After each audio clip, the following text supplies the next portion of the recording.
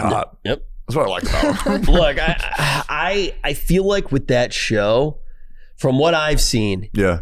with the world that's been built, the characters that are in place, you would have to try to fuck it up. Mm-hmm. Now, keep in mind, I felt a very similar way. Actually, you know what? Maybe I didn't. I was going to say I felt a similar way with The Promised Neverland, but I think The Promised Neverland, you actually do have a Lost scenario. And I always use Lost as an example because the most interesting thing will always be something that's vague. You know, you look even at like Cloverfield, right? You don't see the monster. That's why it's scary, because your mind has endless possibilities and you go, wait, it's greater than those endless possibilities, right? Your mind runs away with you, and the author doesn't have to do work because the human mind plays the trick of making it interesting for you. The Promised Neverland was kind of a world that was built where the longer it stayed vague, what is outside? You know, what is outside of the better that the story is going to seem. Now, that is not the case, though, with Jujutsu Kaisen. I mean, the world is relatively built. You've experienced the world. There's an obvious climax that could happen soon. Yeah, I mean, it's real good right now. It's real good. Man, I'm still gonna keep watching. I'm gonna keep watching it. Yeah, Dude, I'm curious what the noodlers on TikTok think about that. For people who've read the manga, I think anybody who's only watched the show is very excited. No, I think with what everybody has seen, they should be very excited. But it's going to get to a point where a thing's going to happen, and it makes me really angry, and it never comes back for me, dude. Ever. Look, we will see if you were right.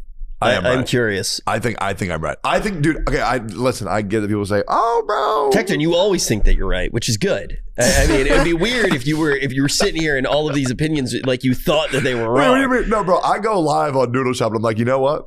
I'm gonna say some dumb shit right now, bro. I'm gonna say some dumb shit. That's good, bro. That's what gets me excited, man. Okay, I want to talk more about Jujutsu Kaisen. By the way, do you like Gojo? Yeah, he's cool. Would you say he's hot? Yeah, I guess. Okay, Gilgamesh is up here for you.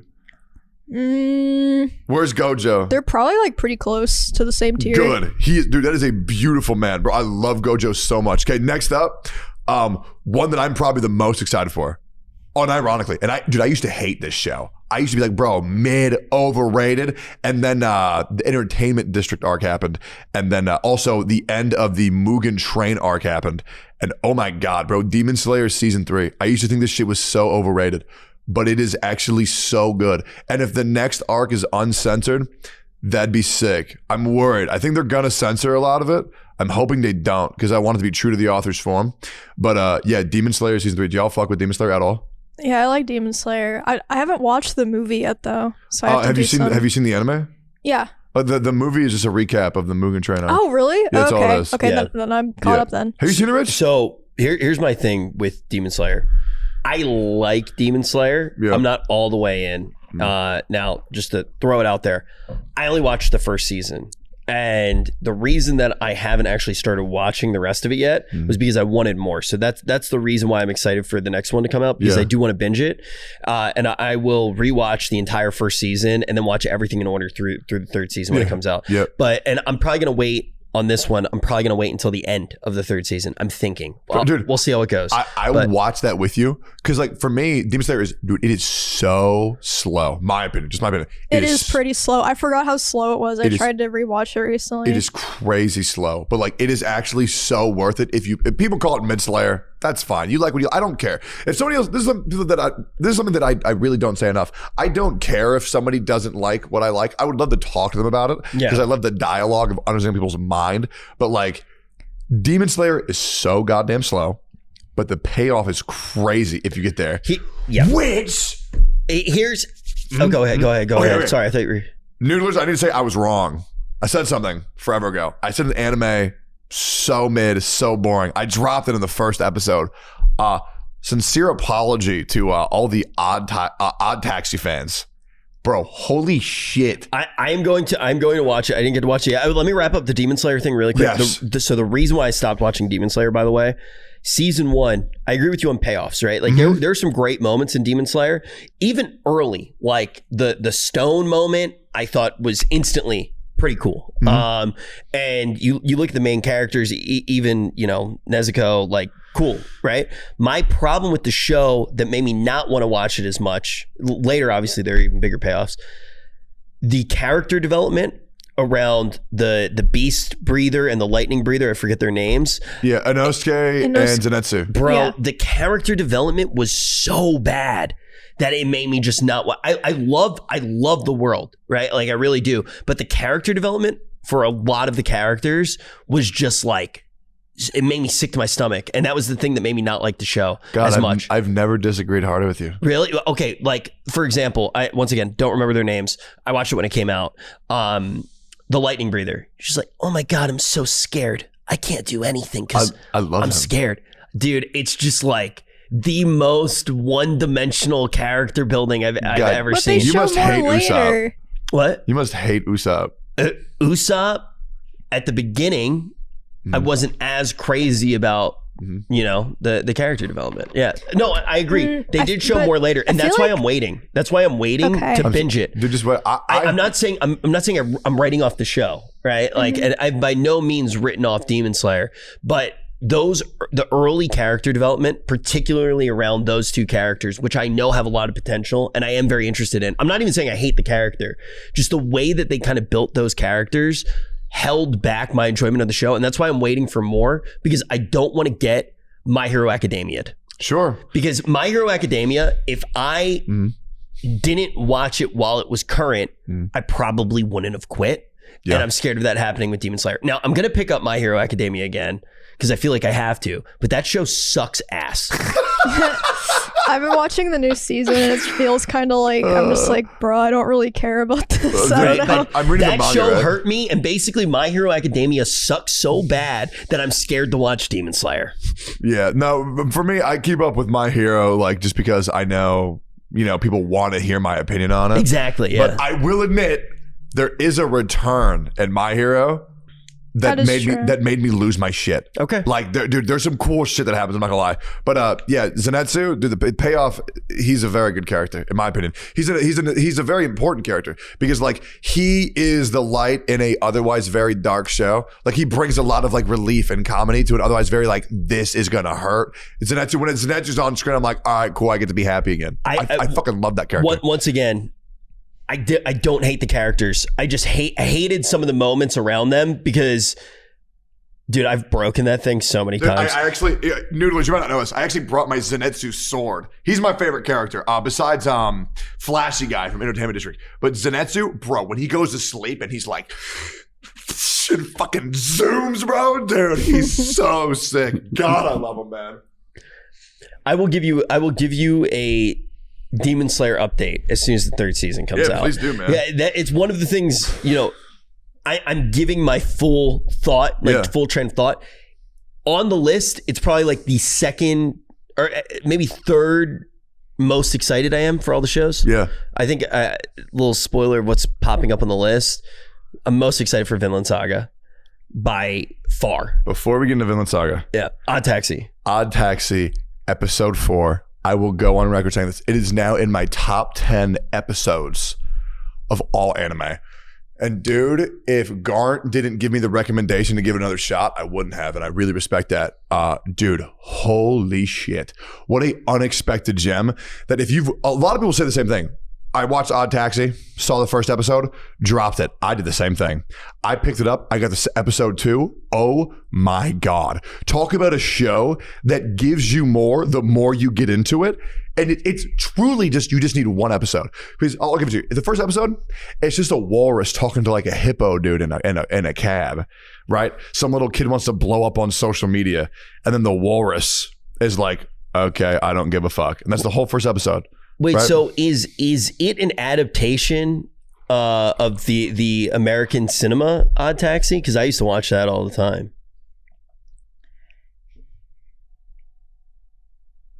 That's a good one. Thanks.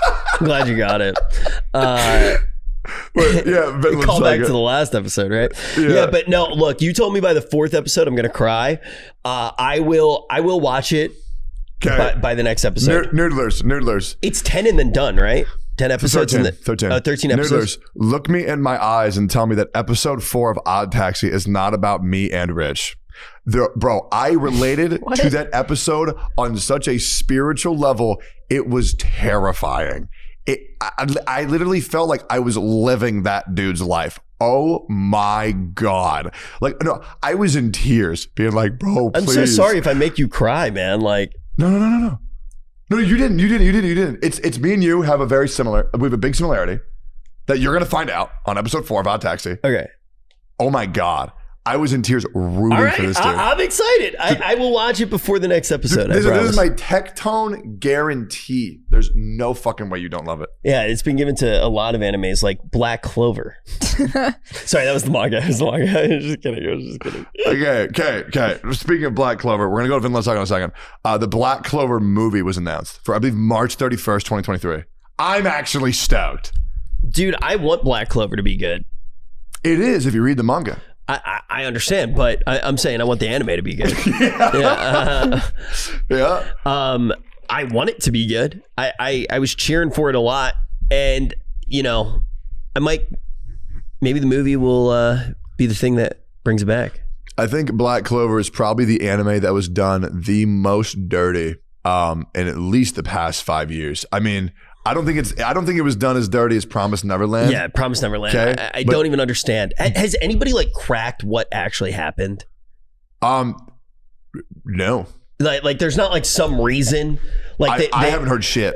Because it felt like it was like, you know how sometimes like Sony will have to like put out Morbius or some shit to like keep the rights to something. It like felt like something like that happened. Like they had to do it to like keep the rights to some other anime that they cared about, or like they lost the rights so they could only do one season. That's so sad. It's such a good manga. I feel bad for the authors of manga that end up like that, because they're probably like so excited, like my work is being made into like a film, like everyone's gonna watch it, then it like people are like, oh, that was terrible, and then they're like people just like don't talk about it as much anymore. Maybe the advantage that the author of the manga would have in that particular scenario, it still gets more exposure, I guess. Yeah. But I mean, I feel like it still must suck to watch it and be like, eh. How many people do you think watched the first season, then found out that the second season sucked, and they're like, all right, maybe I'll read the manga? There might be probably like, a lot of people. No, a lot. Yeah. I'm so firm. Listen, the manga is pretty good, but I think the manga and anime should have just ended at where the first season ended. I mean, that's the thing. Like, I enjoyed the manga the whole way through. Really? Yeah, I did. It is very easy though to always want more and want stuff that is outside of the most interesting part of the story. That's like one of the things with Hunter x Hunter. Actually, Hunter x Hunter obviously want more, right? Because it's so great. But dude, the manga's continuing. I know. Yeah. But my thing with Hunter x Hunter, where it ends in the show, there is never-ending possibility, right? For what's going to happen inside of that world.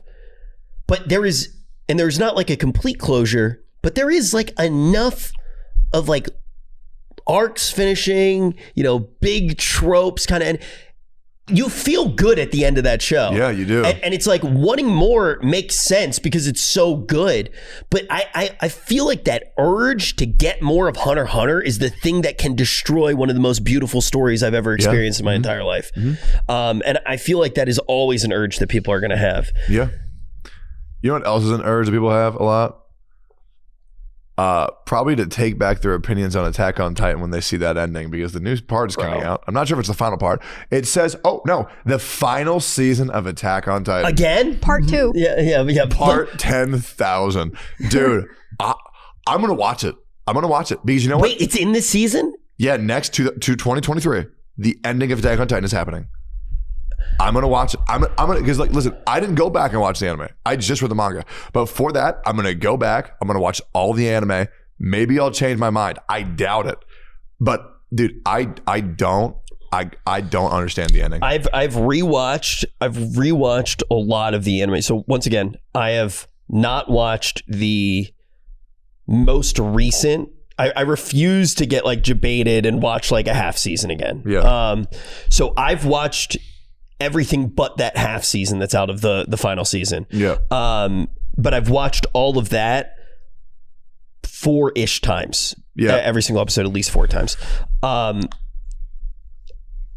You are so wrong about so many things, but there is an unknown that it's very clear that I don't want to argue with you on, and that can be affecting your perception of other discussions that we've had. And Exactly. I get that, but I don't want to ruin it for myself. So. I mean, you understand me. Like, if the ending's not good, I'm gonna be pissed. I just fully disagree with the argument that we've had many times where you're like, dude, what if they were just in the Titans and like fucking punching each other? And we even had a conversation about a particular fight, and I was like, no, that fight was awesome. We agreed on that. Yeah. But it is interesting. It's the Aaron and Reiner Titan fight. But that fight is so good because of who Reiner is. It's so good because of everything that happened. That adds to it 100%. But it's also cool because it's two fucking big ass dudes going at it, bro. There are so many other shows that are just mech animes. Yeah. And look, I will agree. In a lot of ways, Attack on Titan is a mech anime, right? With how it's written. Yeah. I think it's been a meme for a while, but it is by far one of the best mech animes of all time. Agreed. And the bad mech animes are just people fighting each other for no reason. That's not interesting. No, I 1,000,000% agree. Watch Baki if you want that, Bro, don't shit talk Baki. I'm not shit talking it. Baki does it well. Bro, oh my God, Baki's so good. Yeah, I love it. but they're different shows. Like I'm saying, the Aaron Reiner fight is good. It becomes better because of everything else that happens. But like, stand alone, that shit was fucking fire, bro. It is fucking fire. That fight, standalone, is nothing compared to what it is in the context and of like the whole show. My favorite scene in the entire show, without spoiling anything, the moment when he says everybody has to be drunk on something. Like that's what he realized. Everybody has to be drunk on something. That moment in the show, every single time I watch that episode, I cry. Yeah. It's a beautiful show. Who do you like from AO2? Me? Yeah. I like Mikasa after she cut her hair short. No, but I will say, wait, why? Bro, oh my God, that reminds you. Dude, there's so many characters that have been ruined after they cut their hair. I think Mikasa's one of them. I like her better with her hair. There's this one shit called Simka from this super old show called Air Gear. If you've seen it, oh my God, I fuck with Air Gear. It got canceled, which pissed me off. But oh my, dude, it was so sick. Kids roller skating, they fight people. With a roller skating superpowers, and they take their wheels from the other superpowers, slap it on their wheels, and then they get their superpowers. Fucking sick. Wait, so the wheels have the superpowers? Yes. And so does everybody have a cap on the amount of superpowers that they can have it at one time, or could you, in theory, slap more wheels onto your roller skate and have all the powers? Oh no, it got canceled. Let's bring it back. Let's bring it back. So not an anime, but Static Shock. Banger. That's not an anime? No, Static Shock's not an anime. Oh shit, that's American. Yeah, it's American as fuck. Bro. So Sidekick, Richie, I vibed with that a lot. I don't know why. Like, I thought it was really cool that there was a dude named Rich who was in a cartoon and was a superhero kind of. But Static Shock, that show, I loved that show. One of my favorite cartoons growing up. There was this one bad guy. So the way that everybody gets their power canonically in Static Shock, pretty much everybody, is there is a experiment being done that creates a purple gas, and by breathing in the purple gas, people get their superpowers. Yeah. And there was like an explosion, it diffused through this area, and you either got superpowers from breathing it in, it was completely random. Later, it's revealed that every single time you breathe in that gas, that RNG happens again, where you can get a random superpower. And there's one bad guy who essentially has bubble wrap on his arm that's filled with the gas. He pops it, and he would sniff it and get a new superpower every time. He was like a disgusting mutant by the end of the show, I'm pretty sure.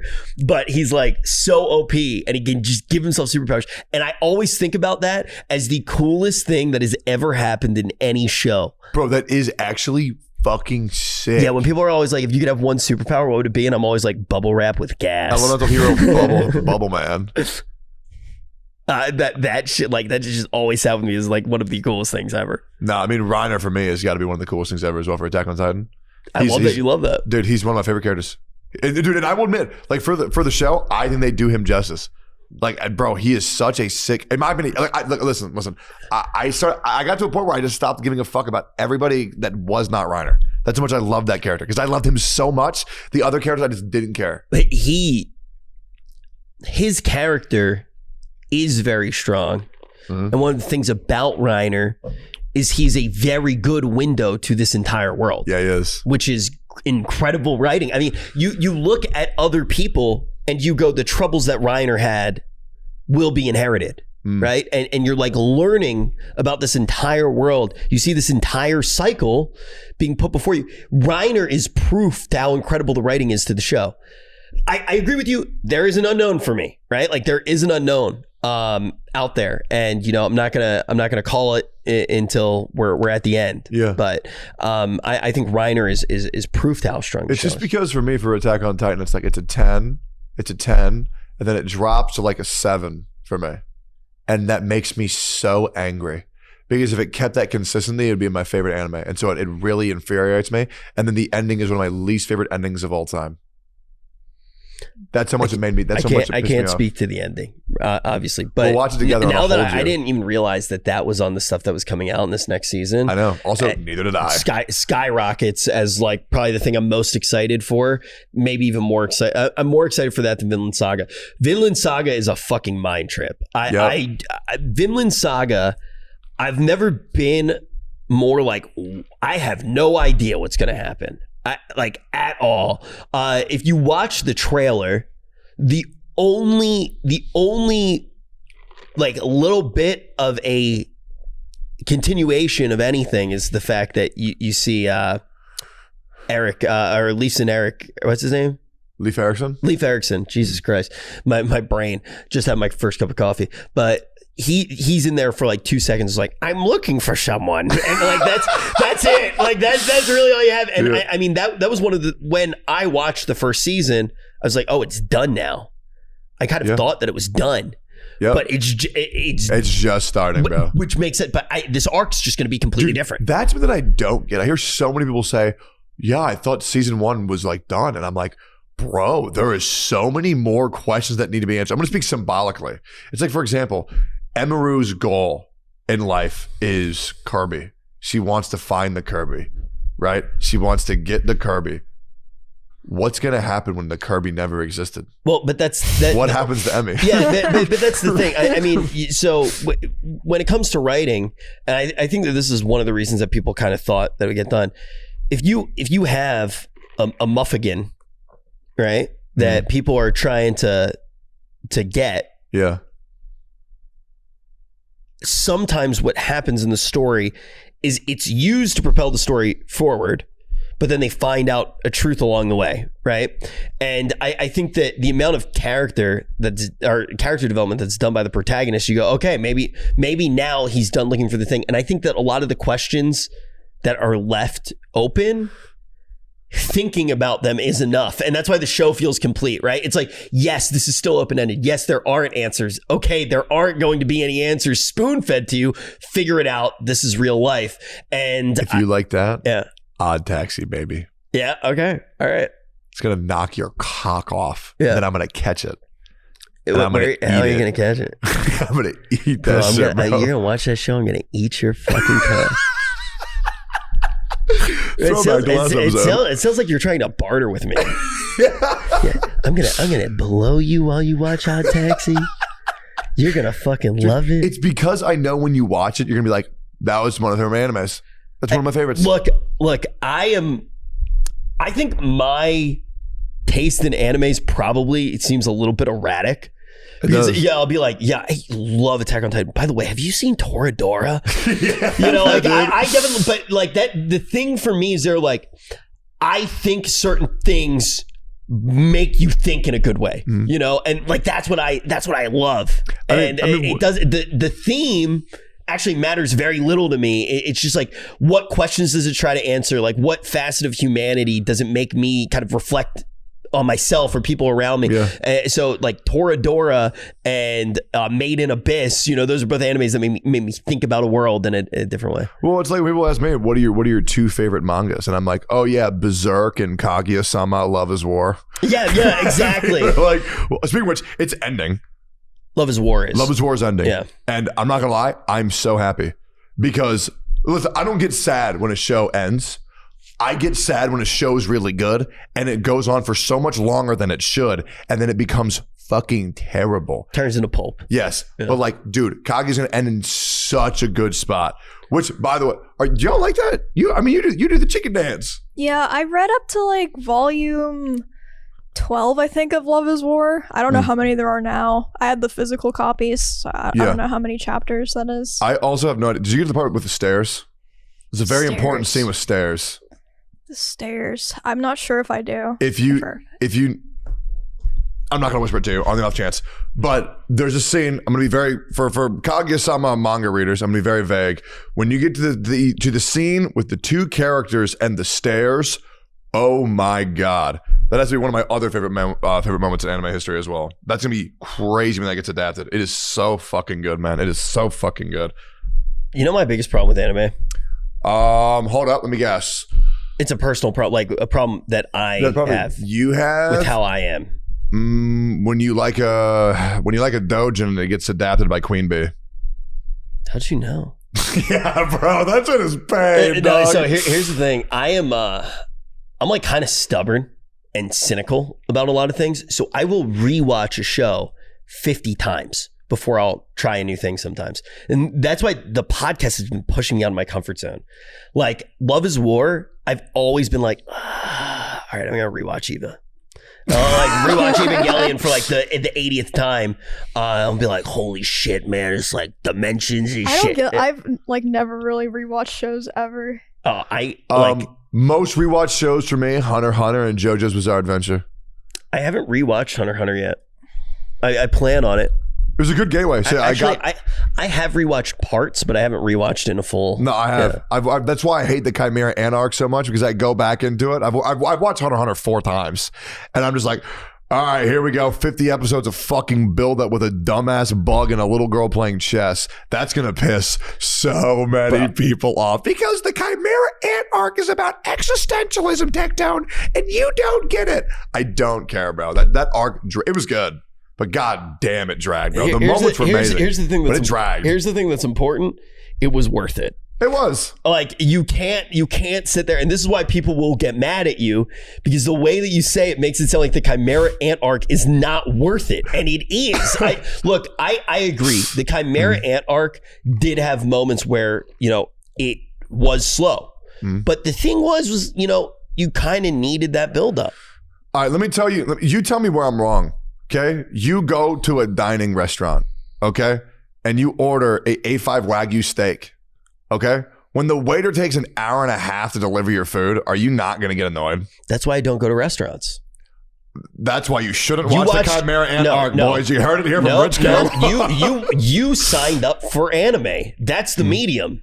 That is the same as saying that something was slow and took a while to build up when you're watching an anime is the same as stepping in the ocean and complaining that you got wet. No, it's not. It is what you fucking signed up for, bitch. No. That is the whole fucking medium. That is one of the things that makes the medium so good, is its ability to actually create build up. No, so what it would be like is saying you're going to go to an ocean, but it's an 8-hour drive. That's the difference. You wanted to go to the ocean. I'll get to the ocean. And it felt good when you got there because you worked for it. But it just took a long time, bro. Yeah, because it's worth it because it feels real. I would have rather just gone to a pool instead that was down the street. So go watch American television, because that's what it is. It's like, hey, I'm gonna shove this cheese in your fat hole right now. Like that's what American television. I mean, go watch fucking Lord of the Rings of Power. It's that time of the week again.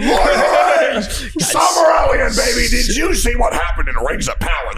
They make the Mordor transition so lame, bro. It's so lame. That thing was lame, right? You have to admit, without even watching it, is that the lamest thing you've ever seen? It was pretty lame. No, but you know what was the best thing Emmy's ever seen? Mob Psycho. Wait, is Mob Psycho on the list? You still like Mob Psycho? Have you not been watching season 3? Wait, have you watched it at all? Wait, it started? Mob Psycho season 3 is out, it's on like episode 4 or something. It's really good. It's really good. It is really good. Bro, I mean, that's like, for me, watching that show at times, it's like watching myself. That's one of the reasons I love it so much. Mob Psycho? Yeah. Oh, Reagan? Yeah. Right? Oh, yeah, 100%. Oh my God, since you said I'm Mom and you're Reagan, I start thinking that every time I watch it. Dude. It's you true. gotta catch up on the new season. It's really good. It's true. But dude, if you like Mob Psycho, you fuck with One Punch Man, no? I do, but I didn't watch season 2 because everyone was like, "It's so bad, it's so bad," and I think it was you that was like, "No, you should still watch it. It was still good." But I didn't know that they were gonna do a season 3 because everyone was like, "Oh, I bet it's just like done now." So I will watch season 2 now to catch up for season 3. I will watch season 2 to catch up, but I didn't really want to after season 1. Yeah. I like season 1 was fine. It was what it was. Wait, you say season 1 One Punch Man is fine? I don't disagree with anybody who loves that show. Not my cup of tea. Bro, that show's fucking hilarious. I love that show. So I don't like to laugh. Okay. I want to feel pain when I watch anime. You know, you should watch my stream if you like that. Oh yeah, I do. 52 month sub. No, here's the thing. I really like when I watch an anime. I'm not usually going into it going like, oh my god, I can't wait to chuckle. There are very few things that I will watch that are comedy. There's actually only 2 comedies that I've ever watched in my entire life and enjoyed as far as shows. Konosuba, Kaguya-sama no Zoro. No. Curb Your Enthusiasm. Fuck you, bro. And That Arrested show Development. sucks. Arrested Development is hilarious. Yeah, no, good. You think Curb Your Enthusiasm sucks? Yes. I know an actor in the show. I'm not going to name drop. She's a bitch. What? I mean, that's like, they're like 3 female characters, so it's one of 3 people. Yeah. They're 3. Mm-hmm. She was my teacher. She wasn't your teacher? I'll tell you after the episode. I don't want to name it up on the thing. She's a bitch. She was your teacher, so it can't be the kid. No, it was an acting teacher. Wait. In college. Okay, well, it can't be the kid. Okay, it was the kid. I don't want to talk about it. It's weird, bro. She has clout, bro. I don't want to fucking smoke, bro. But you got clout too. Let's start. I don't feel like starting. No, here's the deal. Fine. That show's fantastic. And Curb Your Enthusiasm. You don't like Curb Your Enthusiasm? Nah, it was mid. Bro, that is the dumbest take ever. Okay. Just feel like there's better shows, man, that do the exact same thing. Literal Kanye West take, all right? I don't know about that one, big guy. But yeah, if you like power fantasy, Emmy, are you excited for Solo Leveling? Yes, I read the webtoon whenever it was like being released, so I don't really remember the story that well, but I really liked it. There was just a certain point, I think like 100 chapters in or something, where I was kind of like losing interest. Like it felt kind of, I don't remember what part it was. Dude, it's a story about a dude who keeps getting stronger. I know, I've read it. That's but sick. There was a certain point where I was just, or maybe I didn't lose interest. Maybe I caught up and then just like didn't like keep coming back weekly. I don't remember. Okay, maybe so I'm thinking of a different webtoon. I will admit, there's really not that much like depth to it. But like, bro, if you like power fantasy, I am so worried about it because the webtoon is perfect. It's just like, dude gets stronger, the show. Like, dude, it is so beautifully illustrated on the webtoon. I don't know how they're going to keep it up with an animation standpoint, but if they do, it's going to be a banger. Like if you want like a mind-numbing show, like Baki, like dude gets stronger, the show, that is the show for you. I'm stoked. I do something Emmy said though, I think is like very important because I feel that way often, especially with power fantasy shows. Once you get out of the rhythm of watching it, it's so hard to get back in. Like, yeah, I've read like 2 or 3 webtoons that are basically like power fantasy guy with powers thing. I think maybe Solo Leveling was one of the ones where I caught up and it has a weekly release and I just kind of like stopped coming back for the new episodes. Yeah, I get that. Like there's so many times when, and that's why like you'll hear me saying that a lot with different shows where it's like, okay, I'm not watching it current. I've started to switch more and more because for Noodle Shop, like it makes a lot of sense to watch stuff and stay current.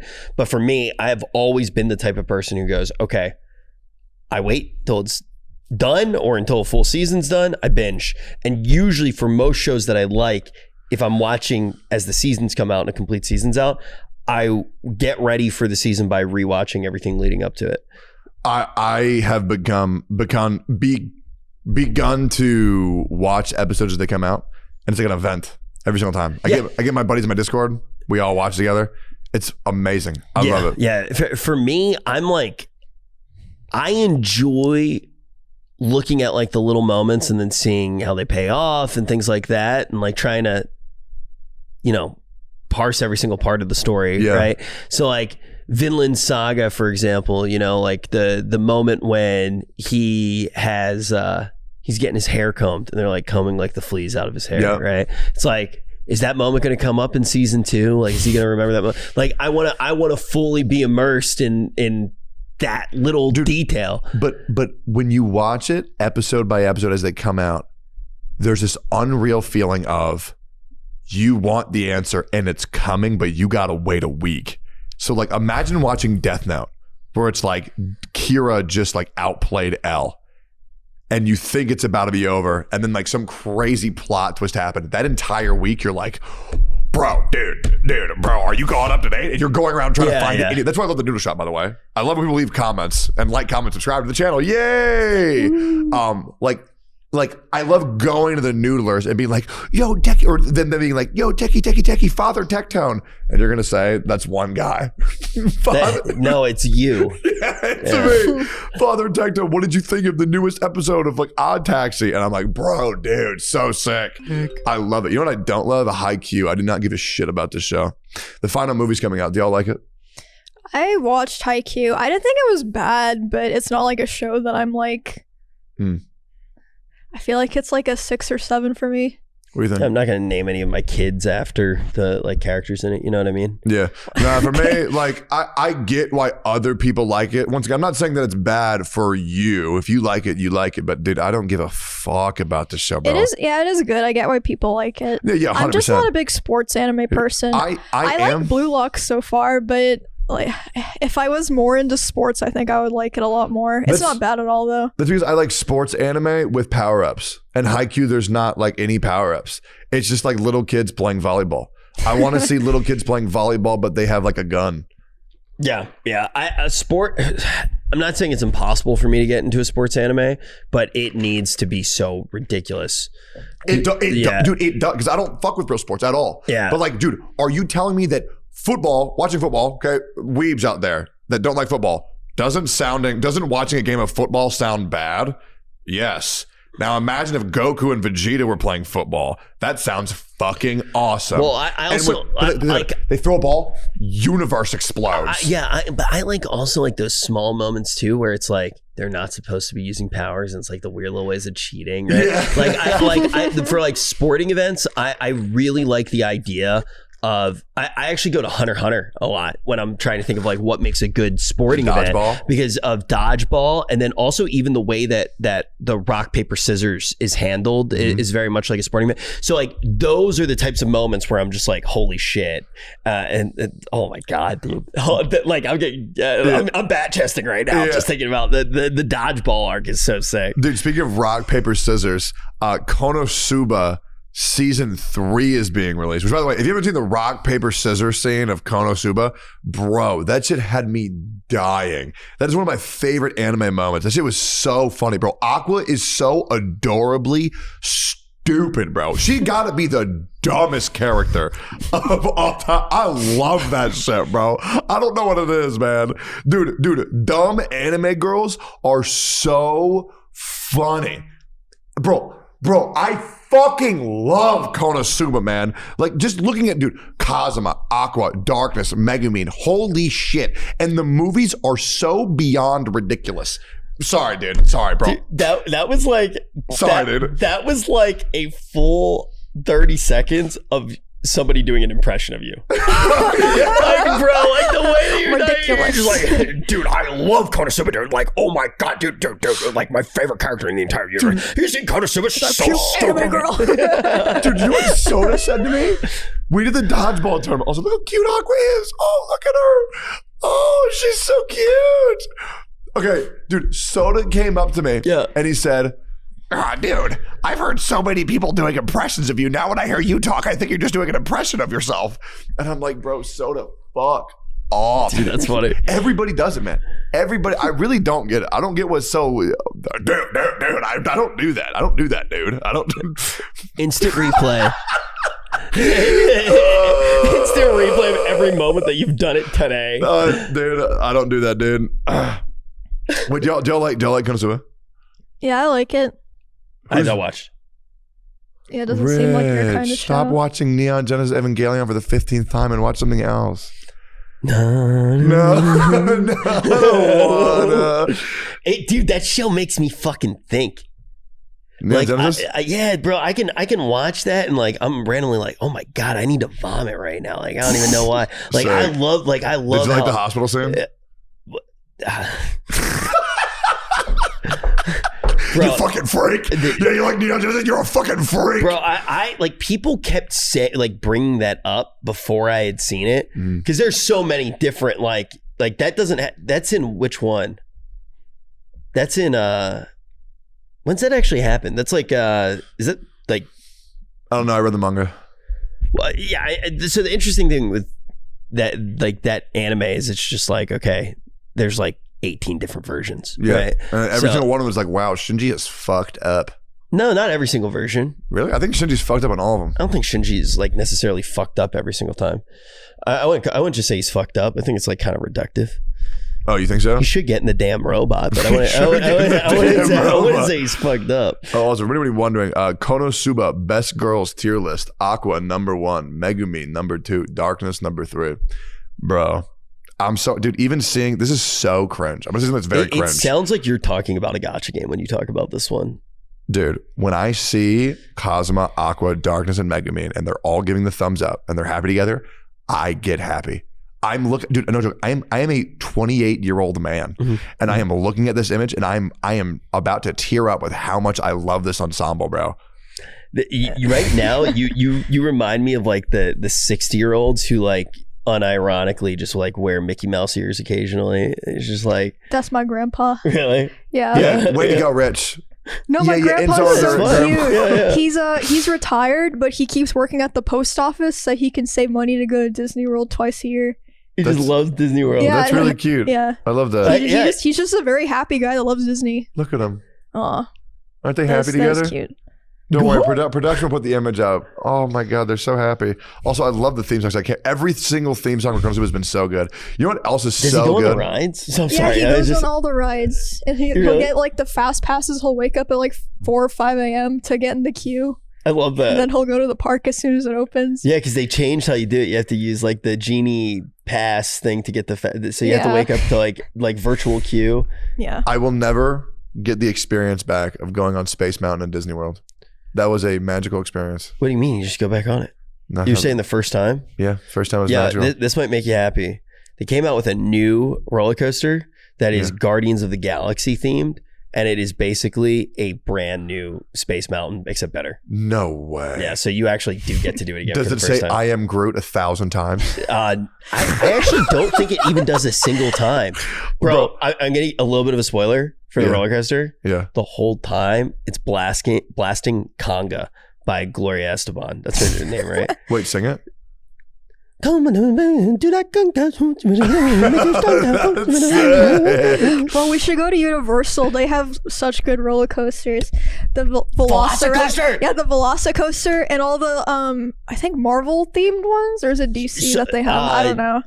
Like the Hulk one. They have Hulk. Yeah, they have Hulk. Is there there was a Spider-Man one. I don't know if there's still is. So the Spider-Man ride was one of the original like 3D with a screen. Oh, never mind. I don't like that one. You know what? They're getting rid of it. Thank God. So I don't like that one. I don't really love it either. I don't like the 3D ones. I don't like their Harry Potter one either. They have a outdoor one now, the Griffith one. Wait. Have you been on the Harry Potter roller coaster? Wait, Griffith? Yeah, the one where it's like you're in Hagrid's seat or something. Yeah. That one's chill. I would just say like Griffin or something. You've been on the Griffith ride? That would be sick. Imagine a Berserk roller coaster. That would be sick. Dude, that would be terrifying. So sick. That would be so fucked up. Speaking of Hagrid, I was delving into some Harry Potter lore. Yeah. Apparently he was like broken OP. Like the strongest wizard. Apparently. Do you have any validity to that? Hagrid? Yeah, apparently he was like fucking busted. Well, I'm gonna keep it real. J.K. Rowling has no idea what she's doing. She changes stuff all the fucking time. Yeah, but it was actually the author's intentions to do that, so you're wrong. Bro, I don't think Who he's does that sound like, strong. Rich? I thought that they said like he was strong. He just chose to be a zookeeper instead. Listen, all I'm saying is J.K. Rowling is the entire example of, even though it was an author's intention to do something, they can be fucking wrong. Well, dude, look, she is a streamer. Like, she's actually such a streamer. She's like spineless, And if enough people say something, she goes, yeah, that's what I meant. Nope, not me, bro. Never apologize for nothing, never will. She is a spineless streamer. That's what I think of, whatever the fuck her name is. Dude, here's my thing with being a streamer. If I had good intentions, I do like Harry Potter though. If I had good intentions with anything I did, if I did not have malintentions, like if I did not have bad intentions, I'm not going to apologize for shit unless it's truly a moment of ignorance. But like if I know I went in and I did something out of the goodness of my heart, no hatred whatsoever, I'm not going to apologize for it. Unless I truly understand, like, oh, I was stupid as shit, my bad. But like if I like say a certain thing, or if I do a certain thing, and I was like, yeah, I'm just doing it for fun, and people think that I'm thinking a bad way, I'm not going to apologize. I remember one time I was live, I was casting Call of Duty, and I thought that I had fucked up so bad. I thought that I made a joke. I was like, so it was while there were like really bad California fires going on, and I had kind of had that in the back of my head, and I was play-by-play casting. And I was just like, and he's blazing through like a wildfire, burning up everything. And I was just like play-by-play casting, and I like got like really like, I was like, holy shit, I fucked up. Like I was really insensitive to the wildfire that was happening. I didn't realize the game wasn't being streamed onto the mainstream. Yeah, it was like a like Bravo games, and like nobody was watching, and I thought that like everybody was gonna hate me, and I was like freaking out, and I was all scared. Nobody even saw it. Yeah. Well, now we all know, Rich. Now we all know. Way to go, that jackass. was really insensitive. Fuck California. You know? You know what else is another show that people really fucking hate on? Which one? Mushoku Tensei. And a new season's coming out. And y'all will never watch it, and you'll never understand how fucking... I'm going to watch it. Is that the redo of a... what's that in English? Redo of a healer? No. Wait, what is that in English? What's the English title of that? Jobless reincarnation. Oh, okay. Do you know what redo of a healer is? Wait, I've heard that like something really horrible happens to a pink-haired character. So there's this dude, and he gets like his balls like stomped and like kicked the shit out. Wait, is that the one where something horrible happens to a pink-haired character? Yeah, because he gets revenge. Yeah, when that show came out, I cosplayed Seraphine, if you know who that is. Yeah, from League. On TikTok, and I had a video that blew up like I think like 3 million views, and like all the top comments were like, at first I thought this was the girl from Redo of a Healer. And I didn't watch this, so I didn't know what that was, but people were like, oh yeah, something like horrible happened. Yeah, so what happened for Redo of a Healer, what happens is there's a dude, he gets like nuts stomped on, gets beaten, dude has sex with a chick and he doesn't like it, and so he gets revenge by getting that chick, and he takes a hot metal rod and shoves it in her ass. What the fuck? Yeah, so that I'm spoiling that for you for Redo of a Healer, because don't watch it. So that reminded me of something. It's bad. That reminded me of something. I recently watched TikTok for the first time. What? Your first time? Yeah. And I saw, so the reason this conversation reminded me of it was, one, you said TikTok. Two, everything that you just said made me think of a TikTok I saw where a guy was asleep and his wife stuck a hot dog like on his pants, and when he woke up she cut it. Jesus. And I laughed, I liked it, but I watched TikTok and I thought it was going to be terrible, and I think that my algorithm instantly got gassed because Mia sent me a video of these ducks and they're following their mom. Yeah, and they're like, and the guy's like, oh, be careful, and then like one of them falls down the drain. And he goes, he's screaming at the duck, and he's going, you just lost one. You lost one. You fell down the drain. And the duck kind of does a U-turn, turns around to look for and all the other baby ducks fall into the drain except for one. And go, no. And then the one baby duck just jumps in. He's the main character. And the duck is just looking around for all of the other, like looking for the. That's so sad. And I like, after that, I was like, okay, I watch TikTok now. And I like that. And I just like, I looked for that video multiple times, like being re-uploaded, and I only like that. So now my feed's gassed. It's just like, there was one with this kid and he's looking at like these, like it's Halloween decorations, and there's like little skeleton dogs, and the kid goes, Dad, look, dogs. And the dad goes, those are dead dogs. And he turns and he looks at him and he goes, ah! I'm like, I think TikTok's funny now. I thought it was so stupid. I'm not a boomer anymore though. Dude, if you like TikToks, you should watch me and Emmy streams, because that's all we do. I watch. You wouldn't like my For You. I have such a Zoomer page. Like I'll be like watching TikToks with like Miz or something, and his page is so different. Like it's so like, I don't want to say millennial, but kind of millennial, and then mine's just like random, like screaming and like animals rotating and stuff. So I watched. So Matt tried to get me to watch TikToks like probably 8 months ago, something like that, when I was living in the closet. And the only things that he would show me on TikTok were people doing Gary Vee impersonations. I was like, what the fuck are you showing me? That was the only thing that he would show me. It was just this one dude, and he was like, yeah, so the thing is if you eat a shawarma, you should probably put blueberries on, but do you really love it? And like, I thought it was pretty funny, but I was like, I'm not going to go out of my way to like watch that. Then I watched you watching TikToks, and I saw somebody, like it's like a rat. It was a rat, and then it goes to somebody drinking boba, and it looks like the rat's eyes. and I started cracking up. That made me laugh. I love how the song becomes like too long. yeah. Like that was that funny. That video made me laugh so hard it hurt. Yeah, that was funny. I was like, it was painful. Like I was trying to stop thinking about it, and I just couldn't. I drank yesterday. I was with Nick. It was with Nick, Milena, and Mia. And we got boba, and the whole time I was drinking it, every time I took a bite, I like thought about that video. Like that shit actually stuck with me. Dude, shit, now I want boba, bro. Dude, my For You page is fighting me. It's 20% things that I like, 80% shit that I would never watch in my entire life. It's probably confused. Wait, Jay, because maybe you can find it. Do like hamster boba TikTok. No, dude, it might show up on YouTube. See that it did say that, right? It did say, "Is it really worth it?" Yeah. Hamster boba TikTok. No, dude, you will never find a TikTok that you're looking for on YouTube. You will never, ever. First That's try. literally, that's literally it. No way. Crank the sound up. I'm good with Wait, the headset on. Pause it. They need to Okay, hear I'm ready. it. Okay, I'm ready. Let's go.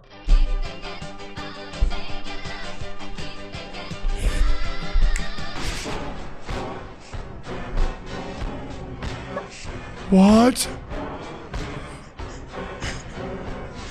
The caption at the beginning is like, yeah, making my hamster think I stole his eye. And the hamster like is like horrified and pissed. That makes me so sad. Look at it. It's Frank. Bro, it's fucking wild. It's bugging out. Okay, Mushoko. Is it really worth it? Okay, that's a question that I get asked all the time. For Mushoku Tensei. Okay, so I haven't watched this show yet. Is it worth it with all the weird ass shit? So I feel like that is a dude. This is why watching Emmy watch TikToks is probably just better than watching TikTok. Yeah, you show Emmy like a 30-second clip and it can change the entire course of her life. I love that. Oh my god, you actually look like you're crying. Oh my god.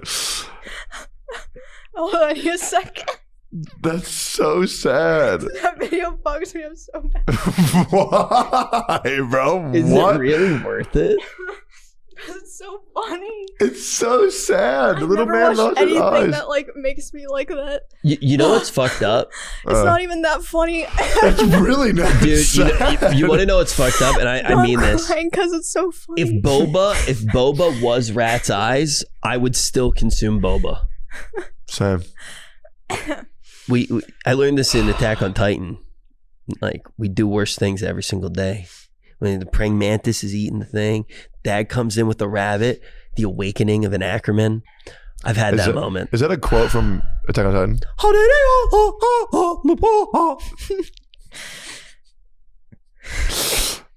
Dude, oh my god, the season 4 theme song is so much better than all the other theme songs. Do people like, is that like the common perception now? Wait, rumbling? I'm still laughing, bro. I need help. I mean, that's okay. You just, dude, you do that for Please take it off the screen. We need her. Dude, now we know if we need to just absolutely stun lock Emmy, all we need to do is put that picture up on the screen. She's out of commission. Can we pull up Awkward Cat instead? That way we can get Emmy rooted in reality. We still have 3 more animes to talk about. Okay, let's do it. All right. Oh my god, those eyes too. I know thinking about everything. So Mushoku Tensei. People don't watch it because they hear all of the fucked up shit in it. And it does have some very fucked up shit in it. It does. Because it's a grown man in a little boy's body right? The mental state of a grown man and a young boy. So when the young boy talks to other people of his age, we were like, oh, this is weird, right? And those moments are weird. It does make you uncomfortable. But there's a lot of also very strong storytelling aspects in that show that you will not find in any other show. And the character development and the world building is incredible. Look, other shows wish they could have as good as world building as Mushoku Tensei in the time period that it fucking did it, which is like 50 episodes, one of the most intricate worlds. I fucking love it, bro. Here's the thing I'll say. Now, I haven't seen the show, so this could be, I could be off, but I think it's reasonable for people to be put off. I think so too. By something like that, because it is weird. And nobody wants to be like aligned with something like that, right? So like I get that. But I also think one of the things about art is allowing you to see fucked up things. Yeah. Think about them in a way that you are uncomfortable with to learn. And not to accept, but to learn, right? And I'll actually use Battlestar Galactica as an example. Battlestar Galactica, a lot of that show is like kind of about just like racism and like human hatred, which are hard things to talk about, you know, like, and especially to an audience that doesn't necessarily like, they're like, oh, I don't want to think. But what ends up happening with that show?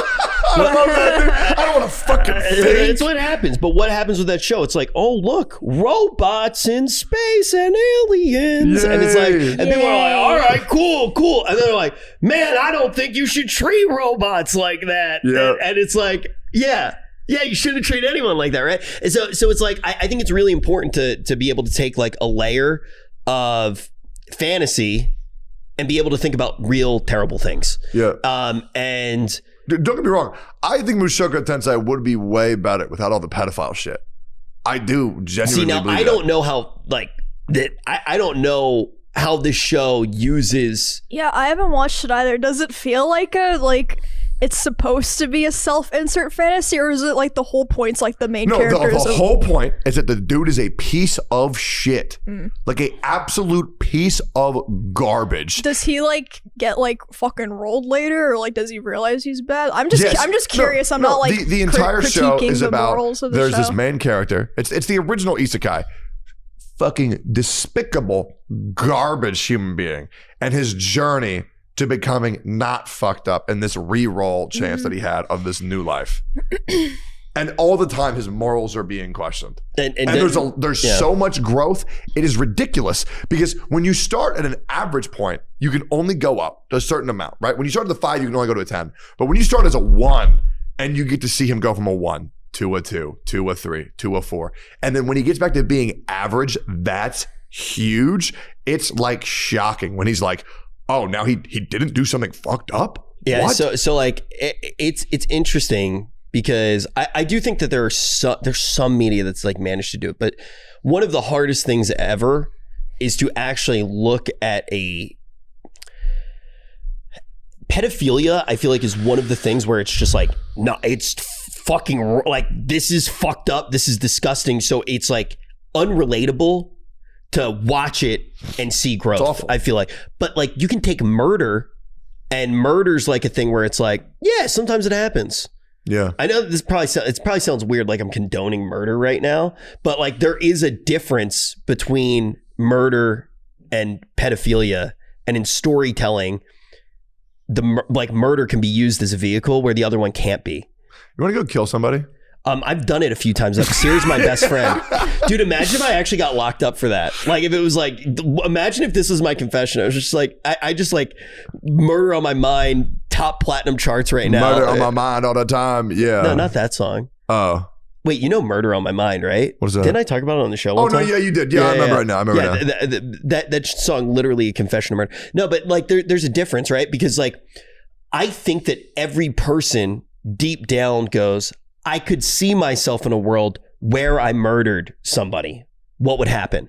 Whether it's like going to war, whether it's a mistake, whether it's self-defense, right? Like but nobody goes like, no, you don't have to say it. Yeah, I get it. I get exactly what you're on. Like, that's why, like, if you just hear that about a show, nobody's going to watch it. There's also no payoff to like a character who's that terrible of a person getting hurt. It's like, I don't need to see that. I just don't want that character to exist. So I understand why people don't want to watch it. Yeah, it is hard to watch because I feel like most shows, the main character, like you kind of like put yourself in their place on their journey. Yes. And it's like, I don't want to watch the show and like I don't want to think about that. Yeah. It is so interesting to see a guy who is just that fucked up. And you're just like, I really hope he doesn't go through with his thoughts. Yeah. I really hope he doesn't do that.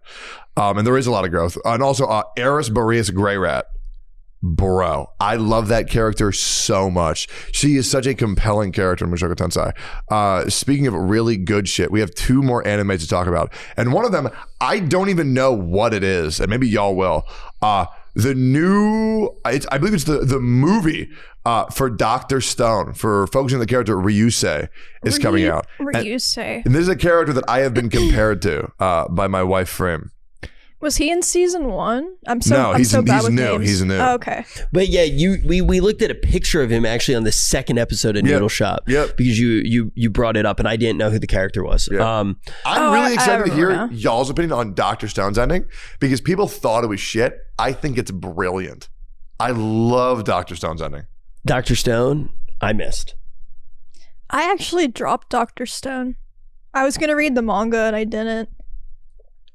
Wait, really? Yeah, I fucking love it. I thought it was good. Like, I didn't dislike it, but when the show started, it felt like it was taking on like a very like dark, serious tone, which like made me really excited to watch it. But then later I realized it was like, oh, this is more like lighthearted, like not necessarily for kids, but more of like that kind of tone, I guess. I heard it was for kids. Yeah, maybe it gets back into like the darker stuff later, but I kind of was like, this feels like it's for kids. What's wrong with that? Nothing. It's just not what I wanted to watch. Yeah, I heard that it was a show for kids, and that's why I didn't watch it. No, I mean it is a lighthearted show. It's very there's educational. nothing wrong with that. It's just not like it feels good. It's not what I funny. thought it It's was gonna be. interesting. The way they tackle issues is very and that's one of my favorite things is whereas they take the bad guy, they defeat the bad guy, and the bad guy becomes a good guy. I like love when that shit. I like that too. I like that. It's fun. I also like in the Teletubbies I like when the they eat Teletubbies. the custard. I like that too. And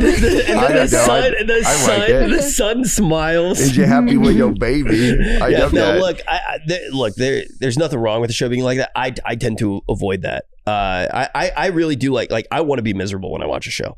Not everybody wants to do that. Like I like you're something fucked up in there, big guy. No, I like thinking. Like I really like. I like that feeling. But like not in a happy way. You like thinking in a sad, painful way. Being sad is being happy for smart people. 100%. Dude, you are someone who brings joy to That's so a many Doctor people. Who quote. I've said it like 3 times. I live it, but I'm saying like you are someone who brings so much joy to other people, and for some reason you like being sad. It's weird I like dark stuff too. I have some manga recommendations if you like stuff like that. Perfect. Yeah, I would love that. See, my thing with being happy all the time is usually I act very happy when I'm not. No, I'm the same way. I'm the same way 100%. But if you really like sad, like depressing shit, like I'm talking like soul shattering. If you want a huge recommendation, there's this dope ass anime. It's called Real Life. Step outside your house in downtown Detroit, and you'll realize that nothing means anything, and we're all gonna die. But here's the thing. This is why anime is beautiful. Mm-hmm. Those sad moments don't strip away the meaning of something. There is something there. There is something to think about, and like that. Taking a part of humanity and focusing on that microcosm helps you find the meaning in life. That's why I love anime. If you just go outside in the world, it's overwhelming. There's a lot out there. And it's easy to make one mistake and maybe focus on that and not see the big picture. But in anime, you have this guided experience where you can focus in super hard on something, feel how much it hurts, resolve the problem, and then be better equipped to actually go outside and touch grass. I have no idea what you just said. Nami has big boobs and she's my favorite character in One Piece. Dude, she's so hot. All right, final show. The final one I want to talk to y'all about. Hell's Paradise. I don't know what that is. I don't know what that is. I'm not familiar with that either. All right. We have no fucking idea what that is. Well, let's figure it out next week. It's probably good. Yo. That was a pure anime episode. I fucking loved that. That was fun. We have not actually done that yet. That was just pure anime. Let's fucking go. I actually like made it 5 minutes into the episode, and I was like, "Holy shit! This is the most we've ever talked about anime on the show." Yeah, that is by far the most anime we've ever talked about. The one question that I have actually about the current seasons that are going on right now, what happened to Main Abyss? I thought that more was coming out. And I haven't seen anything for it. I don't know. Is it not happening? Do you know? Yeah, if it's wait. happening? I thought that was happening this season. Well, no, it is being made in Abyss. Fuck. Like, comment, and subscribe to the Noodle Shop podcast. And also leave a comment saying, but Father Tectone, what happened to the peanut butter if you made it all the way through the video? Thanks, guys. That's a good comment. Holy shit. Isn't that? You'll be like, well, I don't understand. What is happening with that? No one will get it. Also, comment, Rich, not the mayonnaise. Or comment. That's a good one. What was it? There was a Schlatt video one time. And the comment, it was like a very basic video. And one of the comments was just like, along the lines of like, I can't believe you've done this terrible thing. And it like got like it had like 10 million likes in like an hour, and it changed the entire video. Like it was insane. And Tectone, what happened with the peanut butter is on that level of genius. I agree. You know what else we should do? Something crazy. We'll probably see 0 of these. So in case you all don't know, we all stream on Twitch. That's fine to talk about, right? Yeah. The links in the description. Just go to our chats and just say, I'm a noodler and I'm proud. If you made it all the way through this. People have been doing that even without. It's really cool. It's really cool. Like, dude, Noodle Shop Mondays on my stream. Happiest day for my chat.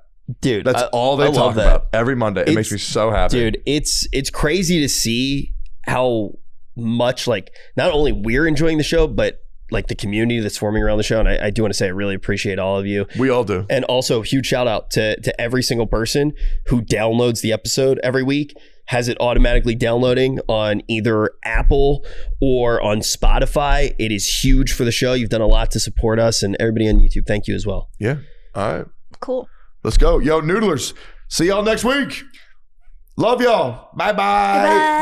Bye-bye. Like, comment, subscribe, please. Peace, peace, peace, peace.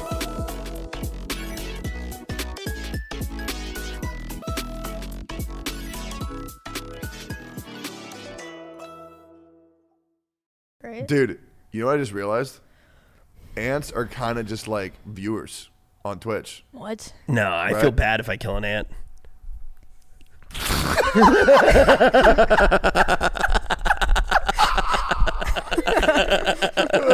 Someone's been watching too much E-Rob.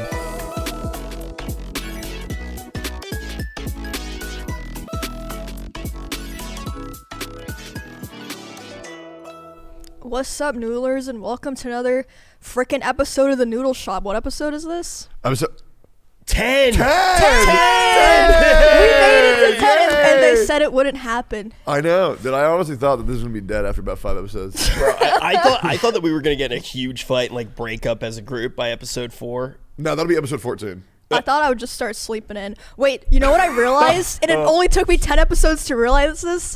This whole time, I've been thinking about how, like, a lot of the time, you guys are just talking and I'm just, like, not participating, right? And I was thinking, I was like... Wait, you only now realize that? No, that's not what I just realized. This that actually reminds me. Shut up. This is the preface to what I was going to say.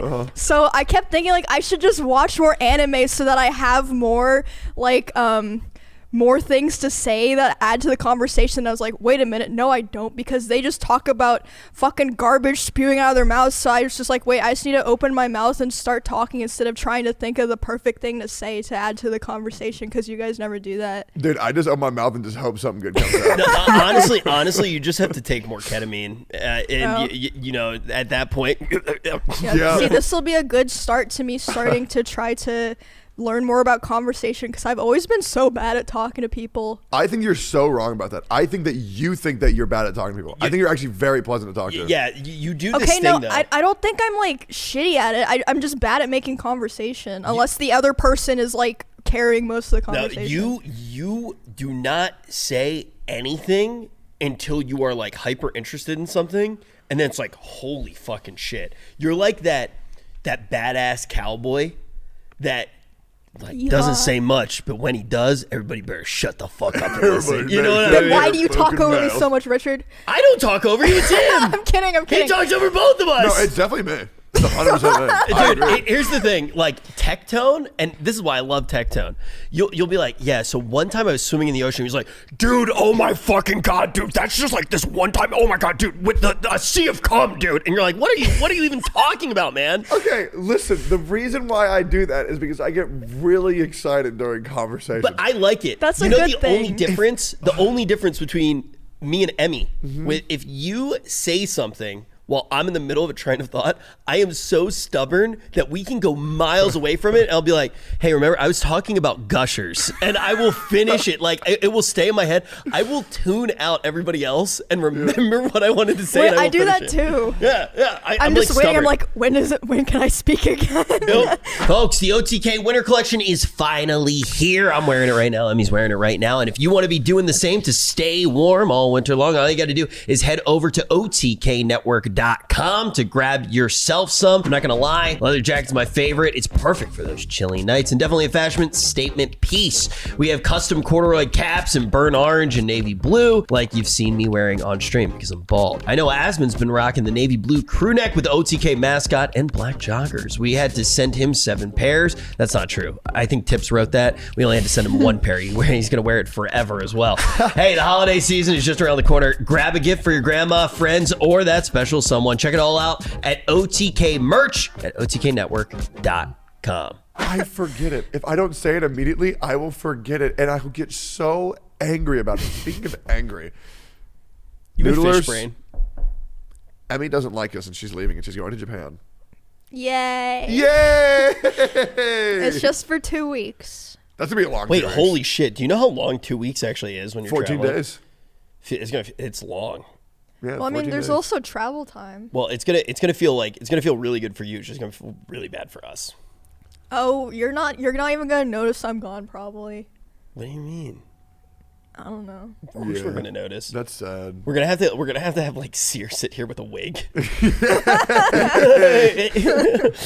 One thing first and foremost. Oh my god! I just came up with an idea, Tectone. Bro, here we go. We're doing the thing. that I cut off people? You cut off people, man. Dude, you said I have an idea, and I said I do too. I want to start cutting off people. Yeah. That was good. I like that. Wait, so here's my idea.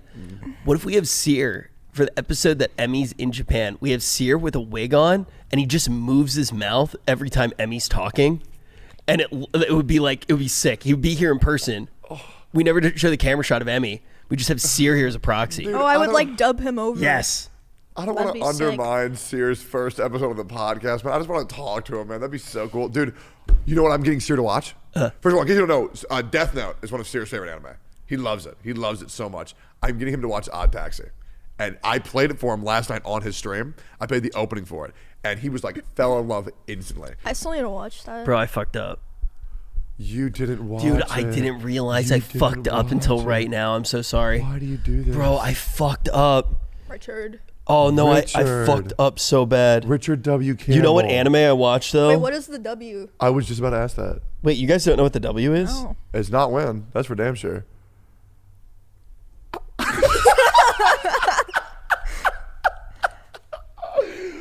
Oh, what is it? Don't say William. That'd be so cringe. That'd be so cringe if it's William. Wow, you knew what it was. Richard William You know Campbell. what's funny? I didn't. Wait, did not, really? I did not know. Pinky promise. I did not know. I just guessed. Well, what else would it be? Yeah. Richard, Wobble? I would like that. Richard. Yeah, there's this girl who I like in high school. We were like talking to each other, and she used to call me Dick Bill. That's hot. Yeah, because Richard William, and then Dick Bill. but it was like funny when she did it, because like, you know, we were like, so it's like, hey, Hey, bro. but then somebody like one of my buddies heard it, and then everybody just started calling me Dick Bill, And it kind of sucked for like a while. Like getting called Dick Bill when you're in high school is not that fun. Dude, I want to call you Dick Bill so bad. What up, Dick Bill? Like, bro, like I just like that was actually my life. And my dad heard it and he thought it was funny. My dad was like, "What's up, Dick Bill?" Dude, My dad laughs like an idiot. You know, he Wait, literally so your sounds dad's like you, but the O instead of the Yeah, A? exactly. You have the same laugh as your dad. You literally just a laugh different like vowel. your dad, that actually bro. just registered for me. Wait, so then if you have a son, he'll have a different vowel. He might be like, Oh my god, that's so bad. What a curse! Yep, dude. I was told that I laugh like. I swear, Yep, you started doing that once we started hanging out a lot. it probably happened. Dude, I started to notice I'm doing things that Mia does. Yeah. And like that, it happens when you're in a relationship. You start to like adapt to people. I guess we're in a kind of We are. a relationship of sorts. Dude, you are the 5 people who you surround yourself with the most, and you're one of those 5. That's me being serious. Yeah, no, I'm trying to think the 5 people who I spend the most time with. You know who I spent a lot of time with? Chick in college. We called her the penis raptor. what? Wait, what the fuck did he? I heard chicken blank. We call it the peen. We were having a very coherent Raptor. conversation, and then Tectone just said it. It That's what sounded he like means the with worst word vomit. freestyle rap That's what I line was ever. talking about with the word vomit. I was trying to think of intelligent things to say this whole time on this podcast for 9 fucking episodes, and I was Yep. like, wait, I can just say whatever stupid shit and it's probably fine. Yeah, welcome to the nobody noodle cares. shop, Emmy. No one cares. No, there's this chick in my college. She's called the penis raptor. She really. What are you saying? This sentence makes no sense to me. There was this chick back in college who was called the penis raptor because she really liked dick. What did that have to do with anything? Because you said you were called the I think dick it's fine. bell. I get it. You knew were somebody called the penis raptor. You knew somebody called the penis raptor. What did that have to do with fucking anything? You were called the dick mouse. I want to Penis raptor. Why didn't you just call like what raptor? Raptors don't love the things that they eat. I didn't call her that. I was called Camelback John. Can you believe that? They call me Camelback John. You want to know what happened? I was playing Pokemon Go. Okay, Nidoqueen. It was either a Nidoqueen or a Dragonite appeared outside my house. Okay, I run down 3 flights of stairs in my apartment building, and I'm running, and I'm going, and I'm in the moment, and I'm almost there. You know, this was back when it had the steps. This was like week 1 of Pokemon Go. Yeah. It would show you the steps for how close you were. I was running, right leg goes into a pothole, left leg stays flat on the ground. My spine shifts. Okay. 7 months. I had to walk around like a goddamn camel. Okay. Did anybody feel bad for me? No. They said, "Lol, Camelback John, bro." Your life fucking sucks. I wanted to kill them. You know what I did? I wrote all their names in the death note. All of them died. That didn't happen. Bro, every He single probably one of did his write it, stories. though. Wait, did you have a death note in high school like every other weeb? Okay, before I answer that, He did. yes. Second of all, let's say, if not me, of course, I'm not talking about me. If someone wrote someone's name down in the death note and they did die the next day, would that make them an accomplice? What if they didn't know that it was actually going to happen? Yeah, no. Can we I- charge children for attempted murder if they have a death note and write names of people they don't like in it? Wow, that's oh my God. That's a tough question. Okay, I just came up with 2 different ideas for animes that we can create. One is a bunch of kids in prison who had death notes and they get arrested for attempted murder, Yeah. right? And then they actually have to murder each other to escape prison. It's just kids killing each other. It sounds great. The other one, J.K. Simmons. You know who that is? No. Not quite my tempo. That guy? No idea. You know who J.K. I don't know Simmons who is? that How much either. Magic the Gathering do I have to play to understand this? No. Dude, this guy. Oh, yeah, I know him. I want to make an anime that's just about J.K. Simmons. Why? I just think it would bang. I don't. I think, imagine, Why? Explain. bro, just imagine J.K. Oh, fuck, they already made it a fucking cartoon about him. Oh, wait, that's him? He's the... He voices that over. What's that cartoon called? Invincible? Yeah, Invincible. I didn't know he forgot that he did that. was newspaper guy from Tobey Maguire's Spider-Man, which, by Yeah, the way, is because the he had best hair Spider-Man. there, which throws you off. It's crazy how bad people look when they're bald. That's all right. You're getting there, Rich. Bro, I'm going to Turkey. I refuse. Do you see what they actually came up with in Japan? We might have to go with Emmy. Wait, what? Yeah, they take like this blood. No. What? More. They came out. Yeah, this is crazy. This just happened recently.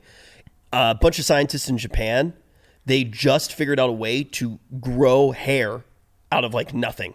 They basically figured out how to laboratory grow hair. So once they perfect it, it means nobody has to go bald. Because right now, the hair transplant thing, they basically have to take hair that is tolerant to DHT that's around the side of your head. That's like, nobody goes all the way bald for the most part. Most people just end up looking like Dr. Phil or Larry David. You know, they got the horseshoe. Yeah. They take that hair and then they glue it on the top of your head. Scientists in Japan figured out a way to grow hair in a lab, which means that you don't need hair from donor cells. Oh, I would do that.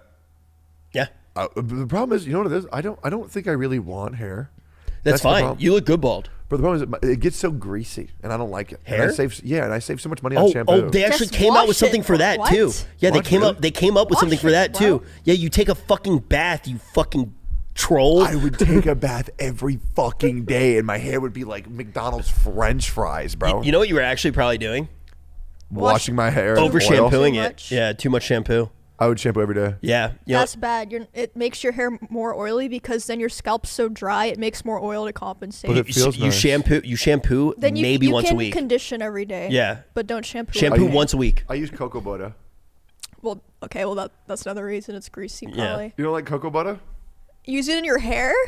Oh, no, on my face. Oh, okay. Now I use it on my I'm just head. imagining him putting like We got really quiet. like, why is he putting shea butter in his hair? Like, what is he doing? Now Is your hair pregnant? No, but here's the thing. Now my head is like a longer face. Wait, how often do you shampoo? Every 3 days. Every 3 days. Yeah, once a week, every 3 days. You shouldn't shampoo that much. Condition every Once time. a week's too little for me, but every 3 days. Yeah, well, I don't have that much hair. But shampooing is my favorite part of the day. Then You're you bald. can use conditioner. Wait, you shampoo your bald head? Yeah, I do. Why is Wait, that? I guess. Wait, can you just use body wash on it? Yeah, Wait. just use it's. Bro, I use Head and Shoulders because it feels really nice because the eucalyptus in it feels really good. Why are you making this weird? Why are you going to put me down, man? I can't help it. What do you want me to do? Why are you staring at me, man? I'm trying my best. Rich, I just want to shampoo my head. That's all I want to do. Is that okay?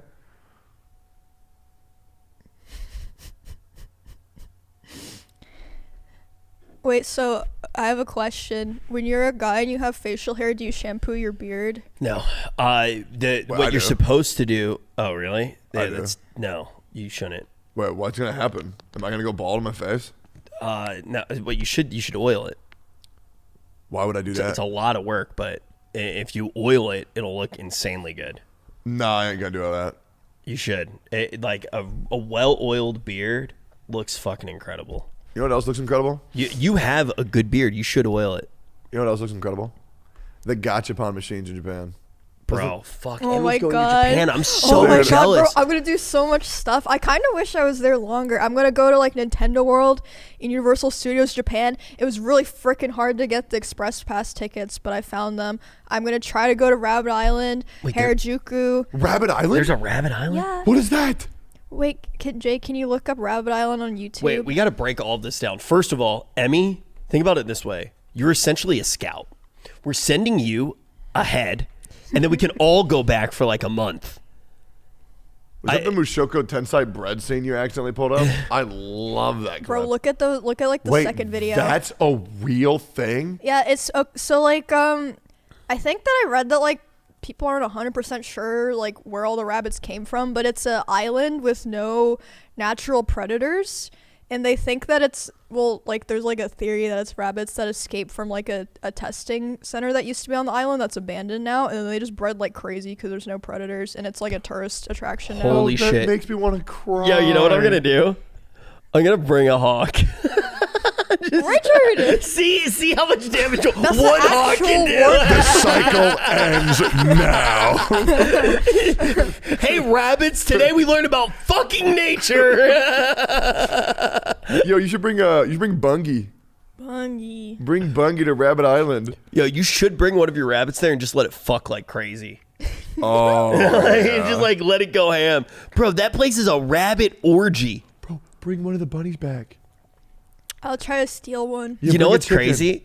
Huh. So this is actually like, All right, I'm kind of a fucking loser. Yep, true. The over time, so weird things happen on islands, right? So That's true. like straight up, because islands, they're very separated, right? So a few things can happen on that island. There's different things like island dwarfism that can happen, but also What is that? What is that? yeah, dude. I want to know. Explain what that is. So It's from a smaller gene pool. well, yeah, so that can happen too. But basically, the size of animals is very much dictated, obviously, by like available food sources, and islands tend to have less food sources. But it's more efficient. The larger an animal is, the more efficient it is. That's why whales can exist. The bigger a creature is, it doesn't seem very intuitive, but the larger it is, the more efficient you are. Also, very large animals are immune to cancer. We don't fully understand why yet. Whales are immune to cancer. Dude, can I pivot real quick to something that I hate that I was wanting to talk about weeks ago? I just want to say this island eventually could have giant fucking rabbits. Like fucking rabbits? Like, well, yeah, they would do that too, but imagine just an island of like ginormous rabbits. Okay, so we as human beings, one of our main things of humans is that we play. That's one of our like defining factors that makes us different than other animals. All animals play. That's not true. Cats play and dogs play and rabbits play. Right, mammals. Mammals. Right, mammals. Okay? Fucking bugs. Bugs play now. Now? Yes. What do you mean now? Bees. There was a study. You can look this up. Bees cotton ball. Okay? They put a cotton ball into this beehive and they were playing with it like cats and dogs. And they were rolling on their backs on this cotton ball. They were taking the cotton ball and throwing it to the other bees. So that didn't used to happen? Well, we used to not be aware of it. But think of that. Now we have all these bugs. Do you know how many bees I've killed in my life? 0. But I've seen other people killed do a it. bee once. I tripped and I fell and I squashed it with my hand and the stinger became embedded in my hand and you can still see it a little bit.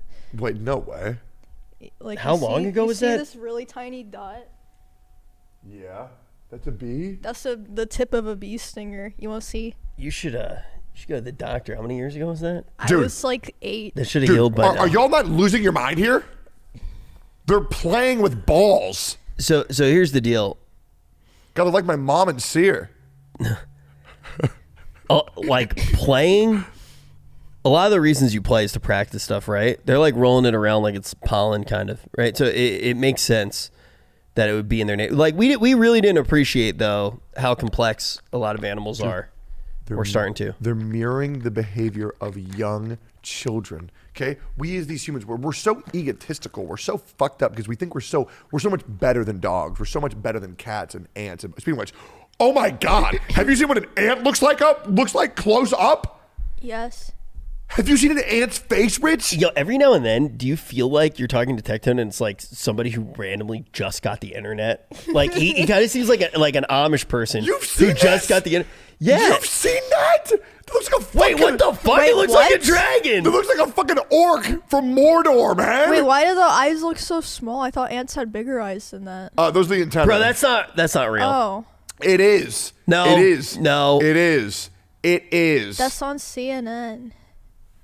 CNN, fake news. What the fuck?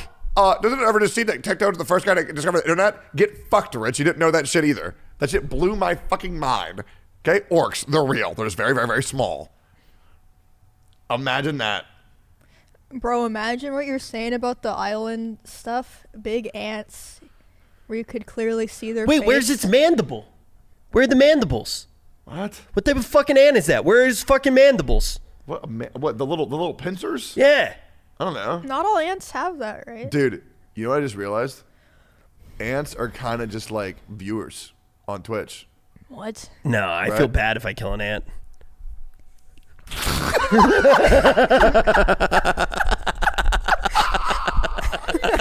Someone's been watching too much E-Rob.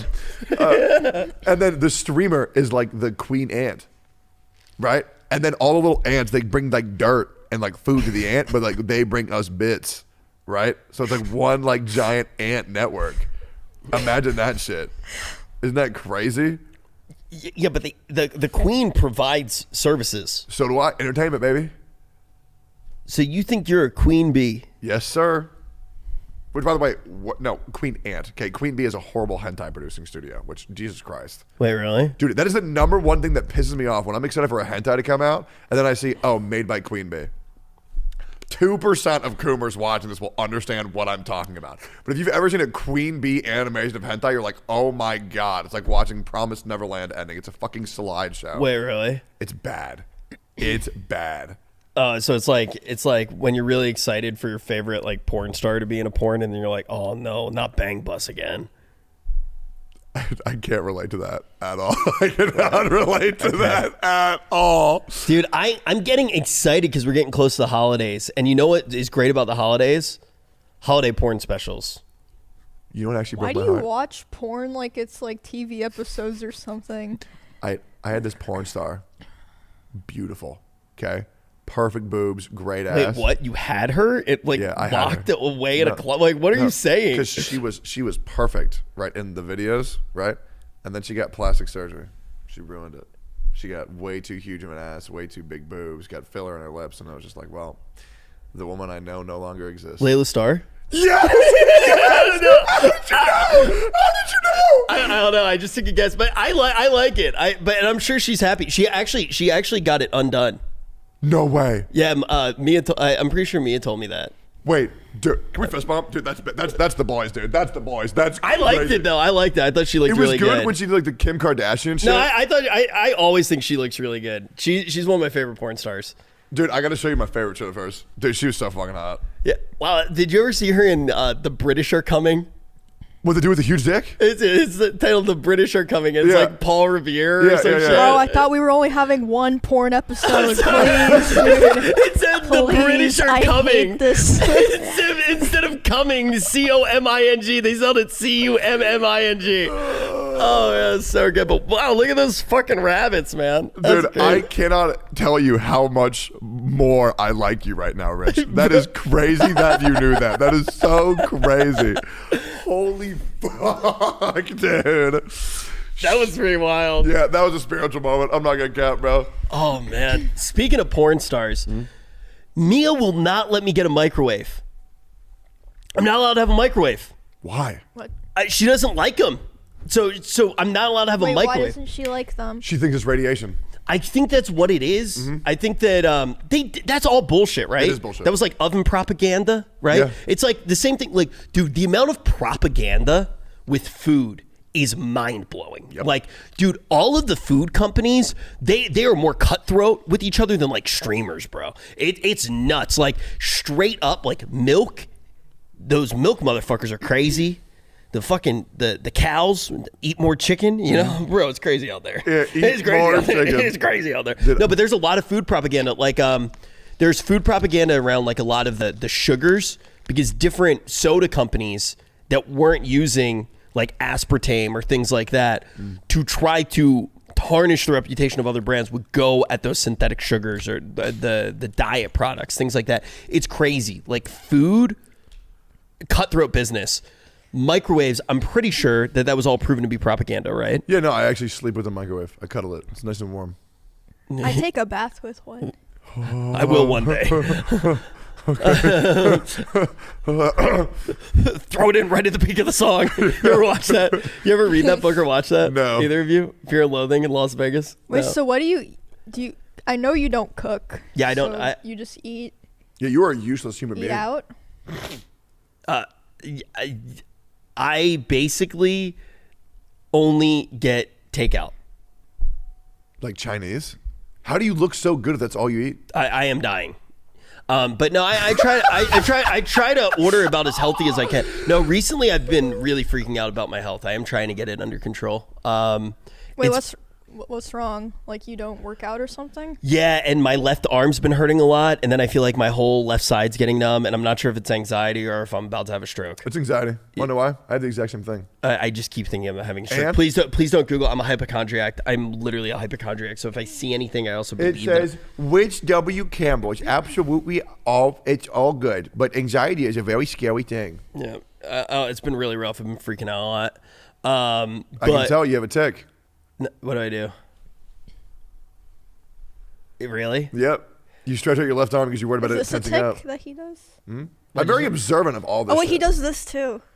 That's every You just guy with a keep- you just mustache. keep though. doing That's something. every guy with a mustache. What? Do guys just touch their mustache at all? Well, okay, so I don't have a microwave. I'll finish this idea. I don't have a microwave. And I've been doing this thing now that every time that I come to record Noodle Shop, I make a craft dinner at Sears Place. Because I know how to do that. It's like the only thing I know how to make. And I like pre-order them to Sears Place, and I get fucking excited. And so every time I walk into the noodle shop, I start like salivating because I'm thinking about like this craft dinner. Oh, yeah. And I have a very particular way to do it with a microwave, and that's the only way that I do it. Where I put the water in on top of the noodles, and then I put it in for 8 minutes. Every 2 minutes, I stir it until the water's completely boiled down. It gets like this really good consistency, and then I put in 4 tablespoons of butter, the cheese packet, and a splash of milk. I've had your macaroni cheese. It was fucking gross. It's even better than it is now, or than it Wait, was it then. sounds like it'd be like a little too thick, like Dude, soggy. It's so thick. So Rich and I both made macaroni and cheese. Okay, Sear confirmed that Rich is borderline unedible, and mine was fucking bussin'. He's a liar. I love Kraft mac and cheese. You're gonna let call me make it. Let me make you Kraft mac and You're cheese. gonna call me a liar Okay, like that if didn't happen. If you like making in the microwave, you know they make those little cups. They do. I like that are putting for in. the I like microwave. putting in the 4 tablespoons of butter. So you're gonna tell me Okay. you're gonna tell me that my macaroni and cheese wasn't bussin' and my sausages also were not bussin'. Your sausages were bussin'. Yup. Your Kraft slander though was bullshit. Okay, dude. Watching you make sausages though, I felt like I was in Food Wars. Yup. Like I was actually sitting there and I was like, oh, they were so good. Man. That was a problem. That's how I got to 330 pounds. I cooked so Was that good. your highest weight? 330 pounds. Wait, how much do you weigh right now? 250. It's hard for me to visualize since you're tall. You were not 330 pounds ever when you were in OTK though, right? You had already lost a lot of weight. Yeah, I don't remember you. I was 290 in OTK. Okay, because I'm trying to think even when like you were maybe a little bit bigger before you joined OTK when you were like playing a lot of Genshin. Yeah. Which we're going to talk about. Not this episode, right? We're going to talk I about don't want to hear the fucking word. Okay. I just got. Don't, please. Don't. I don't. Please no. Please. I got no. Mia hooked on Genshin. Oh my god. Does she just play like the quests and stuff? She- It is fun. She literally the story quests are fun. she woke up in the middle of the night and she goes, I have to play Genshin right now. Bro, she already started spending money too. She got Bro. Nadia. For some reason, it makes me want to get back into it because I actually haven't played the like Dendro stuff at all. Yeah, I missed all the Dendro stuff as well. So I didn't get to wish on. I think there's been 3 Dendro banners now. So you can get the Dendro Archon right now, right, Techie? Nadia. So I'm jumping back in. I just reinstalled it on my PC. And maybe I'll charge my tablet and when I go to Japan. Oh, we can play together. Yay! Well, I just do like the quests. I don't really try to like. What's it called? Like grind out gear Yeah, and stuff bro, like that. where'd he Spiral go? Abyss. He's crying. I can like see his shadow behind the wall, the panels. Take your time. Yeah, y'all do you. Y'all take all the time you need. Bro, why do you He has like Genshin related trauma. You want me to explain it to you? It's like playing League of Legends, and you're playing ARAM for 2 years, and you're being told that don't worry, Summoner's Rift is coming soon, and then they say, oh yeah, by the way, we're canceling Summoner's Rift, and that's how I feel about Genshin. Techie, dude, that's like getting upset about like the Wiggles not doing a Christmas special or something. It's like, dude, you're watching the Wiggles. Like, it's not that serious.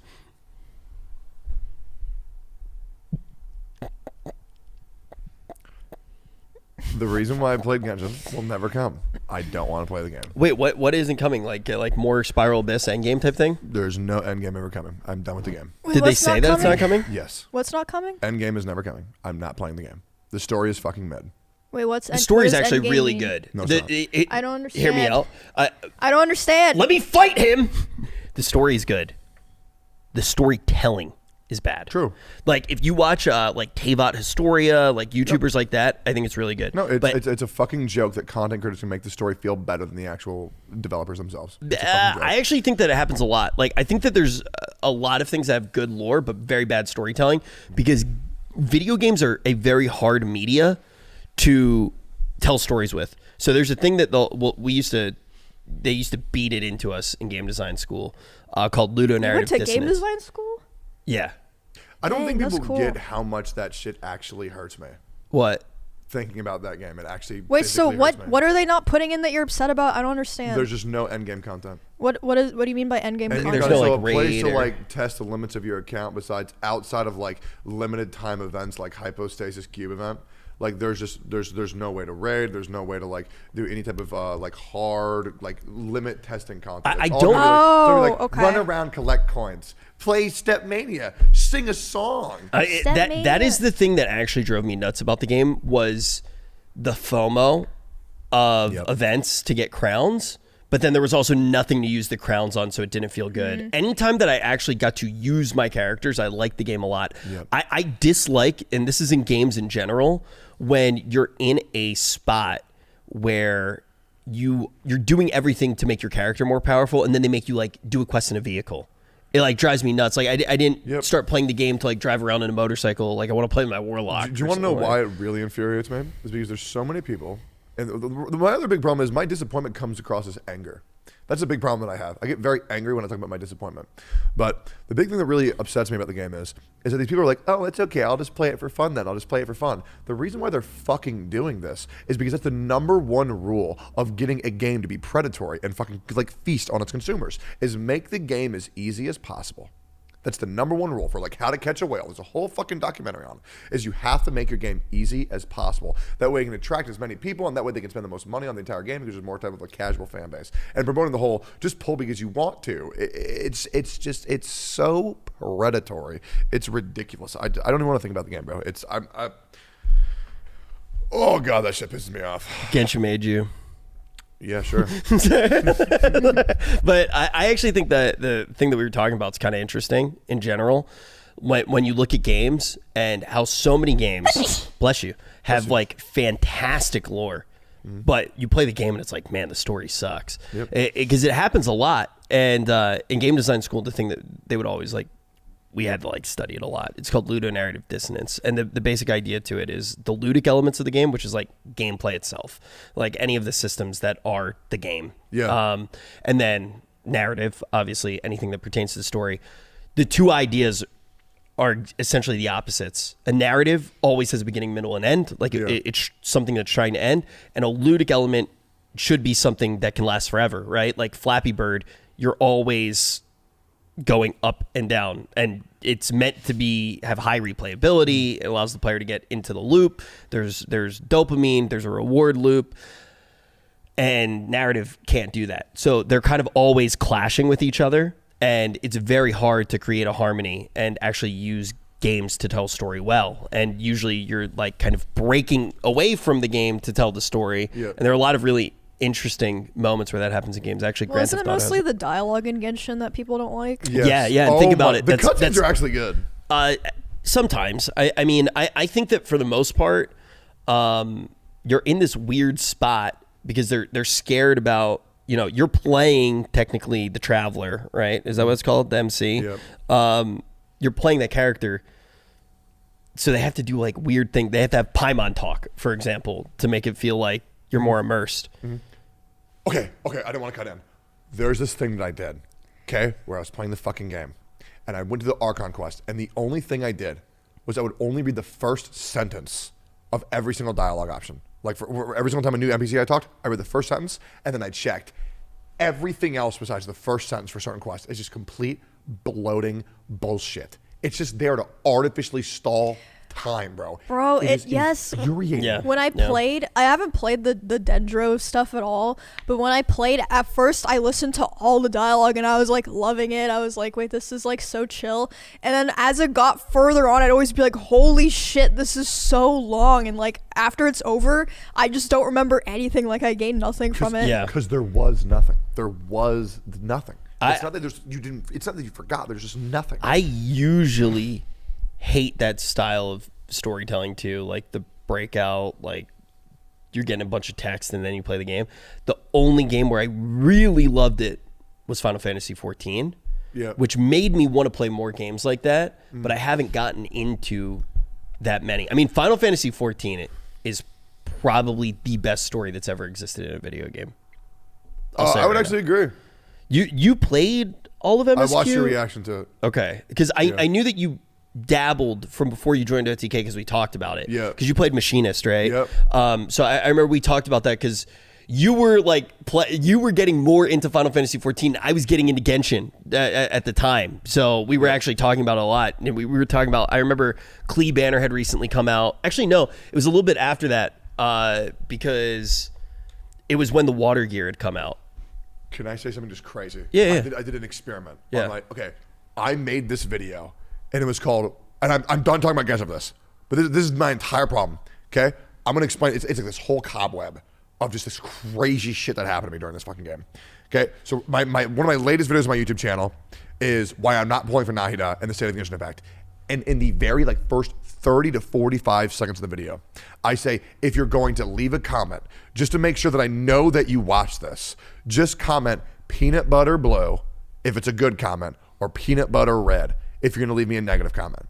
Okay, I say that immediately because on all of my Genshin videos, there's always just these random posts that come out of nowhere talking about how it's the almost like these people are completely gone from the entire video that I watched, just saying how love Genshin, play Genshin, and then the comments, no joke, in the span of 1 minute after posting, have 90 to 300 likes the moment they're posted about just saying play Genshin, and I'm like, what the fuck is going on here? Because I would upload videos, I would sit there, I would monitor the comments because I would be like, how are these comments coming out of nowhere, and how are people finding them and uploading them instantly? So I say in the first couple seconds, peanut butter blue, peanut butter red. Okay? And I deleted 2 of them because I was losing my mind about them. Okay? But these comments started coming out of nowhere with no peanut butter red, no peanut butter blue. And once again, in the first minute or two, 300 upvotes, 400 upvotes saying complete disregard video, Genshin good, play Genshin. So you're just so assuming the sus. category's botted? Dude, I think it's botted 1,000,000%. Did I ever tell you the story about the porn I'm in? Yes. Did I say it on the podcast? I'm not sure. I don't think so. The Dota one? Yeah. No, you have not said it on the podcast. Okay. So it's This dude is it's hilarious. funny though because I actually think they're relatively tied. Mm-hmm. So they're linked, kind of what you're saying, because there's a lot of weird shit that happens in entertainment, and the reason when I really started to open my eyes was when I was in my first porn. Yeah. Which is I am in a pornography. It is the most viewed piece of content that I've ever made. Wait, I think. What? Yeah, that's what I said. I mean, what? I didn't know that. I think Rich's it has cock is like my arm. Okay, Tectone. I think it has it's over 30 million views now. Mm-hmm. It is the most viewed thing I've ever done. So here's the story. One day, I wake up and I shit you not, my phone was hot. It was physically warm because it had been ringing so much. It was overheating. And all of the text messages are like, Rich, I just saw the porn. Rich, I just saw your porn. Oh my God, Rich, your porn. And I'm like, oh no, what happened? What happened? Yep. It's all over. Yep. Oh no. I'm freaking out. And then I'm scrolling through my text messages in freak out mode. And then one of the messages is from my buddy, Fogged. Love you very much if you're watching this. Another Dota host. He play-by-play, or sorry, he's an analyst, does play-by-play commentary. And Fogg messaged me and he goes, oh my God, did you see the porn that we're in? And I was like, I would have remembered that. I 100% would have remembered that. And I go, send me a link. He sends me a link. Basically what it is, there is a guy watching me host Dota. And for some reason that really got him going. He walks into the other room. His girlfriend's there. She's cleaning the dishes. And they start having sex. And the entire video, while they're having sex, you just hear me in the back going, so what do you think about this 4th pick Dazzle? I'm just talking about Dota. And it honestly blew up because it was fucking funny. A lot of the comments were really funny. It was like, hey, Asmon sent me here. Weirdest Asmon host ever. Shit like that. Yeah. And the Dota community thought it was really funny. It blew up on another Reddit too because the water is on the whole time because she was doing the dishes, and they leave the water on the whole time that they're having sex, and like people were like, save the environment, like stop porn or some shit. So it like just kind of went a little bit viral. People were watching it. I watched it. It was good. Not usually something I want to say when I'm talking about It was porn. sick. Just being there with my boy. Tell me about Dota in the background. It was nice, man. It was a good one. So that happens, and a bunch of funny stuff ends up happening off the tail end of it. The girl who was in like the video ended up coming into my stream one day and being like, No let's way. play Dota. We ended up I never ended up playing with her, but it was funny. Flash forward, I had never heard of that happening to any other play-by-play commentators or hosts or anything like that. It was the first time I had ever seen something like that. It was a random thing. Everybody thought it was super funny. You move on. 2 or 3 weeks later, another one pops up. What? A copycat. Yeah, we're like, wait, what the fuck? And then another one pops up, and another one, and they keep popping up. These porns with our voices keep popping up. It's all Dota. It's all Dota. And one of my buddies started looking into it. What ended up happening was all of the ones after were fake. They were copycats, but what they were doing was they were taking porn that already existed and slightly like taking the audio track and running into that back because it would blow up. Yeah. And what they were doing was they were putting ads to like gambling websites for like CS:GO skins and those skins gambling websites. Okay, I didn't know about this. Yeah, and they were putting the advertisements in the middle because they legally couldn't advertise in like America. So they were using the porn, and then it was like, buy CS:GO skins, buy CS:GO. And you're just like, yeah.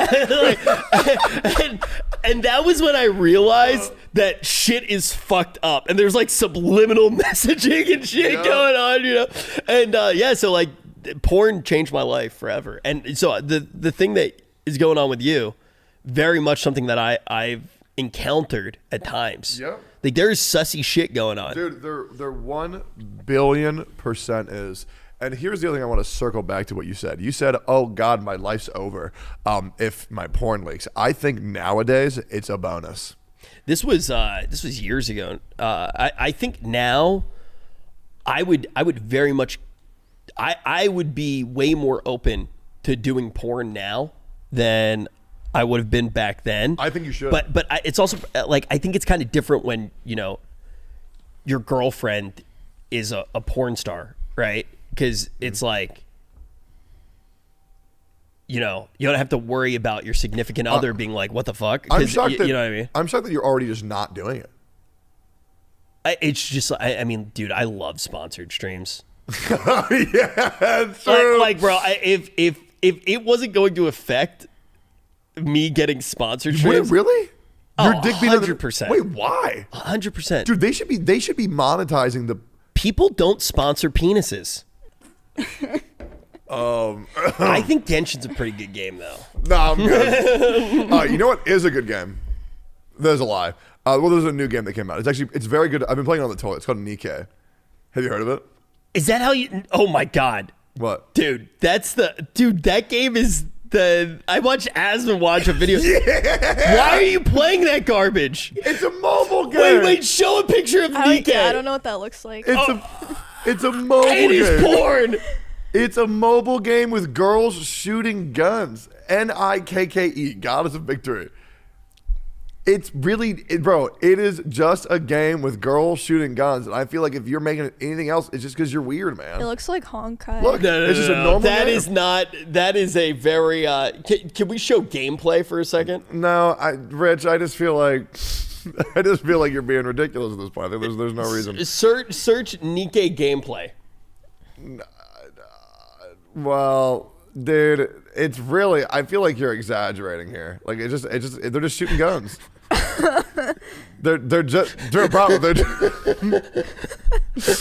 what, bro? They're just shooting guns, man. You're being Oh, that's weird. cute. Yeah, I don't know, man. I feel like the game is it's very good to play when like it's a one-handed game, which I feel like is really great for this style of game. It's just a nice chill game. The characters look really good. They look really, really, really good. Bro. I know what I'm doing when I get home, boys. Hell yeah, bro. I watched Good. Asman react to this. I had not heard of it. And then you know who hit me up? No, like a lot of people who watch this are not going to get this, but it's going to be really funny to you. M-Test.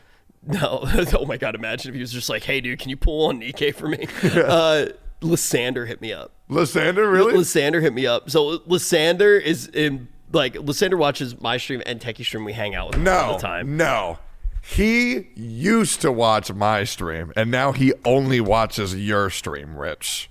And it hurts. That's not true. It is true, and it hurts. Him and I play Magic a lot together. But him and I used to play Among Us every night, and then ever since he started watching your stream, Rich, I don't see him anymore, man. I did not steal Lysander from you. Stole Lysander from me, and I will never forgive you. He was one of my favorite mods. He's one of my favorite people. He's more than a mod to me.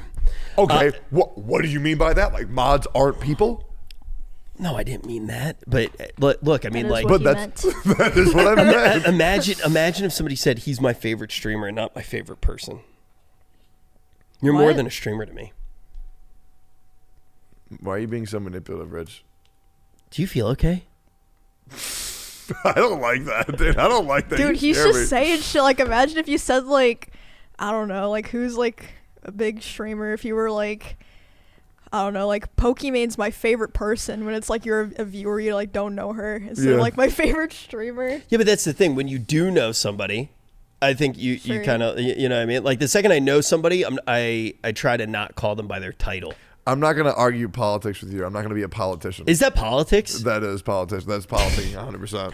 I'm serious about that. Like, I try not to ever refer to somebody by like what they do if I actually know them as a person. Why? And then how is Jack gonna know when you yell mods?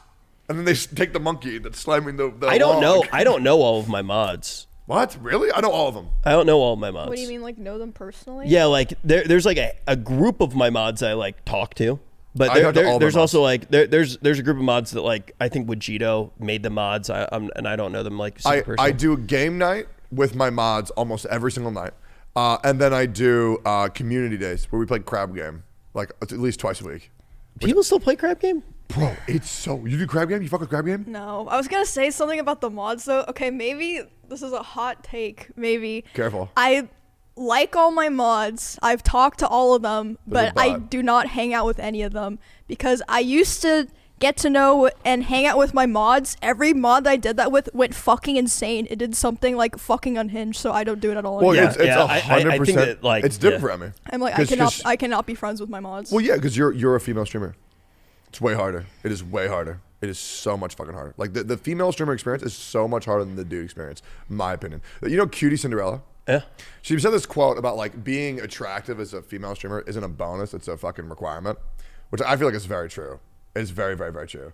Like there are so many things that female streamers have to deal with, they have to put up with, that male streamers will never understand. Like the fact that the chance that you have mods that are just literally in love with you, which is just fucking weird. I'm sure you've experienced that. Yes. Yeah. Yes. It's got to be fucking hard because I will never experience that, right? Because I'm stupid, fat, and I'm ugly, right? So I'll be good. You ever get dick pics?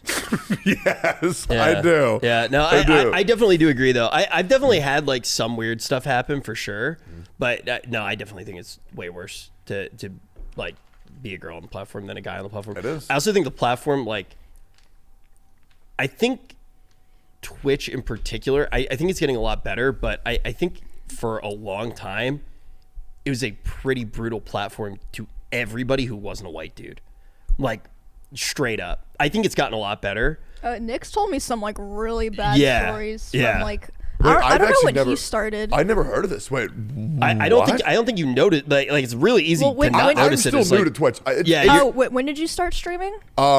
I started making YouTube content December 28th, 2018. Okay, then you're pretty new. Yeah. I started really streaming like end of 2019. You, Nick, and Asmin are like 2014 or something. We're like 8 or 10 years. I started in 2015. Yeah, like how many years ago? 2015. I think we started around the same time. Yeah, we started around the same time. Because I think I think Yeah, Twitch was very different. it was way worse. Some stories about that it was too. way worse, and it was like There's some shit that happened to me that would not fucking fly now at all. Like people would be fucking canceled if it happened now. Okay, well, I would love to hear that. Oh Twitch my for me, god. Okay. Twitch for me used to be Salty Bet and Games Done Quick. That is all I used to watch on wait. Twitch. Also, good stuff, but also, I feel like, and correct me if I'm wrong, because I feel like you would know this better than me. I feel like YouTube was like that too, and then it got better. Yeah. And then like Twitch was kind of newer, Yeah. and then like Twitch, I think, has gotten a lot better, but still has a long way to go. Wait, what happened with you on Twitch? Oh, okay. So like I started streaming on Twitch when I was like 17. So I was in high school, and there were like multiple big male streamers that found me that were way older than me, like 5 to 10 years older than me. They would like make jokes about like grooming me, picking me up from school, like school bus and prom jokes, like being like, oh, I'm gonna go to prom with her and look like her dad. Some of the biggest streamers on the platform at the time, and nobody cared. Like people would laugh about it. In fact, I would get hate for it. People would like call me a slut and be like, oh, you're a clout chaser, even though I never contacted them, like never hung out with them, even though they asked me to. And they knew that I was in high school. And nobody cared. Like, imagine if that happened now. Like, the biggest streamers were, like, talking to a 17, 18-year-old girl. What the fuck? Holy shit. That's actually awful. Jesus Christ. Bro, you know what like that makes me think of as well too? I mean, I hope the internet gets better, but one of the things that's really crazy that we've all experienced, I was talking to my dad about this the other day. For us, like we were, wait, how old are you now? You don't mind I'm me asking? 24. You're 24, so Yeah. maybe it's a little bit different for you. You're about my age, right? I'm 28. Okay, so I'm 31. I spent a portion of my life in the internet didn't really exist. Yeah. So like I had, I kind of grew up a certain way, and then all of a sudden it was like, Jesus fucking Christ, we can talk to God. Like it's like it's fucking nuts. And then I was talking to my dad about it because obviously parents, like a lot of our parents they were our age before the internet came out. Yep. They had a full fucking life, literally settled down, had children, and now everything changes. And now people are being born and they're instantly on the internet, Connected. right? So you need to They're in. They need to protect themselves in a different way. They're getting talked to in a different way. They're also like, I think it's probably really scary what it does dopamine wise to people because your goal setting is going to be completely different. The amount of dopamine I get from an ARPG literally makes me an unhealthy person. Like ARPGs in particular, they like work really well in my brain. It's like a drug addiction. And I think about that experience that you went through, and it's like, shit, the beginning of the internet was like, not the beginning of the internet, but the beginning of the platform in particular is definitely a cesspool. I also think the world was worse. I mean, at the same time, there's like more bad things that could happen to young people online. But I mean, if people see it, then people like recognize it more than back then, I think. So alongside that, the world was more fucked up too. I like to think the world is always getting better. I think as you get older, and I do think I'm going to sound old here. That never happens. It really, dude, I wake up a lot of days and I feel like so sad that I'm like, I can't believe that, like, I'm very happy, like, as far as my life goes. Yeah. But like, I'm old enough that I think about having kids and I'm like, I don't know if I can do it. Like, I think this world's fucked. And I like actually think about it. I feel bad for kids. Yeah. I really fucking do. And I think about the world and I feel like, I was talking to Seer about this. Apparently there's like a study that all people at a certain age feel like the world's about to end. Yep. Like, so when you get old enough, because so much is starting to change, that it's uncomfortable for you because you're so used to how stuff used to be. I've had that since and you're I was not 12. as malleable. Since I was 12, I've had that feeling. Well, The world's gonna end. yeah. I'm not even kidding. I actually, what's crazy? I also felt a similar way when I was younger. Do you know what? You know when the day it started? It was like probably earlier than that. It was when I found out that Pokemon weren't real. Oh Jesus! That was my entire life. You just told this story. I don't even think. I was ever since then. I'm just like, what the fuck's the point, dude? You What's the know point? what's crazy? I used to watch this show. I don't know if you guys would know that. You probably don't. I'm fucking old. Pup and Suds. Ooh, Soul Skaters. I have no fucking clue what that is. Nobody does. And that's the best part. Nobody. Hey, a lot of people in the comments, all the Soul Skaters in the chat. Let me know where you're at, bro. There was a. Did you watch Disney Channel original movies? Was that a thing when you were? Like High School Musical.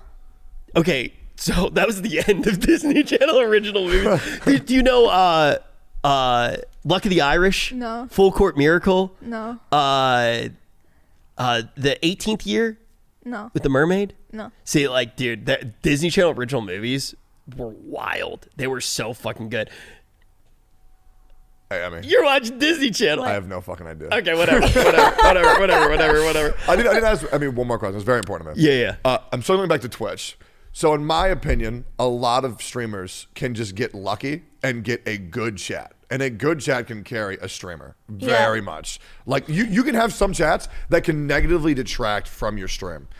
I think that's just the honest truth. I've seen that. Yes. Yeah. And I want to ask if you've experienced what I've seen a lot of other, my female streamer friends who are starting up, where they get Coomer chats and they start gatekeeping you. Did you ever get gate kept by your chat being like, don't talk to our princess? Yes, that's okay. So you No know, way. No. You've experienced that too? there's literally still comments like that act like I'm like 12 years old and can't think for myself. You know what's But crazy? the- Sorry. I want Go to ahead. jump in. The only person that I've ever seen the gatekeeping thing happen to, besides girls on Twitch, is E-Rob.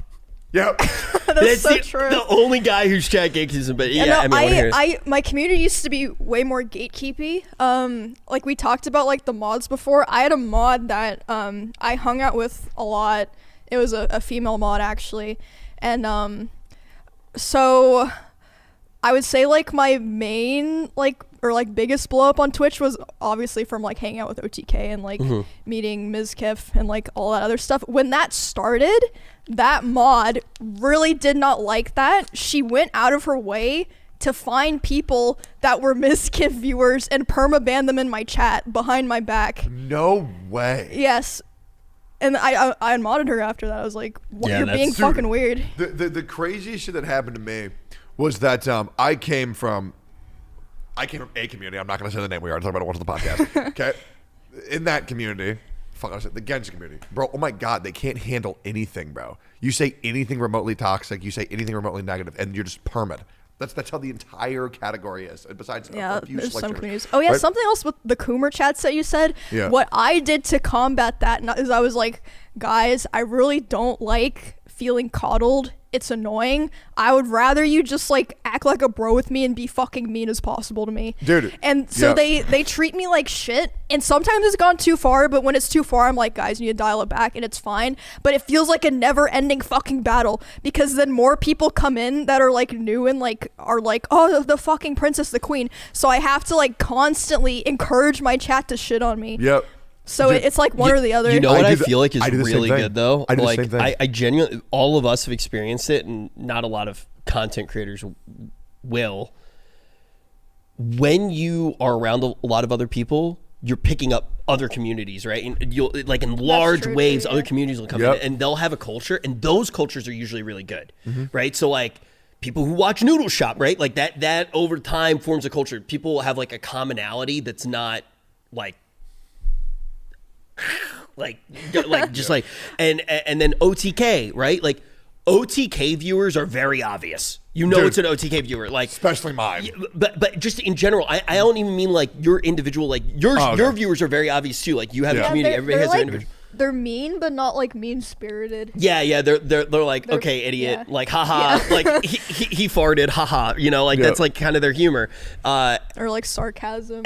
But having that community in, they're loud, so you kind of get it. Kind of washes out the negative stuff. And I honestly, I can't imagine what it would have been like for any of us. But I feel like one of the things that was good about your kind of like blow up was you had like another community.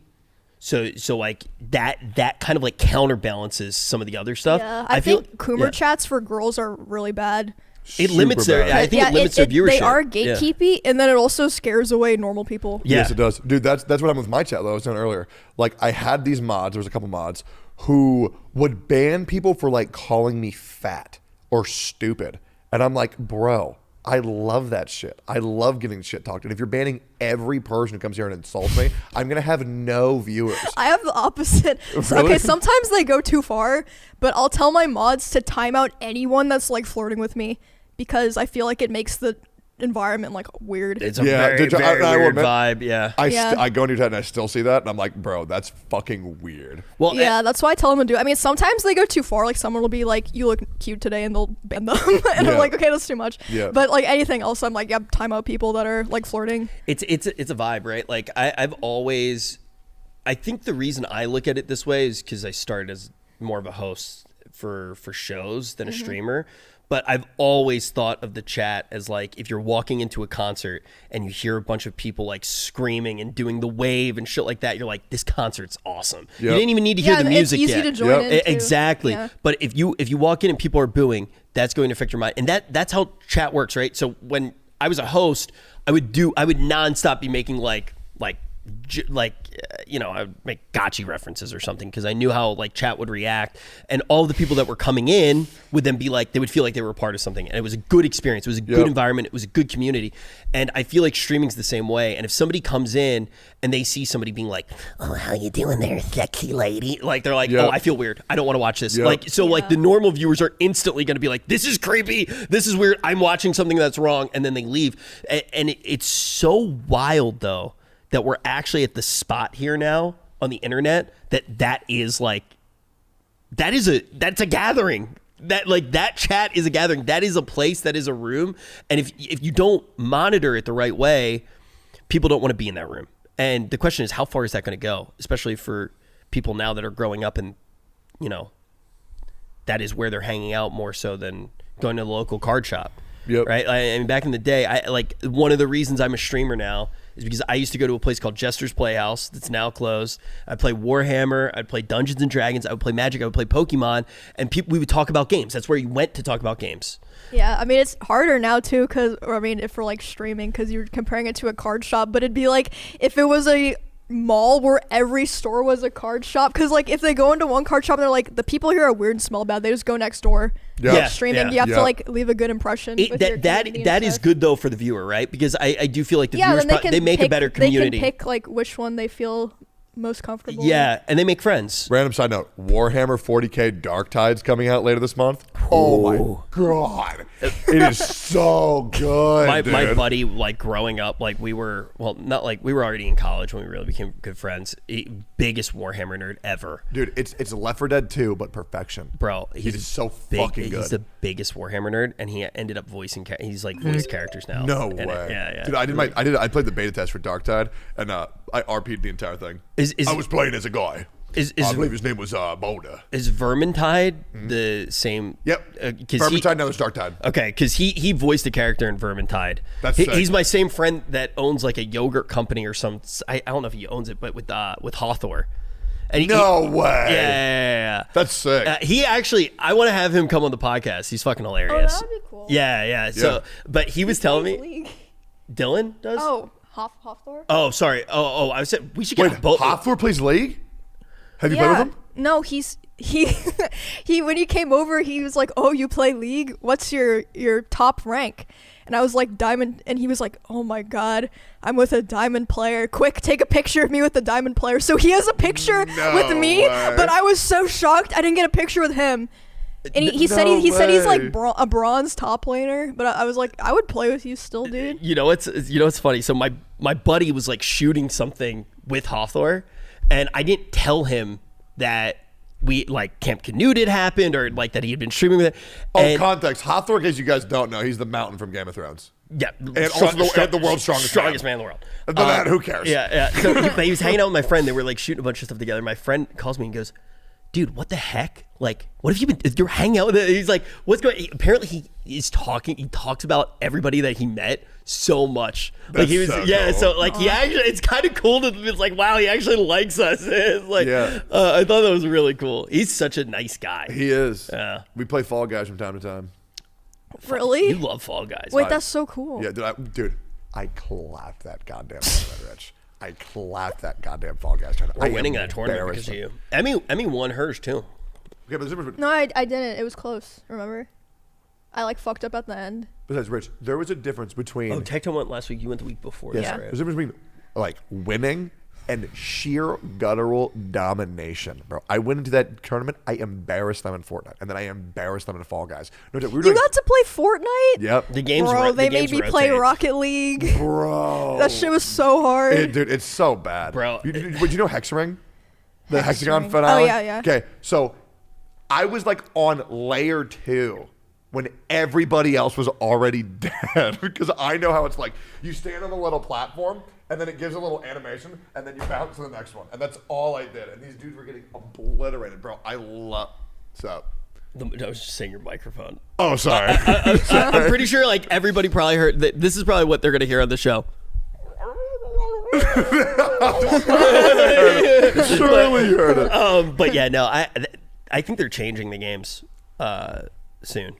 But Yeah. you know, Don't. we didn't talk about this that much, and this is like a big deviation from what we normally talk about. But I'm kind of curious. If you guys don't want to talk about it, it's fine. But we were kind of talking about internet, how it's Yeah. changing, Yeah. and how it affects it. The Elon Musk situation With Twitter? With Oh, Twitter. God. That shit is so weird. Every time I see it, I'm like, this can't be real. So here's I don't get what's. Why is it bad? I don't get why it's bad. It's just weird. Okay, well here's the current update from what I've seen, and I could be somewhat incorrect here, and I'm sure people will tell us in the comments. The most recent update is he's going to charge $8 a month for Check mark. not just a check mark, but for like Twitter Blue, right? So the check I mark's ain't going to be paying there. for that shit. Well, here's the deal. He basically said that people who aren't like Twitter Blue are going to be somewhat shadow banned. What? What? Yeah, so this is what people are starting to get mad about. So the basic idea is he's like, yes, it's revenue, but it's also a way to like identity check people. Yeah. Bro, to try to Twitter- cut down so on many hate people speech. are gonna leave Twitter. That is what. So I think that here's the part of it that I agree I mean, with. $8 a month is a lot for a lot of people. Like that's like a Netflix subscription. It's a fuck ton of money. Yeah. I don't think most people. That's kind of ridiculous for a social media most people platform. don't need to comment on Twitter to get what they need out of Twitter. Yeah, I just use No, Twitter but for a lot porn. of people do use Twitter like just like for enjoyment or Yeah. like small artists like to post their stuff so Yeah. that they can get it out there. I'm saying it's like really fucking not worth it. I think $8 is way too high. But That's ridiculous for Twitter. I do think the thing that I agree with about it, I agree with you on. I don't think that you should have to like pay especially that much. I also think that ads are king. Just have more ads on the platform. Yeah, just put Platform ads needs- on the sidebar or like Yeah. in between tweets. Now, I do think trying to get more confirmation of identity is smart. I do think that But as we move forward, $8 isn't gonna do that. yeah, I agree. That's kind of where I'm at with it. Where it's like you don't need payment to. Well, in the past, it does help to have payment to verify identity, but you don't need $8 a fucking month to do that. You can do like a one-time charge of $1. I do think that we're moving into a place on the internet where like being anonymous probably won't fly as much as it used to. I think that has goods and bads, but also, my opinion, I hope Twitter fucking dies. I don't care about that dog shit platform. Like, explode it, delete it. That shit is a cesspool of trash. Where do people go? To do what? You know Be a what's crazy? fucking idiot. Like I like remember share when stuff. people were like telling me that like Twitter was coming out. Like when I was in college, they're like, "Oh, you don't have a Twitter?" And I was like, "Dude, that's so stupid. I'm never gonna do that." And like now I do. I remember when Facebook was the main thing. I was like, why would you have like Twitter and Instagram when Facebook is like both of them together in one convenient place? And look what fucking happened. Right. I don't know. I think the Twitter situation is really weird. I also think like social media, I mean, being owned by individuals, you are basically having public speech be owned by individuals. A lot of the laws are very dated Yeah. because I mean, think about it this way. Like even like DMCA laws are dated. Yeah. I'm going to watch Lord of the Rings next Christmas. Yeah, you can't even watch hentai in public. That's just stupid, bro. I don't know. Like, oh yeah. H3 got banned. What did he do to get banned on Twitter? Wait, What? Ethan got banned? H3 Wait, got banned I on saw Twitter. that. I don't remember her name. Some comedian got banned for joking about Elon Musk. But I think it was, so if people made themselves Elon Musk, he's banning anybody who's pretending to be somebody else if they don't clearly say it's a parody account. Yeah. But I don't know if that's why H3 got banned. I don't know why Ethan actually got banned. Yeah, this is Kathy Griffin. Oh, I know her. Yeah, she got banned for making a joke about him or something. Well, that's goofy as shit, but you know what I hope doesn't get deleted? The Noodle Shop podcast. Because this was an amazing episode 10, wasn't it, boys? Yay, And 10 Emmy? episodes. 10 episodes! Wow. Wait, so we've done like 10 to what, like 15 hours of content then? Yeah. Every episode's a little over an hour. Yeah. Yeah. I want to start going to the 2 hours. That's just me, because I'm a freak. That's too much, man. I can only take so much every week. Yeah, hanging out with me and Rich must be fucking horrible. Yeah. Now I get why you're going to Sorry, Japan. You know what I do want to do, though? If you don't bring me back a souvenir, I'm going to lose my mind. Well, what do you want? I don't want to tell you. I want you to think. Okay, well, I mean, I know some shows that you like. Will you? Okay. I do want to do a stream where I go shopping for souvenirs for people. Will you? And I won't watch it because I want to be surprised. Okay. Will you bring me back something? Yeah. Okay. I'll be honest. Yay. It doesn't even have to be something you get in Japan. If you had to get me something right now on the fly, what would you get me as a gift? Oh my god. I need time to think about getting gifts for people because I take gift giving very seriously. Okay, I love giving people like Christmas presents and stuff. For Rich, maybe like a really nice Nami figure or something. Oh. I know my number one thing that I would want from Japan. And you're not going to tell me? No, I'll tell you. I don't think you can get it from me. Oh, okay. Well, what is A it? authentic Shiba Inu dog. You I want me want you to bring bring me back a puppy. a live animal? A puppy. Well, that's A not pup- that's not happening. I'm sorry. A Shiba puppy. I want an otter.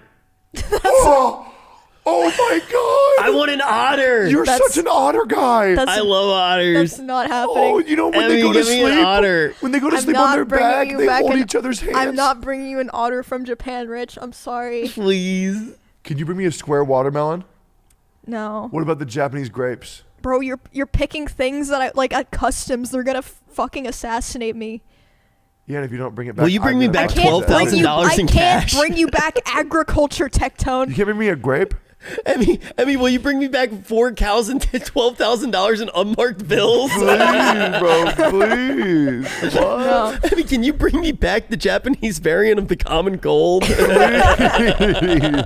I want to be sick like they do in Japan. I want it all. You know what I want? For chat to like, comment, subscribe. Hit the bell for all notifications. And as always, thank you, Noodlers. It is I, Father Tectone, signing Goodbye, out. noodlers. Dolphin laugh guy. It's me, Kirby girl. My name is Tectone. Please don't forget me. My name is Tectone. Please don't forget me. My name is Tectone. Please don't forgive me. I love you, my children.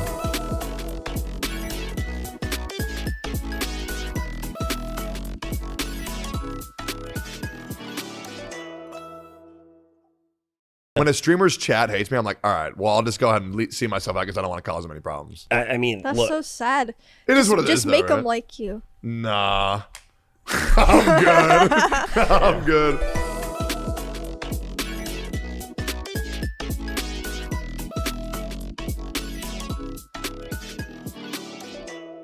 Noodlers, welcome to episode 11 of the Noodle Shop podcast, where today we have some very special plans for you guys. We're actually playing a game at the end of today's episode called Guess That Anime. Emmy, Rich, I have a question for y'all.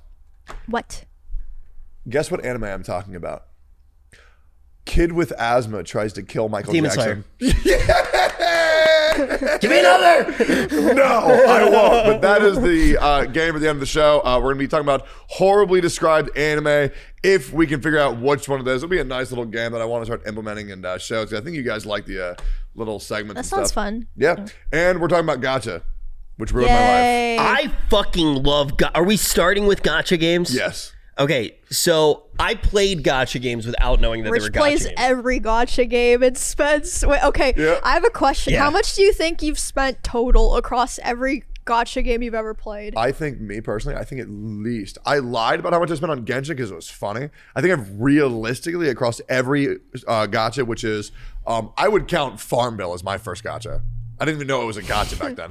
Farmville, there was Dragon Island, Arc Knights, Ulala, Summoner's War, Alune, Sinnoh Alice, Arc Knights, Genshin Impact, Nikke. I'm going to play Zenless Zone Zero. Going to play Honkai Star Rail. Already played Honkai Impact. I think I've spent at least $400,000 on all of them. At least. Wow. Yeah, so there were back in the day I was playing gacha games before I knew they were gacha games as well. Yep. And I'm also a TCG player, right? I mean, I grew up playing Magic the Gathering. I grew up playing now obviously not gacha. It is different. Pack openings are very different, but The I have a original loot collector boxes. I have a collector's itch as well. Like I collect Magic the Gathering cards. I've actually been considering, this is kind of crazy. I almost bought a Black Lotus the other day. What is that? What? Yeah. Wait, Okay. who doesn't know what a Black Lotus is? You don't know that? No, what It's- is that? It's the most valuable Magic the Gathering Well, card. I don't play Magic. So it's reasonable for her to not know what a Black Lotus That's is. just crazy because even before I knew play Magic, If you were going to know a Magic card, that's the one you would know, which is why he's acting like what's that. the price of like an average one? See, so this is where it gets complicated, but it's the Charizard of Pokemon essentially. But Right. so the thing is, there's the original set of Magic. It's called Alpha. Then there's Alpha, Beta, That's and you. then there was. Fuck, that was actually good. And then there was Revised or Unlimited, and basically the latter has a white border and it's super ugly. And there were way more, so they're the least valuable than Beta than Alpha. A very good Alpha, like top graded Alpha, is like $1 million.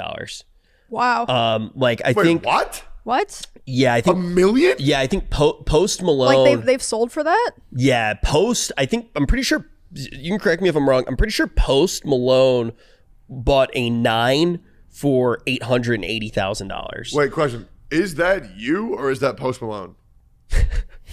Dude, me and Post Malone actually look somewhat similar. Wait, no, Dennis. I mean, who is that?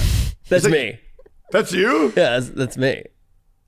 It almost kind of looks like Post, though. You know what I mean? If I had more hair on the top of my head and some tattoos, I think Post Malone and I would look like brothers. Dude, that's weird. I have never noticed that ever. Yeah, I never would have made that connection. Yeah. Until right now. Until like me talking about Post Malone while looking at a picture of me looking like Post Malone. But yeah, but then there's also like you could get like a beat up one with the white border for like $10,000, right? That's so crazy for like the shitty one. Yeah. So The shitty one's and 10,000? that is like shitty, like my little brother drew on it with a colored pencil kind of level. So I was thinking about buying a relatively expensive one, not like super expensive, because basically Magic the Gathering released a bunch of proxies at $1,000, literally $1,000 for 60 cards that are not tournament legal, and they're reprints of the most valuable cards. The community's pissed off, so people are selling cards cheaper right now, and it's a recession. So it's like a weird speculation if you think maybe it's going to go up. I don't think I'm going to do it because I ain't got it like that, but I almost bought one. I've always been a collector. So the first gacha game where I knew it was a gacha game was actually Genshin for me. You actually just broke my heart, Rich. What? You brought back a memory I haven't remembered in years, and I'm actually really sad about it. You know what I used to do all the time when I was a kid? I would play cards. Are you fucking crying? Yes, it really brings back a really painful memory. It's like a wholesome one. Bro, he's crying. It's a wholesome one, but it's a His really face is turning painful red. memory for me. You know what I used to do all the time when I was a kid, accidentally? Oh my god, I remember this. I used to collect cards all the time. And you know what happened? Oh fuck, I'm a sympathetic crier. I know, dude. You Oh know my what god, happened all please the don't time? cry. Stop making eye contact with each other. You know what Stop happened? making I eye can't help it. contact. I can't help it. Oh my god. I would always jump into the pools, in the swimming pools, Oh no. with my deck in my pocket. And then I would be so sad because I couldn't afford to buy new cards. So I would get out of the pool and I would just start fanning them and I'd be crying because my blue eyes white dragon would be all water. And I would take my air dryer and blow on it and hope it would be fixed. It was so sad. I forgot about that. I'm sorry, man. And that's okay, man. I used to love card games so much, man. Oh my god. Oh my god, why am I crying so much? Oh, Emmy, what did you do, Emmy? It's like some childhood Oh, repressed you know what trauma. the worst thing is you're already in Japan when this video comes out. You're not even gonna be here. Yep. Bro, Yay! that reminded me of a fucking memory now. What happened? Well, first of all, I remember going to the pool and they had to dry the dollar bills before you got your Elio's pizza. Yeah. And then they would have the Reese's peanut butter cups in the refrigerator. Dude, also, why do I cry when other people cry? Because you're a good guy. Oh, Jesus fucking Christ. I like, it makes me like feel weird. I feel very vulnerable right now. Yeah, sick. So, I really hope you got that on camera. So I have this weird memory. I'm like a little bit of a hoarder. Like I actually have like a. Me too. Okay, I wanna You definitely are. Okay. I actually think that's like our common thread. I didn't appreciate that until like we were already friends for a while. Our I common just have thread is so like much shit. You know what's crazy? I feel like I throw so much shit away. Like I'm not the kind of person where like I keep everything. oh, I can't. I throw out so much shit, and I just still have so many things. You acquire a lot of I stuff. want to correct something. You said a little bit of a hoarder. That was not a little bit. Okay, y'all are fucked up.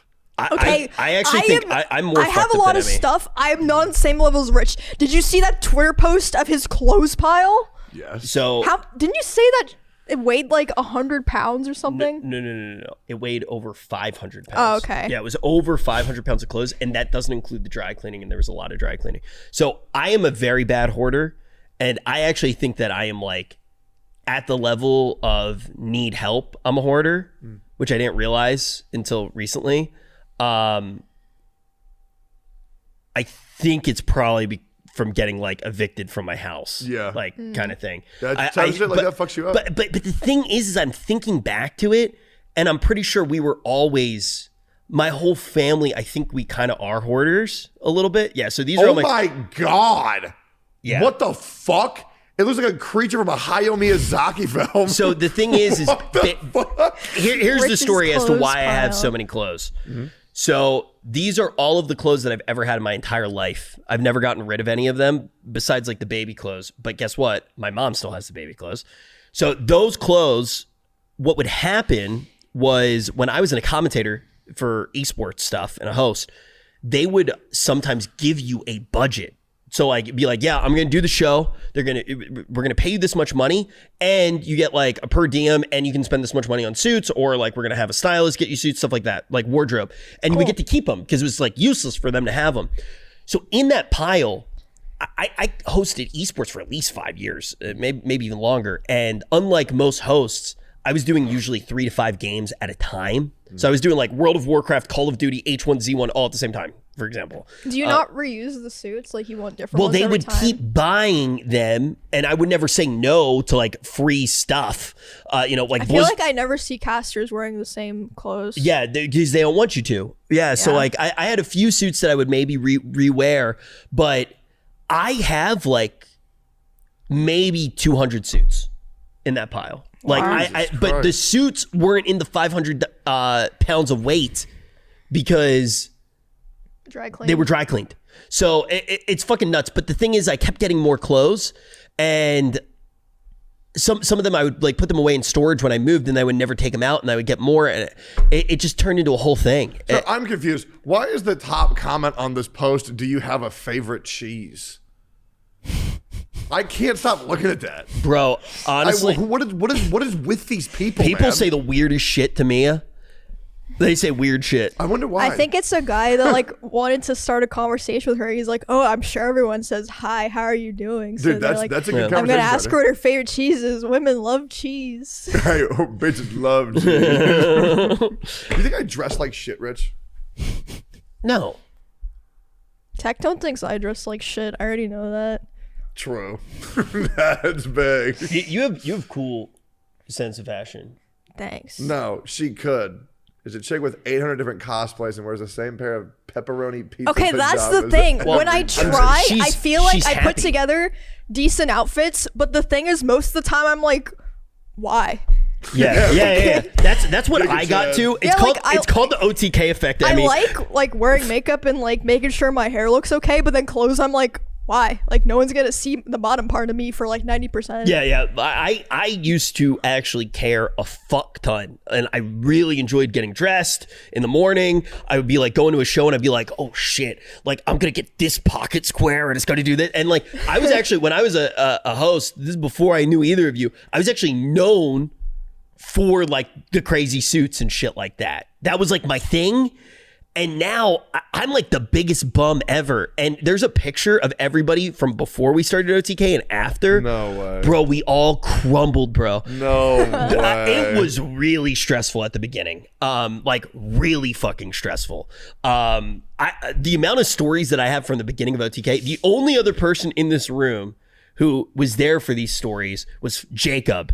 And God, I'm sorry. Oh my God, Jesus fucking Christ. Hats off to Jacob. Love that guy. Jacob and Sinak were the first people, and actually maybe Christina might have been before Jacob and young Jeff.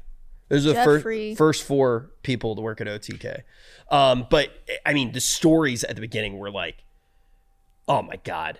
We should have an episode with tips on. I mean, there was cool. Like, holy fuck, it was crazy at the beginning, and I was traveling in a different way than I was before, and I really just stopped giving a fuck, and it felt weird to like get dressed and like try to look good, and then I was next to like Miz and his pants were on backwards and be like, yo, what's up? So we all just like made each other worse. Like, bro, also back then, I'm like remembering Miz was by far the worst dressed motherfucker out of all of us. He was bald at the time. He kind of looked like he was pregnant. He looked like shit. He's the only person that like ended up looking better. Me and Asman both got balder. Tips went all the way fucking bald. Wait, Tips had hair at one point? When we started OTK, Tips had hair. Yeah. I have never seen a picture of Tips with hair. So me and Tips went stress bald. Oh my God. Yeah, my hair actually, so at the beginning of OTK, there we go. Oh, I have seen this picture. Yeah. I So, just never. That's like made the beginning of connection. OTK. Dude, okay. That image right there, the one with the green background with Tips. I know exactly what video that is. That's his video. I believe it's the one about living a sedentary lifestyle. Yeah. He was telling, degens of a set. He was basically promoting people being healthier and talking about a whole bunch of things. That video, Yeah. I watched it. Tips is a very good YouTuber. That shit changed my life. Tips is a great content creator. I always, now whenever I play any games, I always make sure I take a break, get up, stand up, do some push-ups, walk around, drink water because of the video Tips, man. Tips is genuinely one of the best people I've ever had the pleasure of meeting. I don't think in he my life. exists though. I spend, if he doesn't exist, I'm fucking crazy because I probably spend 6 hours a day talking to him. But you're alone. Dude, I think I've said this on the podcast before. My ex-girlfriend was like incredibly jealous of Tips. It was like a fight. I remember like vividly, like in the middle of the night, she's like, well, why don't you go fuck Tips then? You're just yelling at me, screaming at me. Because you were working so much? Yeah, I mean, the beginning that's of toxic. The beginning of OTK was really hard. You know what? I want to say this right now. Wish nothing but the best for her. Like seriously, incredible human being. That's nice. I don't blame her at all. Sometimes it's just not compatible, or like people have different needs. She had just started working, and she very much wasn't doing like her career yet. Mm-hmm. You know, like that's not what she was focused on, which is totally fine. So she didn't get different phases of life. Happens. That is pretty much what happened, and it was like it just didn't work. One of the best people in the world. Terrible relationship. Like not like just didn't link well. My favorite dumb fight. This is the dumbest fight I've ever been in my entire life. She said, I want to have a board game night. Right? I was like, sick. And you guys know how much I love board games. Yeah. I went to the store, one of my favorite stores in New York. It's called Forbidden Planet. It's like a comic book store. It's super cool. I want to take both of you there. I bought like 50 board games. I've done the same thing, man. I show up to the board game night. I have all the board games. She goes, you're so fucking controlling. I wanted to play Clue. And she slams the door in my face, texts me that she broke up with me. I go home and I was like so upset. What? I was like, what just happened? Then she texted me. She's like, I'm sorry. I love you. Will you come back over? Wait, I'm confused. Wait, so I feel like I'm missing something. That's what I said. Dude, I remember every single time I've ever broken up with anybody. She broke up with me 11 times. Mine were way worse than that. I never had a dumb breakup. No, that's not true. Actually, I'm not going to tell that on the podcast. That one's weird. You know what? I'm gonna say it. I'm not gonna say who it is. People will know if they know. I actually had a girl break up with me because she shipped 2 characters in Attack on Titan called Gene and Marco, and I said shipping anime characters is stupid, and she said, "Okay, well, we're done." Wait, how long had you been dating at that point? Year and a half. Whoa, she Yeah. really didn't. I've got had you. mostly got back very together, too. smooth breakups, and you know why? Because I don't know all of them immediately. That's big. Wait, you don't know all them when? Immediately, or like almost immediately. When you are. When I break up with Yeah. I actually think that's the most healthy thing to do. I think the most. I don't go like complete like never reply to them, but like I won't like have conversations with them. After you've established that you're breaking up, I think that is the healthiest thing to do. Is to just be like, okay. I mean, it's not even that. Like, it's not me trying to be like mature. I just have no interest in talking to them like that anymore. I guess Yeah, I'm different. yeah. I still talk to all my exes, or at least I used to. I Not frequently, but I'm like, hey, I hope you're doing okay. So my ex that I dated in college, which was like one of my longest relationships, we dated for like 4 years, something like that. Yeah.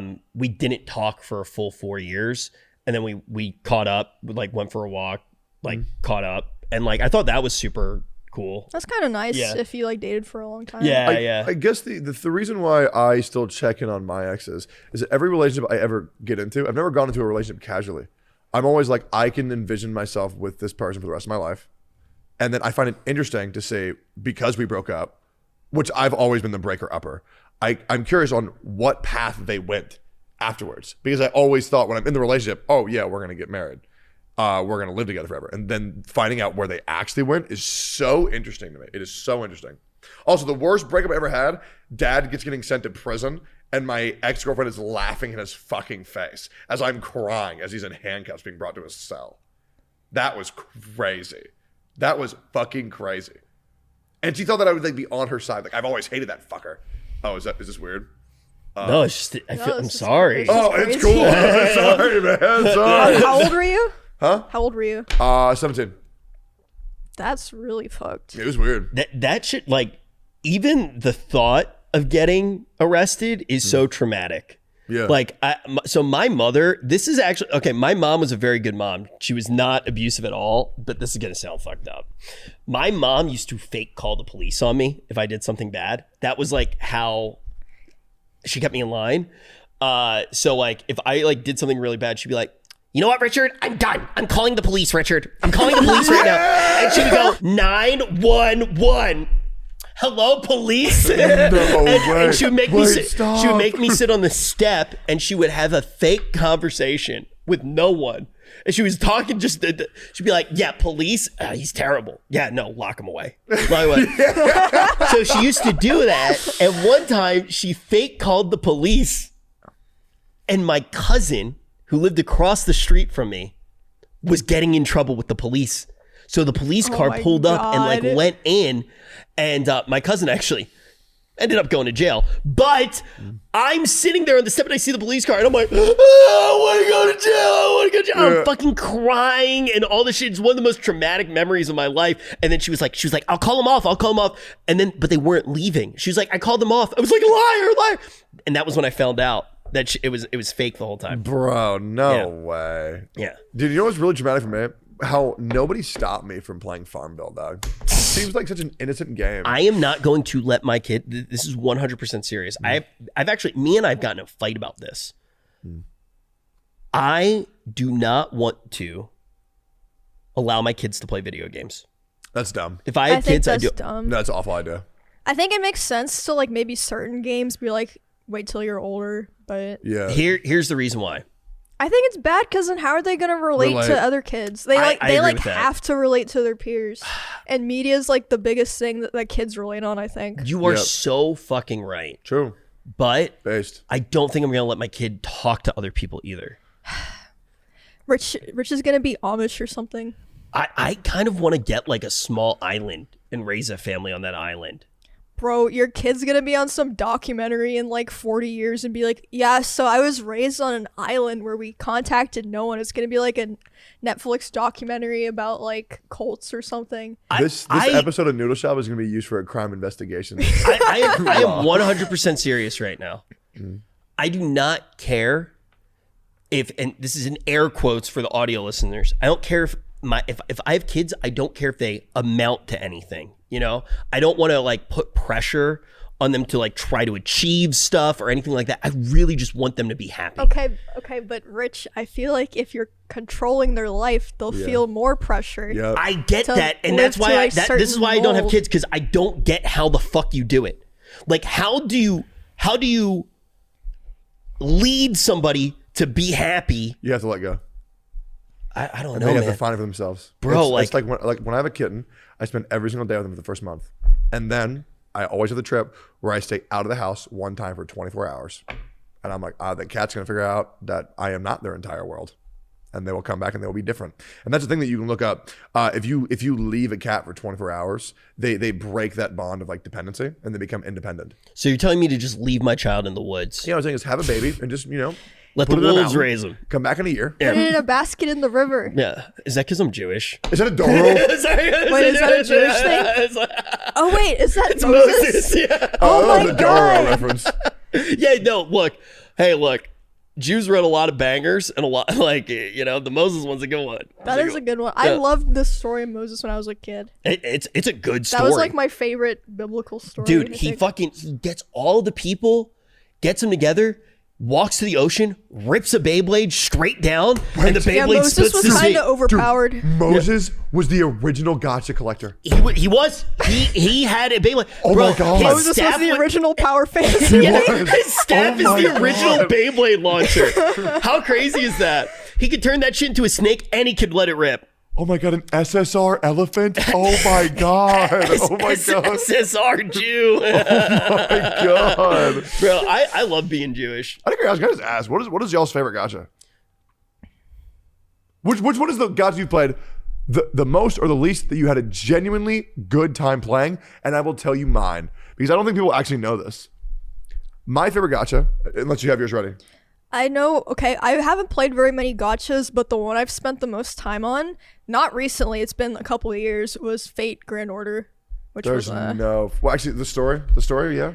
The story's not bad for some of the, what are they called, arcs, I guess. What did you like about it? I love Fate's characters. Like, I've said this before, I consider myself a Fate fan and a Fate hater. Yeah. Like, Fate is Yeah. so fucking dog shit, but it's so fucking good. I think the things Every that time- you truly care about, you will always be the biggest critic. That's my opinion. Yeah, but I really appreciate the way that Emmy looks at Fate. Like, I feel like it's every time that you talk about it, it's like actual critical thought. And it makes me Bro, want so to much enjoy the much of series. Fate is just stupid, and they have some amazing character design, like super memorable. And then some of their character designs are like, what the fuck is this? Like, how is this like the best you could come up with? But a lot of their characters are really fucking good. Like, Have you seen the Summer Skin Raiko? rank is that the huge titty one? Oh my God, bro. Can you pull up Summer Skin Raiko? I don't think I've seen this. I've never played FGO because it sounds like it would ruin my life. Rich. It's like the worst drop rate gacha, or it was. I don't know if it still is. Because it had no pity, right? R-A-I-K-O-U. Didn't it have no pity? Yes. Yeah, I actually I haven't played in a while, so I don't remember. I think that gotchas should have. That's not it. Put FGO. I'm telling you, bro. I think you Oh need to my- have pity in a gotcha. I agree. Wait, look up Beach Skin Raiko? Or like Beach Raiko? Beach Space? Yeah, try that. I don't think they called them skins. That one, dude. Oh, dang. My God. They have really good summer skins. Rich. They're not skins. Because they make them like whole. I mean, it's like the same character, but it's like a whole different like playable thing. Dude, Rich is another They dimension make them a different right now, class. bro. Is that not so fucking hot? Only game that has hotter skins than FGO, Azure Lane. Holy shit. Yeah, that one has pretty good ones. Okay, my favorite. What you looking up? Rich, what you doing? I'll let him You exist. said FGO, right? Yeah, FGO. It's good. This is game. Super underground. It's called Ooh La La Idle Adventure. It was possibly the funnest experience I've ever had, and also one of the worst stories I ever had from a gacha. So Ooh La La worked very differently, where it was one of the most, and it looks so childish when you look at it, but it is you, guess how cool it says, you and 3 of your party members, and they can be your buddies. You all idle together in a game. And you like grind and you like fight dinosaurs. Whether you're playing, you can play actively or you can just let it go. Okay? So it was a competitive race. Each one of these characters would either auto function or manually function based on whether you were in or off the game. So every single server had a race to be who could be the furthest after 15 days. So the more you're playing manually, the faster probably, right? Yes, but you can still play idle if you want to be casual. You can do either, right? But it's cool because I love connecting with people. And in this game, you are always connected no matter what. Whether my buddy was there or asleep, I could take care of their characters and help them progress, which That's I love. sick. Cute. It is, right? And every single 15 days, there'd be a new race to first on a new server where everything was wiped clean and you could just play. And if you were number one on that server, you got this exclusive dragon pet that you cannot get unless you ever hit rank 1 and only rank 1. Okay, so I partnered up with these one of my mods and 2 other content creators. One of them was Vulcan Games. He's awesome. There was another guy. I don't even feel like mentioning his name. So He's dead to me. no, he is. He is literally dead to me. Oh, shit, drama? After what he did. Drama? Okay, I fucking hate this motherfucker. I will never talk about this bitch ever I again. can't tell if this is like serious or not, because can't people like figure out who this is? Do you No, not care? there's no way. Oh, okay. And if they do, fuck Never- them, don't never care. mind then, Even if never they do, mind. fuck them, I don't care. Okay? Dude's a piece of shit. So we all make a deal. Me, Kenji, Vulcan, and the other guy. Okay? And we're all gonna grind to world first. But racing to world first means something. That someone needs to be active in the party at some point in the day. Okay? We split it up into 4 6-hour blocks. Now Vulcan is raising a full family. Okay, so we were more lenient with him. Plus, he's an amazing guy, still makes great videos, and he can do maybe about 3 or 4 hours a day. So me and Kenny say, okay, well, we'll do our blocks. We'll do like 7 each, and then the other guy will do his block. Okay, the guy says, oh, not really feeling it. After we've already committed, and after we've both already got $500 Is this each. why you hate him or something else? Yes. No, this is the reason why. They say, no, not really feeling it. Not going to do it. I'll be back in 3 days and they'll take my shift. And we're like, okay. So me and Kenji are now doing 14-hour shifts. We have a 2-hour overlap just so we can have morale and talk to somebody while we're doing this. So I play Ooh La La straight for 14 hours. He plays straight for 14 hours, okay? 3 days pass and we're number 1 by like a year. This motherfucker says, game shit, LOL, do it yourself. So for the next 12 days. Can you not swap him out for someone else? Nope. Wait, that's so annoying. Yep. Because he was boosted up with us. We couldn't find anybody else on that level. So we had to just deal with all of his bullshit, and eventually he would start falling off. So me and Kenji spent around maybe like $1,000 to $2,000 each by the end of this. Me and Kenji nonstop. Me 14 hours, him 14 hours every day for 15 fucking days. Because this motherfucker decided, oh, game shit, lol, I'm out. And then at the end of it, he still fucking clickbaited that shit, made a video, and said that he fucking did the whole thing, and that we didn't do shit. I'm looking this up. I'm I gonna will find out who him. it is. I'll find it. Yeah, okay, I'll say it. Bleep the name. Okay, out of there, bleep the name. Oh, I know who that is. Infuriating. But that being said, when we got first place, and I did get first place, oh my God, what a feeling. And I will also admit, I used to make Ooh La La videos. Some of the best content I've ever made. I had so much passion for that game. Bro, And then the gotcha. dev said, get this, in true gotcha fashion, we're done with that. That is the one thing with gotchas that's a little bit sad. Yep. It usually makes the most sense for the devs to make as much money as possible at the beginning and then make a new gotcha. That's usually what they do. Honkai Star Rails Endless Zone Zero. Hey, Hoyoverse, here we come. I mean, it's not just MiHoYo, right? I know. I mean, it's literally, so under the hood, the reason that it happens, it's gotcha games have some of the most predictable income out of any video game. Yep. So what they usually do is they'll make a game, then they straight up take like 60% of that revenue, flip it into the next game, then 60%, and then they continue to grow. It makes it very, on the books, it's a fantastic structure. It's a great company, and it's relatively recession proof. So that's why it happens. But I want to make a gotcha game so bad. so do I. Deep cut gotcha, though. You were talking about gotcha games that we like. This is a deep cut gotcha game that I feel like I've never really heard people talk about. Arc Hero. Never heard of it. Never heard Wait, of pull it. it up, pull it up. It might be Arch Hero, Arc Hero. So basically, it's like kind of like a bullet hell. And That sounds sick. it was super good. I didn't even know it was a gotcha game. I used to play this all the time. I didn't realize what gotcha was, and I would play it all the time when I was hosting, especially during Dota. And I remember my buddy Fogged actually was watching me play, and he was like, dude, you have to stop spending so much money. And I was just sitting there like using the facial recognition thing. It was like, ding, ding, ding. Wait, did you say Fob? Fogged. Do you know who Fob is? Fob? Fob Master? I don't think so. Dude, he's this dude who plays Genshin Impact. I actually love the guy so fucking much. Yeah, I don't think I this is know. actually tragic because his chat hates me so much that I can't talk to him because I know it's like bad for him. Oh, I know who that is because you talked Yeah, about I him think a he's bunch. so Yeah, cool. But like yeah. when a streamer's chat hates me, I'm like, all right, well, I'll just go ahead and see myself out because I don't want to cause him any problems. I mean, That's look, so sad. It is what it is. Just though, make them right? like you. Nah. I'm good. I'm good. that game is super good, Arcuro. So when you guys were talking about like Fate and when you were talking about Azure Lane, are those both like kind of like Epic 7 No. style? Like what's the actual gameplay loop? Azure Lane is kind of just like you have like these autopilots and then they fight and then you can press special buttons and they like blow up the ships and shit. Fate Go is like Wait, turn-based strategy. Epic 7 is turn-based strategy. I mean, it's Isn't an auto. Fate like kind of different though? I I mean, you can auto battle. E7 auto is an auto. Right, run. but like E7 is like Pokemon style combat, right? Where it's just like turn based. You could auto, Yeah. But like really Azure Lane is like little things float. You can press a button, they'll do a big ability. And that's it. But it's not like there's not like multiple abilities, like press big button. From what I remember. To be honest, dude, my experience with Azure Lane is pull the characters with big titties. Be back on stream in 10 minutes. That was my experience with Azure Lane. That game was so fucking hot. Okay, so like I've never played FGO and I haven't played. Can you pull up Azure Azure Lane. Lane Honolulu? Yeah, so those are the two that I haven't played. I've played Epic 7. Big shout out to my buddy.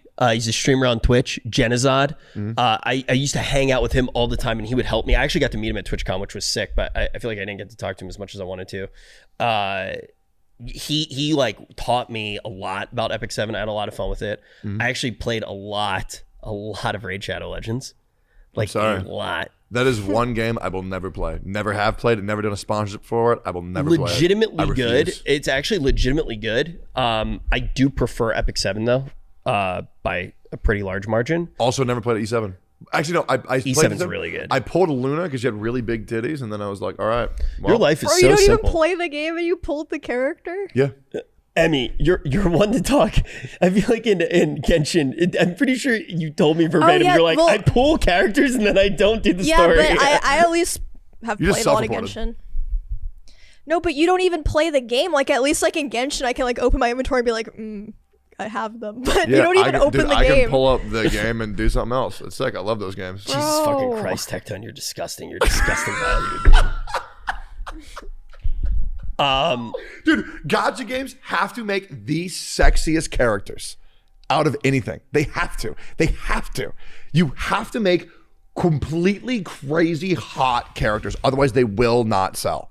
Either crazy hot or crazy broken. They have to. I'm That's why trying I to love think. them. I'm trying to think of games where, look, obviously, I prefer if like the characters are like hot, but I'm trying to think of games that I've played that were gotcha. Like, okay, I spent hundreds of thousands of dollars. Well, not hundreds of thousands, but I spent a lot of money on Diablo Immortal.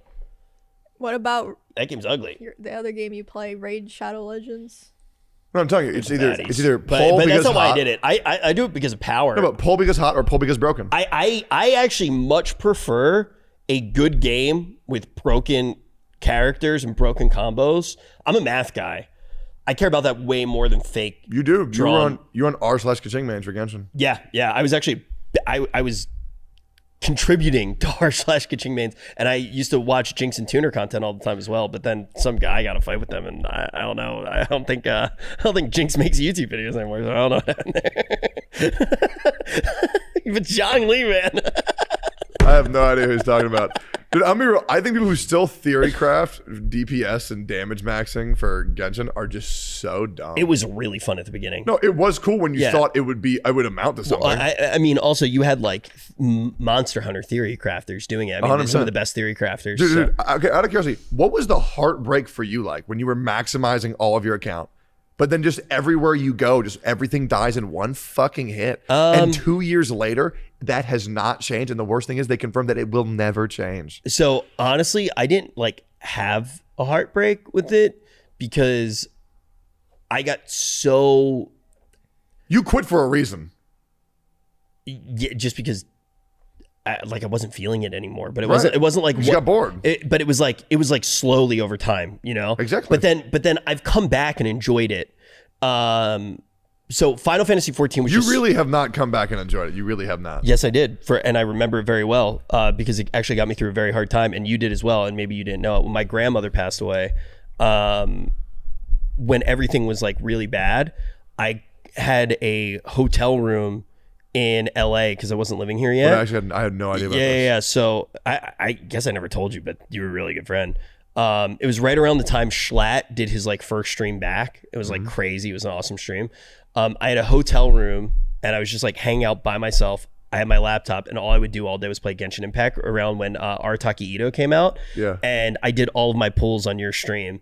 And I remember that. Yeah, that was like when like shit was really bad. So that's why I like wasn't streaming and stuff like that. I like just like went away for... Dude, for I actually really enjoyed that. That was really fun. Yeah, it was like really great night. Dude, really good memory. Dude, Genshin back then was still dope.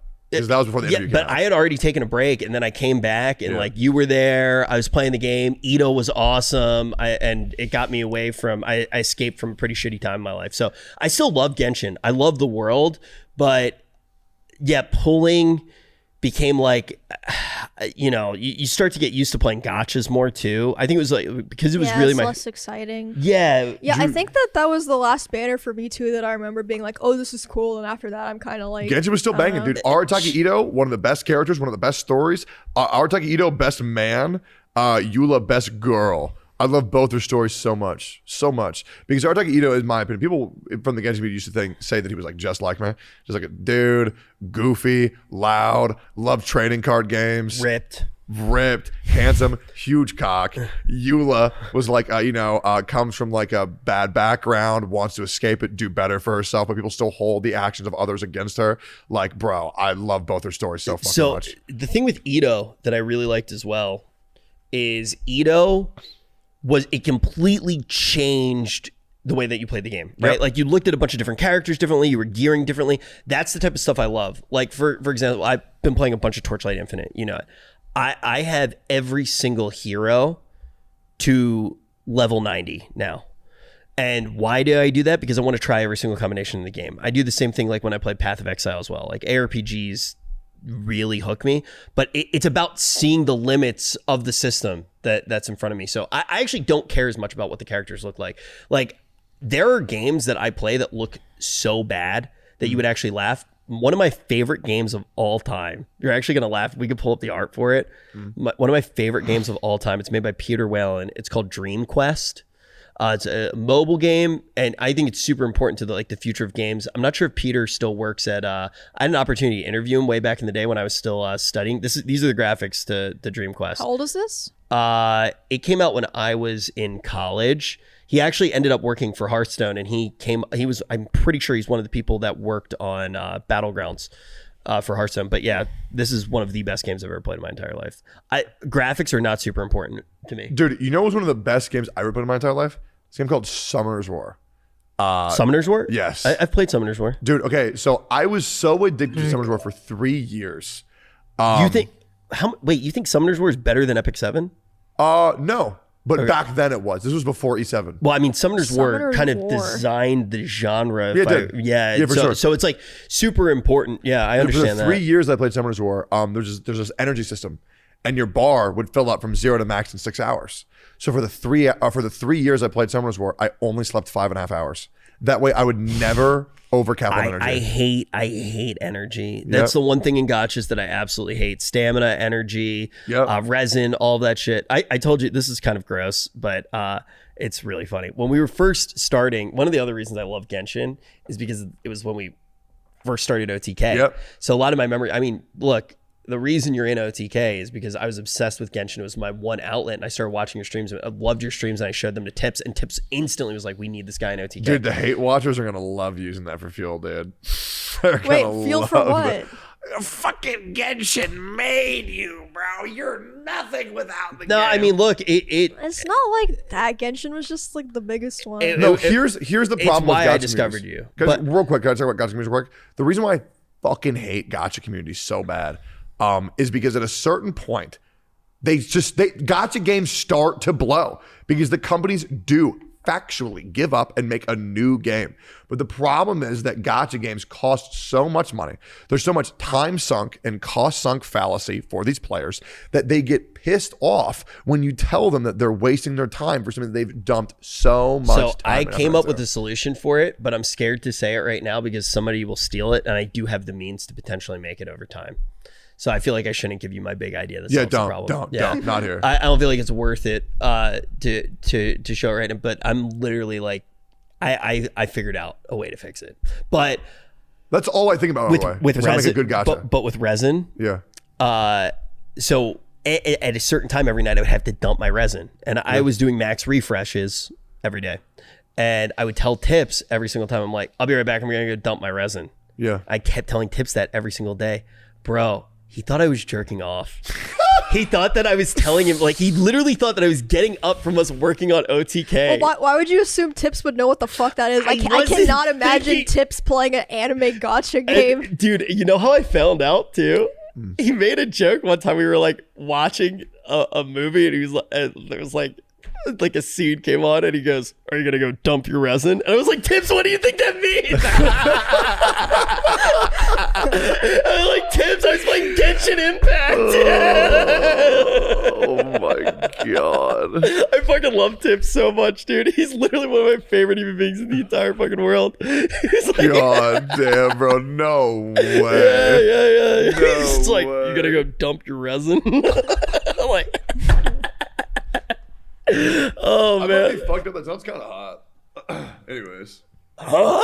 But yeah, no, I really like, I think the thing with gotcha games is they are evolving, and I think that not just for gotcha games, but if you look at ARPGs right now, the future of video games and the way that they're monetized is being decided right now. This is one of the most pivotal, it's really scary, turning points. It is very scary. I guess scary is what that's how I would it's so describe it. Undecided right now. It could turn out a weird way. But basically what's happening right now, ARPGs used to be very complicated, and they were like a chill game in a lot of ways, but they also had the potential to be super sweaty, and they attracted things, but anybody could play an ARPG. Like pretty much everybody has played Diablo or something like it. Like, have you played Diablo? Yeah. Pretty much everybody has. Maybe it was Diablo 3. Maybe it was something else. But ARPGs, everybody's played them at a base level. But then you have people who have played PoE and have made their Flicker Strike build. Or so I'm double dipping with a multiplier because I am going to be able to convert my phase damage all the way to cold, right? Like, that's me, right? I'm sitting there on Path of Building. I'm going super fucking ham. I literally had extra monitors set up to live search gear to Whoop. So it was like, whoop, whoop. And I'm like, oh shit, I can buy that right now, right? I'm like fucking crafting shit, like not fucking hacker mans. I got my POB going, like a whole fucking night. But the thing with ARPGs is they're actually perfect now that they're so easy to play, they're easy to interface, so you can play them on mobile. Yep. And you can have people casually doing it. So now interfacing is getting broken over time, and that in a good way makes everything easier to do in more places. Cross platforms very easy. One of the biggest struggles that was happening when I was still making games, they were interfacing issues. You would look at like when people were trying to make VR games. Making stuff in VR, I used to I would fuck up all the time. My like my frames would get fucked up, and I'd be like trying to code something, and I'd literally like be vomiting. Sick. You know why that happens? Why VR sickness happens? It's actually really funny. I've never gotten VR sick. Yeah, I because can't you've only play played VR good stuff. because of VR sickness. Yeah. I have really bad motion sickness. Do you know why VR sickness happens in particular? It's actually really funny. So your body thinks that you are high on mushrooms, essentially. So Really? Because there's a desync, your body can pick up on the pattern. There's pattern recognition. So your body goes, oh shit, I'm poisoned. And that's why you get nauseous. Wait, that's so sick. That's where the nausea comes from. It's like your body goes, oh fuck, I am poisoned. and you get sick. Wait, that's actually cool. Yeah, I used to accidentally make myself sick all the time trying to make stuff in VR. But the problem is an interfacing issue, right? What type of controls can you actually do with a VR headset? That was the big problem for a long time. So you have things like the Power Gauntlet come out, which was one of the most idiotic ideas ever, but it needed to happen. But there were some games that really did push them forward, which was brilliant. One of my professors in college, I had some really incredible professors at game design school. I remember them to this day. Well, you've probably played some of my professors' games, which is pretty cool. Actually, I believe I have. Yeah. Wait, what do they make? So one of my professors' names was Bennett Foddy. Yeah, you told me this. So he made Getting Over It. Yeah. Yes, dude. He also made QWOP. Fantastic. Shout out to NYU Game Design School. Is he the guy who voiced? Is Bennett Foddy the guy who also voiced it? I probably would Because the assume narrator, so. oh my god, I fucking love Getting Over It. Bennett's a genius. Then the professor who had the biggest impact on me, his name was Robert Yang, Radiator Yang, and he actually did a bunch of the texture work on Black Mesa project. Mm-hmm. That's Portal. Half-Life, yeah. So he redid all the skins on Half-Life. He was part of a really incredible team for that. And he taught me a lot. One of the classes I took with him was like modding. But he also is, I'm pretty sure, I could be wrong, he's the most banned developer on Twitch. Sick. Because he makes like a bunch of like gay sex games that are fucking incredible. One of them was called Cobra Club, which was literally a dick pic game. One of them was called Hurt Me Plenty, which was like a BDSM game. And if you messed up, it actually used the clock on your computer and it wouldn't let you play until like a certain amount of time because you like broke the trust with your partner. Really? Then there's another one called Drive Shaft where you're like basically like shifting gears on a car, and then like if you win, like your eyes when you shift gears, right, like go like and when you win it just shows the tailpipe of the car dripping at the end. So fucking funny. Dude's a genius. But he made, and I could be slightly off about this, but I thought this was such an interesting thing interface wise. He had made a game in VR, I'm pretty sure at a game jam, and if I'm wrong, I'm pretty sure like somebody will correct me. Yeah, but I'm pretty sure he made a game at a game jam called called Cheek to Cheek. And basically you were at... What? So it was called Cheek to Cheek, and it was a gay club sim, and the way that you moved was by looking at people's butts. And I was like, that is the most brilliant way to break the interface issue with a VR headset, because now the movement actually makes sense, and there's this ludic harmony with the narrative and the environment, and you're breaking the interface issue. Now the thing is with ARPGs, the interface issue is mostly being solved, and you have a game that allows every single person to play, because everybody gets, oh shit, big numbers, dopamine, loot explosion, all of these things that get people. Best loot explosion game. Go. I mean, stuff has evolved a lot over time, but I genuinely do think the best loot explosion game is probably Borderlands 2. Let's go! Yeah. Speaking of which, Borderlands Tiny Tina's Adventure. What a underrated fucking gem. The best DLC of all time is Borderlands 2, Tiny Tina's Assault on Dragon Keep. Dude. Yeah. Okay.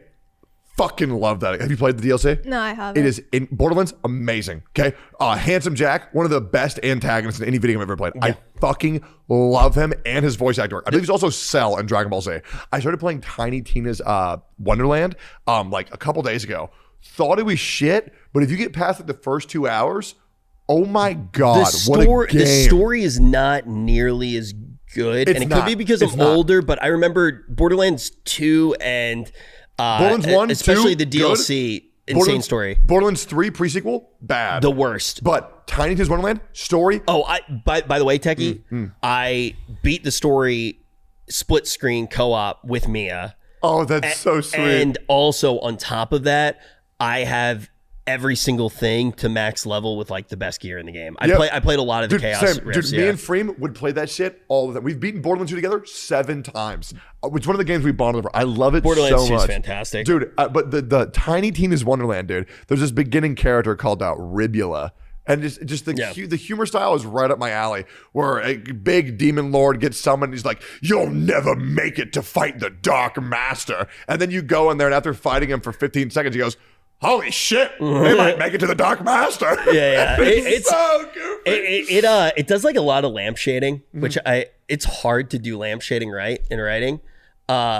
You know, to this day, the best lampshading that's ever been done is The Emperor's New Groove, my favorite anime. Dude, I fucking love that movie. Yeah, fantastic I've seen writing, it a million times. Dude, Cusco, such a good guy, bad guy. So well done. But yeah, no, this is a fantastic game. And also, I think there will be a lot more looter shooters that come out over time with multiple different camera. How do people not get, there should be more games like Borderlands? It's just talent trees, FPS, give loot. I mean, it's and happening. Now there's melee weapons too. It really is happening. I mean, and that's why I bring up the ARPG thing, because that's what's pushing it. But now the revenue side of it is what's really being determined. Yep. Every game could end up having gacha components in time. Yeah, to be honest, I think that's a good thing as long as it's not heavily monetized. I love the aspect of having no idea what I'm going to get, and I can get one sword. It is fun. It is. Because like there's no way to replicate that feeling of knowing that you got like a 1 in 1,000 chance. I love it. Now I am more they're being like, oh yeah, pay hundreds of dollars for it. But if it's just like keep grinding, play the game, and every single time you can do the same account, you have a chance of getting something good. Yeah, as long as you don't need it too. Exactly. Yeah, exactly. As long as you don't need it, it's fine. Like even if I don't get it, like if I'm playing a game and I see someone with something like really rare, I feel like that's exciting. It's too. cool. It's even, cool. Yeah, even if like you don't get it. So here's the issue. I agree. Right, having the rarity in the game is Here's great. the issue. I agree. I agree that it feels really good, right? You want to have stuff that feels like other people can't get it. Now, if a game costs $30 or something, oh my god, yeah. So in the game industry, yeah, a lot of time consumers are going to be referred to by a stat called LTV, which means lifetime value, and usually when I talk about the game industry, like very seriously on stream or anything like that, like people start vomiting. So it's a little bit heavy when you actually see how it works. So it's referred to as LTV, right? Mm-hmm. So the original issue. I've never heard of this. Yeah. So it's lifetime value. So you're basically taking all of your consumers and what they spend and breaking down over time the entire life cycle of them playing the game, how much money they are worth. So gacha games, that's awful, dramatically increase the LTV of a player because your whales are going to bring it up quite a bit. And before, if you made a game like Diablo, let's say, the LTV was like $60, maybe. It might have been a little bit higher if you hooked some of them to get like Reaper of Souls, for example, right? But you're essentially developing a whole new game at that point. So what ends up being difficult is actually creating new content, creating new systems. Mm-hmm. Yeah, the whole game industry is changing a lot. Yay. Well, Rich, gotcha games are over. Let's play a goddamn game, dude. Okay? I love this shit. Now here's what we're gonna play for points. Let's do 3 each, yeah? Oh, yay. Wait. Pick your 3 I know favorite. all these animes but one. Only That's 3? a really good one. One of these is my favorite, but I don't know if you guys know what this is. Pick ones that you know that would be pretty fun. Why do I have these 3? Because I would have gotten these. Okay, you guys will probably know what this is. Wait. Okay, I guarantee y'all 3. Try to get ones that you think will know. If you guys don't get mine, you're fucking fakes. Okay. We'll each do one, okay? And we'll do a contest for who gets it first, okay? Person who has the most points at the end wins. What do we win? A high five from each of us. A host. Wait, so we pick 3? Please, God, please. Yeah, we pick 3. Okay, I will go first, okay? Wait, so we win by yelling it out first? Yes. Okay. Yes. First one. Child enslaves animals and forces them to... Pokemon. There it is. Emmy gets the point. All right, Emmy, you go. Okay. A high school chess nerd plays Simon Says to pay for his girlfriend's Pizza Hut addiction. Could you guess? Yeah. Let's go! Fuck, they're so obvious after you say them. Gifted children play an intense game of tag to avoid attending dinner. Promise Neverland. Nice. A gay vampire relentlessly stalks his stepbrother's family and friends. I feel like I know this one. Wait. Say it again. A gay vampire relentlessly stalks his stepbrother's families and friends. His stepbrother. Yeah. I feel like I know this one. A vampire. Gay vampire. Gay vampire. Yeah. Ho ho. A gay vampire. Well, this is actually killing me. This is so obvious. It's ridiculous. A gay vampire. But the problem is when know you say this. gay vampire, my brain goes so many places that are not this game. Where does it go? I'm just like, dude, I'm imagining that one scene in Interview with a Vampire. Like, I go to Anne It's Rice going novels. away in 5, They're floating in the air. I can just see the vampire 3, butt. Stepbrother. 2, 1, done. JoJo's Bizarre Adventure. Oh. That was hard. No, a gay vampire chases his stepbrother? Bro. That's hard. Is it my turn? Yeah. That one was hard. Okay. An evil bear kidnaps children and forces them to reenact Better Call Saul's final season. A what? An evil bear kidnaps children and forces them to reenact Better Call Saul's final season. I'll give a hint. This is also a game. A evil bear. Oh, Danganronpa. Yeah. I wasn't sure if you guys would get that if I didn't say game because it's Yeah, like the anime yeah. is a recreational game. I'm doing fucking terrible. You're killing it, dude. Well, it's because I got the easy ones. Handicapped scientist fights Hitler to avoid drinking milk. Dr. Stone. No. Read it again. Emmy a chance to steal. Scientist. Handicapped scientist fights Hitler to avoid drinking milk. Fullmetal Alchemist. Brotherhood. Emmy had a chance because you got it wrong. You should have gotten punished. No, bro. I just give a guess. It's okay. Is it my turn? Yeah. Yeah. No, it's my Oh, wait, no, it's Bro, Tectone. I, My bad. I My bad, love Tectone. this. Can we do more than 3? Yes. Okay. All right. High school dropout sims for a girl so hard it kills him repeatedly. Chainsaw Man? No. Kills him repeatedly. Ray Zero? Oh. Yay! Yay. Why is your brain so much faster than mine? It's because you're old, Rich. You're like, Ray-Zero. Okay. History nerds fight each other for a large cup. Fate. Yeah, it's Fate Zero. Yeah, right? yeah. It's pretty Big. much all I of it. I got one. Yay! Wait, I gotta pick a new one now. A gay clown orgasms as he fights Hold on. children. Is he gay? Frank, Yeah. I would have. I don't think he is. He's combat sexual. Yeah, lust for combat. Yeah, he's combat sexual. Let's go. I'm gonna read that out loud because I got that pretty quick. It was a gay clown orgasms as he fights children. The answer is Hunter x Hunter, obviously with reference to Hisoka and gone. Yeah, he's just combat sexual. All right, I'll go. Should be super easy. A handwritten murder mystery. Death Death Note. Note. That's rich! Yay! Oh, he was a little faster. Okay. A little girl embarks on a journey to explore her mom's hole.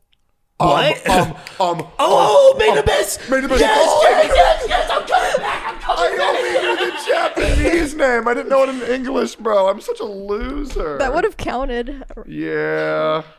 I don't want to look like a weeb. You know what happened? I was talking about One Piece Film Red to my friends. And if you haven't seen One Piece Film Red, it was very good. It's more of a music video I need to watch than an it. actual movie. And I was talking about the singer. Her name, the character name is Uta, but the singer is called Ado.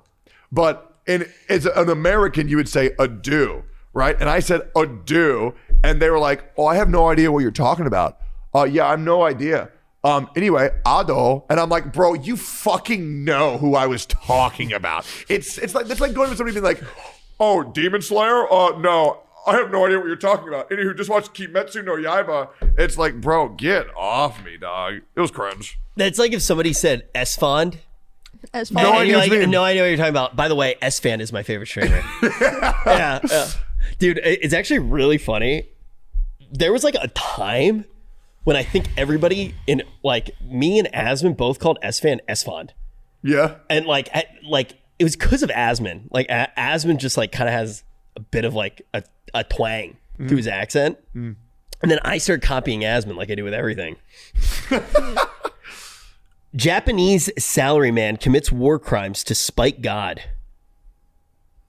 Japanese salaryman commits crimes to despite God. To spite God. To spite God.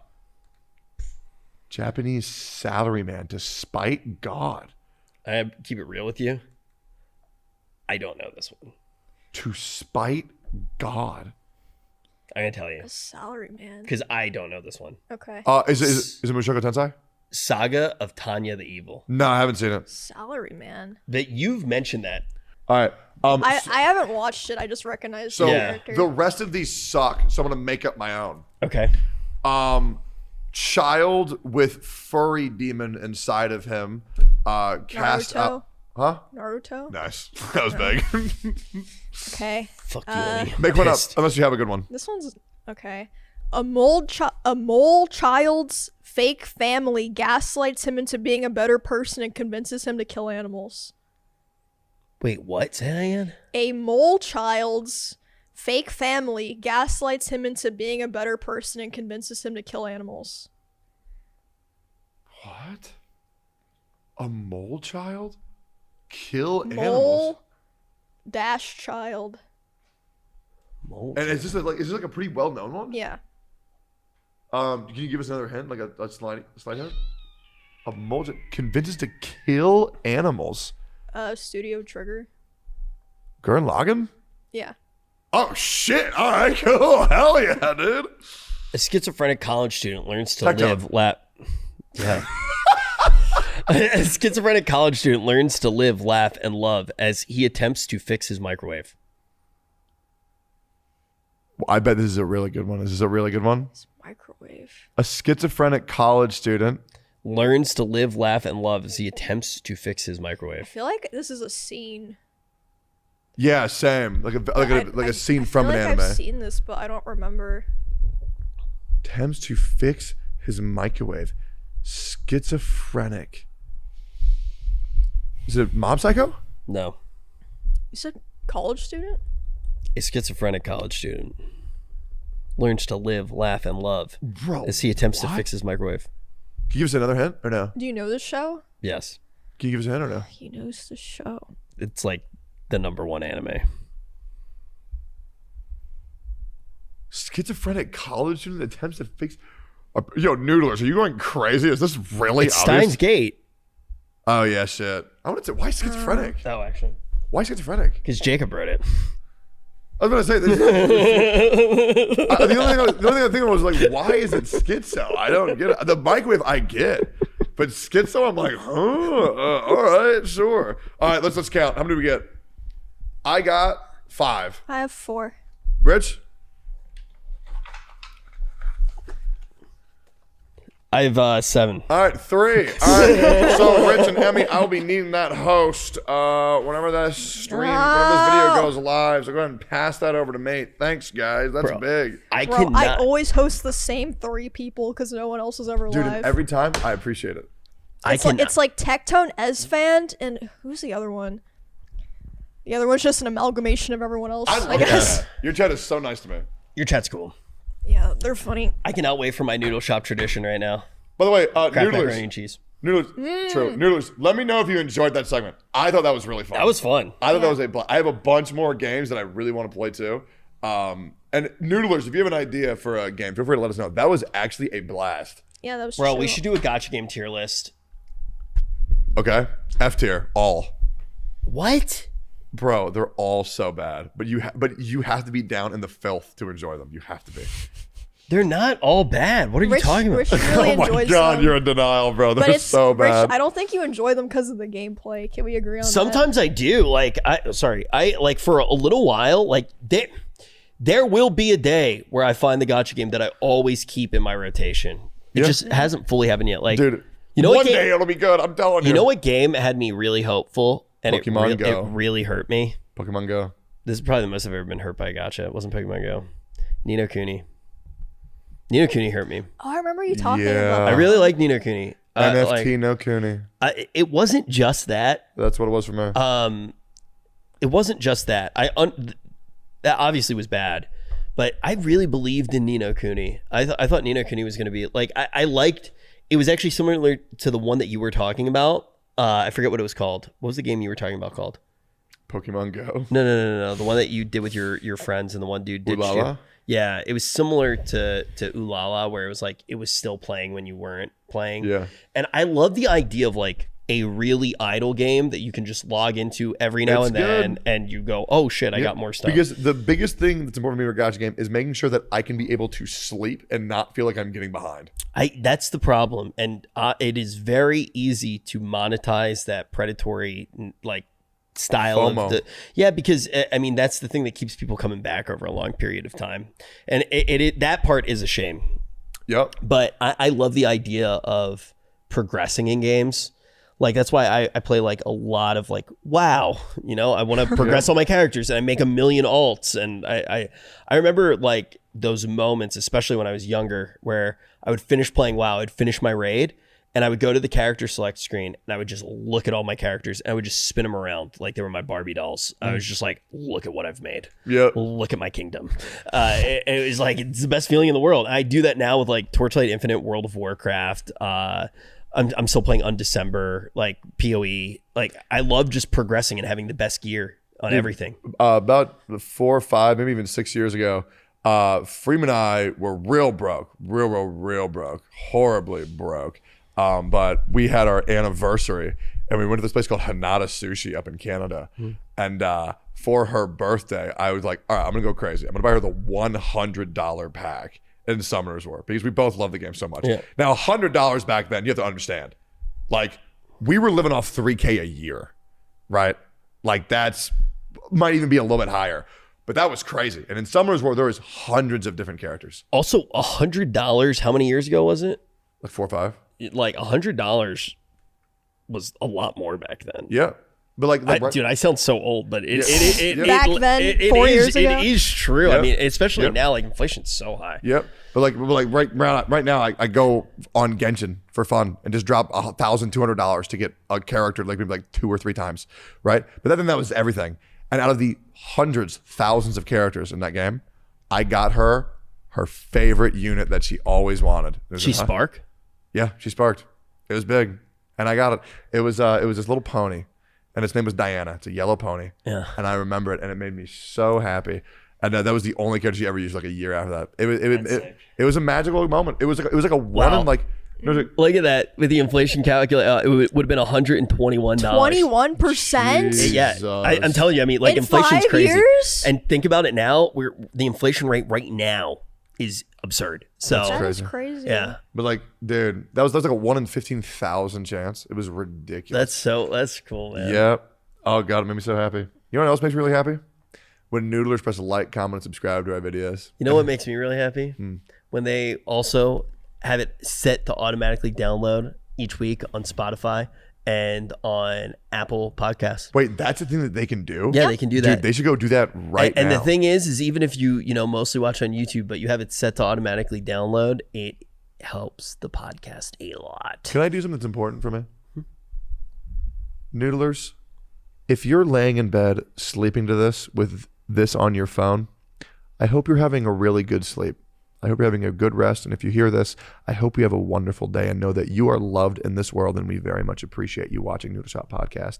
And Rich, Emmy, and I, we love you. And we hope you're having a wonderful sleep. I want to talk more. Go for it. Yeah. Go.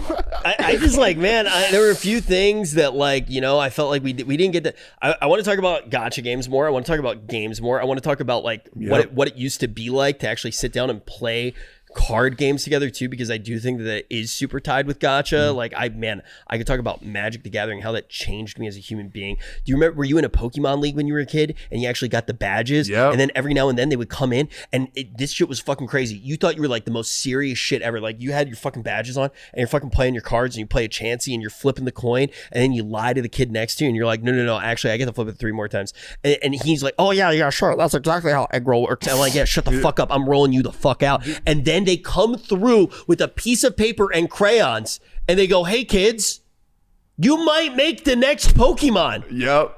Bro, and they're like, what Eevee evolution? And they stole my Eevee evolution. I'm telling you, I made that fucking Rich, Eevee. the podcast is over. Wait, the production's putting awkward cat on the screen. But for real, like, I really don't think, and Noodlers, we love you guys so much, and we really do. And please hit the bell for all notifications. I hope you guys know, like, we want to do longer episodes. I at least want to, but like, dude, the time crunch is crazy. Like, I don't think they know that you fly out from LA every time to record an episode. Like, it is crazy. Like, but with the time that we have here is always so nice. But I hope eventually we can just actually do an episode where I want to talk about everything to completion. every single time one of these episodes is over, when I'm like, all right, we probably have to stop it here. I'm like, bro, I have so much more I'm gonna to keep it talk real, about. Tectone. Keep it a buck. I think the reason why we have a good podcast is because even if we kept talking for 5 days, we would never be done. I 1,000,000,000% Like, agree. I think the fact that we have that feeling is the reason why the podcast is good. And yeah, we're fucked up people, all three of us. We could probably talk. Especially this one. This one's a freak. If only you knew how bad things really were, Tectone. Can't handle that. Holy fuck. That's one of my favorite lines to use. Holy fuck. If only you knew, Rich, how Jesus truly fucking awful things Christ. are. Well, see y'all next week. Johnny. Good night, everybody. Bye, noodlers. Good morning, I guess, if they're watching when it got released. I Goodbye, wanna my talk children. more. It's Father signing out. We'll talk more next week, Rich. It'll be good. It'll be my in Rich will be Japan episode. Japan. Yeah. Leave us here. I'm gonna get presents. I'll bring presents home. Can we do a present episode? Yeah. I need to figure out how to do the thing where people ship back their souvenirs because I don't know if I'm gonna have room because I want to get stuff for several Watch Emmy's people. stream when she's in Japan, by the way. Yay. I think that they might have already ended it, but throw this in. But guys, be sure to watch Emmy's stream when she's in Japan. She's I going to be think there I for would have 2 already weeks. done more than half of them by the time this goes live, I think. Leave that in there. I'm sad and fucking useless. I'm fucking useless!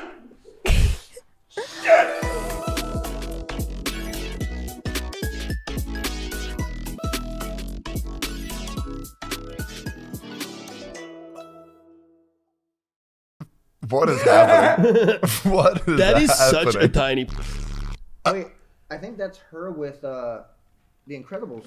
Anyways, sir, how about that Love Hina? Okay, so anyways, What? We seriously need our other podcast members back. We're not responsible enough to have a show.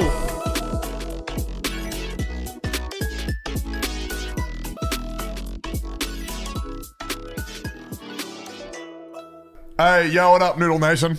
Emmy's dead. Folks, it's time for another episode of The Noodle Shop. My name is Rich, and I am next to a cardboard cutout of Emmy because she's in the middle of Japan somewhere, and somehow we have failed to actually make sure that she's in a location where she's able to call in. But Tectone's still here, just like every week, and we have Seer here as well to talk about everything that's going on. We have some weird shit to talk about as well. First of all, Sarah, pleasure to have you here, man.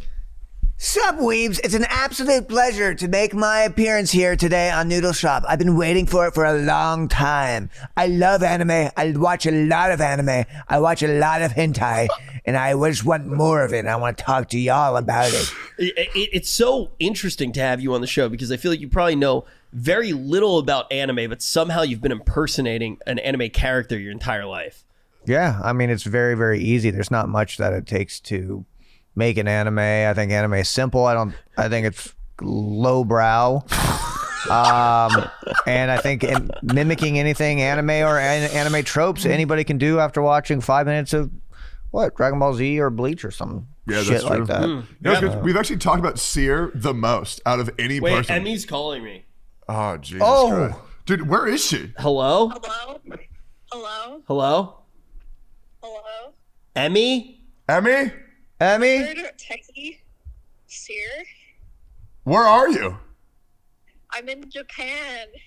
Well, that's not where we're at. Fuck you guys. What? You can't say that. Wait. Why didn't you Huh? why didn't you come? To Japan? Don't you dare say Because that. you left and then you told us that you were there. We didn't have an opportunity. You know what actually is true? I could have gone to Japan. So could have I. But wait, you want to know why? Why? Anyway, so basically what happened is I was supposed to record at a studio, but the studio was locked. I waited out in the cold for an hour, so I can't be on the episode this week. I'm sorry, guys. I'm in the cab back to the hotel now. Wait, you didn't even wait an hour and 15 minutes? Wow. Cringe. But I could have gone with Emmy to Japan, though. I bumped into her at the airport. No way. Deadass. I'm glad you We stayed. actually did. Rich was eating He was eating like a breakfast burrito. No way, dude. That's so cool. And That's I on was like, brand. Back to LA. Yeah, I was like fucking like really out of it too. She scared the shit out of me. But yeah, no, Emmy was on her way to Japan. How was your flight? Like, how's it been? I haven't really spoken to you since you were there, besides in like text message about you being on the show. The flight was great actually. I slept the whole time. It wasn't bad at all. And then since getting here, I've enjoyed it a lot. It's nice. Wait, have you guys been to Japan before? The best part is the convenience stores everywhere. I have. The 7-Elevens are real nice. Yeah. I feel like we're a There's bunch one of like every, grandkids 5 talking to our minutes. grandma over the phone. Well, But, I'm excited for the episode when Emmy comes back so we can hear about all her stories. I'm just enjoying my time talking to Emmy. I'm not trying to min-max it for the episode or anything. Yeah, I know, I get that. But the noodlers are gonna miss her. we get to use you in the thumbnail now. Yay! What'd you say, Emmy? Do you have a cardboard cutout of me at least? Yeah, but your cardboard cutout, I don't know who made it, but it's like way smaller than mine. Hey, Seer, stop. That pisses me off. Oh my What are god, you what the doing? fuck, Seer? Wait, Seer. What did he do? Nothing. Wait, Seer, go grab my cardboard cutout and put it next to Emmy's to show size comparison. Like, I don't know who was in charge of these cardboard cutouts. Bro, you look I like a enormous. massive compared to your cutout. You guys Jesus. one picture from Japan. Oh yeah, we'll add it to the show. Like, who did this with the cardboard cutouts? Wait. I'm gonna take a picture and send it to you of this. Here, wait. 1 sec. Wow, I'm like so bad with my phone. I actually look like a 90-year-old. You do. All right, Seer, hold it up. Bro, that's actually low-key creepy, bro. That's it is, actually right. creepy. Let me send that to Emmy. Wow, we're like fucking 90-year-olds. Okay, so my SIM card, it seems like I cannot do anything on my phone while I'm in this call, so you'll have to look at the picture after I hang up. But it's a picture of a display in Shibuya that I thought was pretty sick. Yeah, well, I'll throw it into the episode, and then next week when you're back, we'll do like a giant episode. And we'll talk about everything. Yeah. Did you get me and Tectone anything? Dude, don't say. I don't know. I don't want to get spoiled. Well, you don't know if she even got you anything. No, Emmy, of course she would get me something. Next episode. See, it's called See? foreshadowing. She's See? gonna Emmy, get me a katana, a wakizashi, and a tanto, please. Wait, Emmy, give me a dog. Give me a little Shiba Inu. Guys, you have to subscribe. Dog. You have to subscribe to see what Emmy got us. Emmy, I'm sorry you had to wait out in the cold. We miss you. It's all good. I'll see you guys in like 5 days. All right, bye, Emmy. Bye, Emmy. Bye. Bye guys. Have fun. Merry Christmas. Merry Christmas. Christmas. Bye. Bye. God, I hate her. As a Jew, I was gonna say, as a Jew, it's really fun to say Merry Christmas. Is it? Yeah, you just Dude, feel like Hanukkah slaps. Happy No, it Hanukkah. doesn't. Only guys say that. You get 12 presents. First of all, it's 8. Well, they nerfed it? Damn, I didn't know you were racist. Jesus fucking Christ.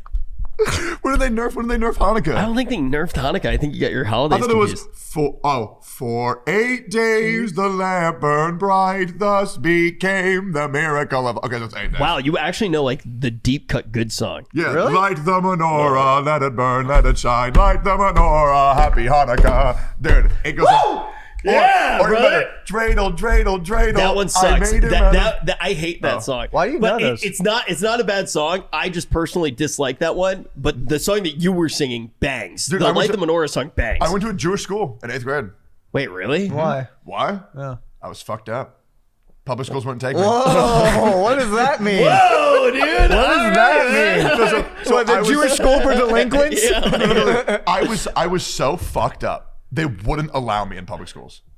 Why did us Jews take you in? Like, because it cost money and we paid a fee. And oh, okay. So I am merely saying what happened. That's really fucked up. so you like you kind of got it like that then, like as far as you know some Jew stuff. I do.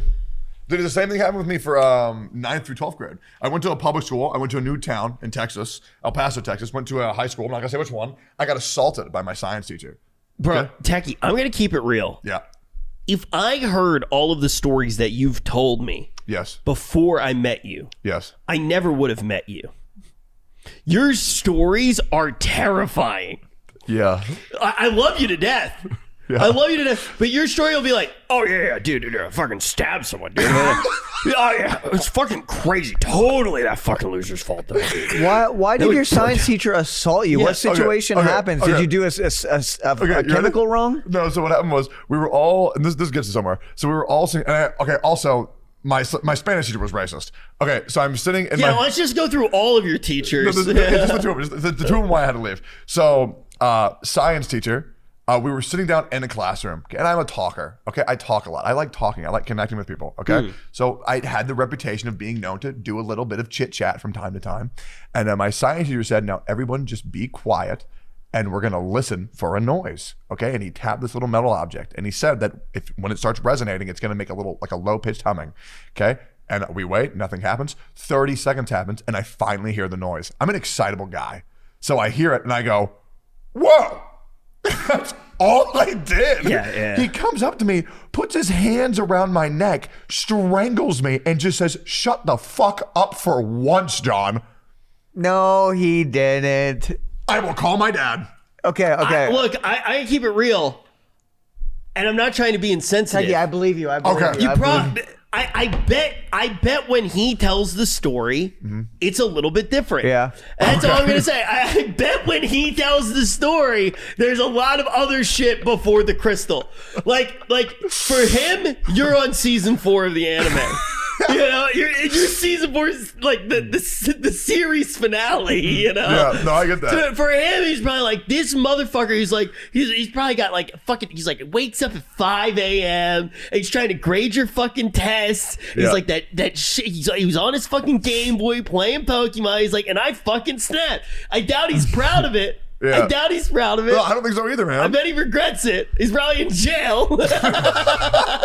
Oh, and let me do it with my Spanish teacher, okay? So my Spanish teacher was failing me. So I didn't know what I was doing because I was writing down all the right Spanish words, past and present participles. I used to know all that stuff, right? The difference between gender and the nouns. I think that's what it was. It's been a long time.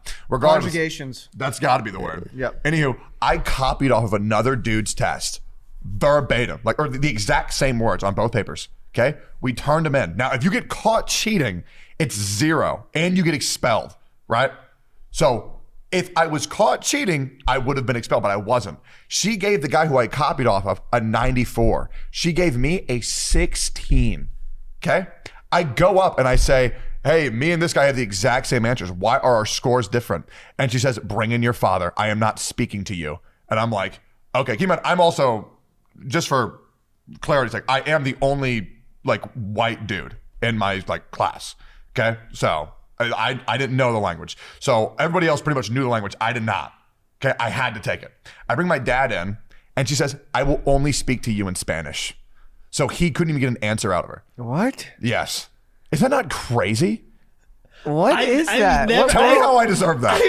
I've just never. This is the first time ever that I've been in a situation where somebody's like, I'm white.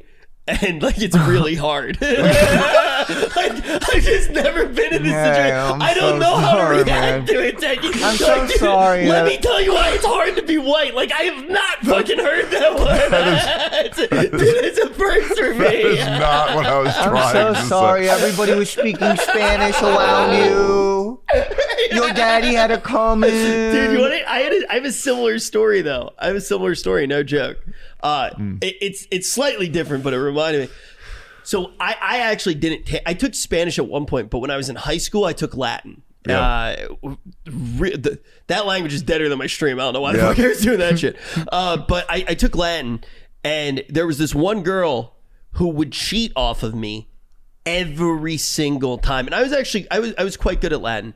One time, I had been playing WoW a shitload. I really didn't know my shit, and I fucked up really bad. I fucked up. For clarity's sake, how old are you during this? I'm in high school, so Well, so that was like 2 decades ago. 16, 17. Okay, cool. Yeah. It literally half of my life ago, right? I'm doing the test, and she would cheat off of me, and I did really bad. It was like the first time I ever did really bad. And she comes up to me and she starts fucking screaming at me. She's like, "How the fuck could you do this to me?" No way. And she's yelling at me. And it's not like we had like a thing where it was like, oh, she's yelling at me because I you know what's crazy? Huh. She's a fucking doctor. She's literally a doctor. She's a doctor. How are you keeping up with her? What? How are you keeping up with her? How do you know this? I don't hate her. We were pretty good friends. Do you think I would just let somebody who I wasn't friends with like cheat off of me forever? I probably would have like at some point been like, yo, chill the fuck out or fucked with them or something. Like, but there wasn't like an agreement that she could cheat off of every single one of my tests. But she yelled at me. That's awful. I thought that was Did she yell at you in Latin? no, Was she like, "E pluribus unum"? I would have had to yell at myself in Latin first for her to be able to figure it fucking out. she didn't know fucking shit about Latin. I was over here fucking transcribing Pygmalion. And she's just fucking, at the end of the day, who gives a shit? Was your experience in school good, sir? No, I hated it. Why do you think he is the way he is? There's no way this guy had a... Dude, I agree. Yeah. I've never had a good school experience ever. No, I hated school. That tell sucks. us something that happened. Tell us a crazy story. You've told me some pretty fucking crazy ones, Vincent. Like, Sear has some crazy fucking stories. I know. This guy's fucked up. Well, it wasn't that bad. I mean, this is more at work. I worked at Jack in the Box. And I was the only white person at that Jack in the Box. So Oh, I I'm was so sorry. Yeah, no. Amy, how did you feel about that? So listen, I was called a Howley. All right, that's what they called us. What? A what? A Howley. It's like a white person. It's like white person slang. Can we include this? No, it's not. It's not a bad word. I talk about it on stream all the time. Okay. Anyways, I had an internet girlfriend, and I was like 16, and I remember going to the guy who ran the drive-thru. I went up to him and I was like, "I got laid last night." And he was like, "Motherfucker, no you didn't. You wouldn't walk or talk the way you do if you did." And that was that. What were you referring to? What did you do that What did night? you do, man? What did you do? I had a picture of her as my my like, it was an old flip phone. I had a picture of her as my wallpaper. Wait. And I was like, "I got laid last night." And I had never even met her. Oh my god. Did you ever confirm if that was what like internet significant No, others I never didn't. look like? I didn't. And I've been catfished multiple times. Dude, they didn't Sam. What, Dude, what did you do that night though that you felt confident enough to say that you got laid? I lied. I was just lying to him. I didn't do anything. you I did. was I masturbated the night before. Okay, I cool. did. Sick. That was about it. Imagine walking up to your boss, just being like, "I jerked off last night," and then showing him the picture. No, it wasn't like that. I jacked off last night. No. It's just he was always giving me shit, and it was just kind of like that. And I just went up and I was like, "I got laid last night," and I didn't get laid. And in fact, I didn't get laid for another like 6 years after Bro, you know, that. the funny thing is that's probably, but this is probably how people like react to me saying anything, because it's like, yeah, I have a girlfriend. Oh, can I see a picture? And it's like, no, dude, I've watched her before, dude. Just don't believe me at all. When did you lose your virginity? I was actually 18. It was, yeah, Dude, see, 18. Sear to me is like the coolest guy like on earth, right? But your stories to mine, because I feel like I'm just an absolute loser. So knowing that our lives are still so parallel, it makes no sense to me. Yeah, at all. I feel like Sear is a like child was Morbius before he was a vampire, you know. And just like, I haven't seen Morbius, so I like really just threw that one out there. I'm pretty sure he's like dying. Listen, I do have to tell you. I was a member of the anime club in Hawaii, What? and I would eat lunch with the anime nerds. Why do you call them nerds? So hey, Well, I was one of them. Why I did you say actually anime was. kids? Let me tell you, bro. I wore green cargo shorts, flip flops. I had a bowl cut, acne, gold rimmed glasses, and I wore a Mega Man shirt that said, "I'm all that." And okay, this part's really embarrassing. I would wear those Chinese button up shirts. You know, the ones with the little loops? I had that too. Wait, did you ever wear the Naruto headband? No, I wasn't that socially incapable. Yeah, I never did that. Yeah. Your science teacher hit you? I probably deserved it, Choked man. you? I said, if you were wearing a headband, I'd choke you too. You fucking weeb! Just shut the fuck up! By what? Dude, I used to get bullied all the time for being a weeb, man. All the time. But now it's the cool thing. I mean, look, it actually is. Like, being a weeb is cool. Yeah. The thing is, I'm happy for all of the moments where what I did was viewed as not that cool because it made me a better person. I agree. Long term. I'm not sitting here saying, like, go find your local nerd, beat the shit out of him, throw him into a locker. It builds character. Like, I'm not saying that, but I'm happy for, the fact that it wasn't just like I had resistance, which made me grow. Yeah. I didn't just like walk around and everything was like super easy. Like, I was super happy with I everything. think the problem with me is because I've lived a life where I always did the thing that was perceived like seen as like lame and like dumb. There's like this weird mentality now where like I'm still the same way. I like things if I like them, not because I've heard lots of good things by them from other people. It's like there's this one quote where it's like, mass appeal does not equal universal truth. And so now sometimes when I don't go along and I say, oh, the popular thing, oh, that's the good thing. Sometimes people think that I'm like trying too hard to be like different when in reality, I think I just think there's something wrong in my brain where I just don't like, I guess, more socially accepted and widely regarded things. Yeah, you have so much trauma that you can't help but to be a hipster. That's gotta You should throw that beanie back on and go to Brooklyn, brother. You're like, hey, you literally belong there, man. Trust me, I was there too. But yeah, no, I see where you're coming from. Like, on the real, I see where you're coming from. Because it actually hinders me a lot. I don't think it does. No, because if I just liked the things that were more popular, I'd be able to connect with more people. You'd be relatable and you'd be able to monetize that and make like 4 times the amount of money. You are who you are, and it's a beautiful thing. Now, you want to hear something crazy? You mean that? This is I mean, look, Thanks, we have Rich. podcasts together. You're literally one of my closest friends. Now, Thanks, Rich. I love you. the thing is, now every now and then, some of your takes, I'm like, Jesus fucking Christ, he's serious right now. You are dumb sometimes. I am definitely stupid sometimes. You're just dumb. I wish I would realize. Just kidding. Hey, Emmy, chill. Emmy. This is actually an interesting thing that I learned when I worked in music, and you don't have to work in music to know this. A lot of people who are watching probably do as well.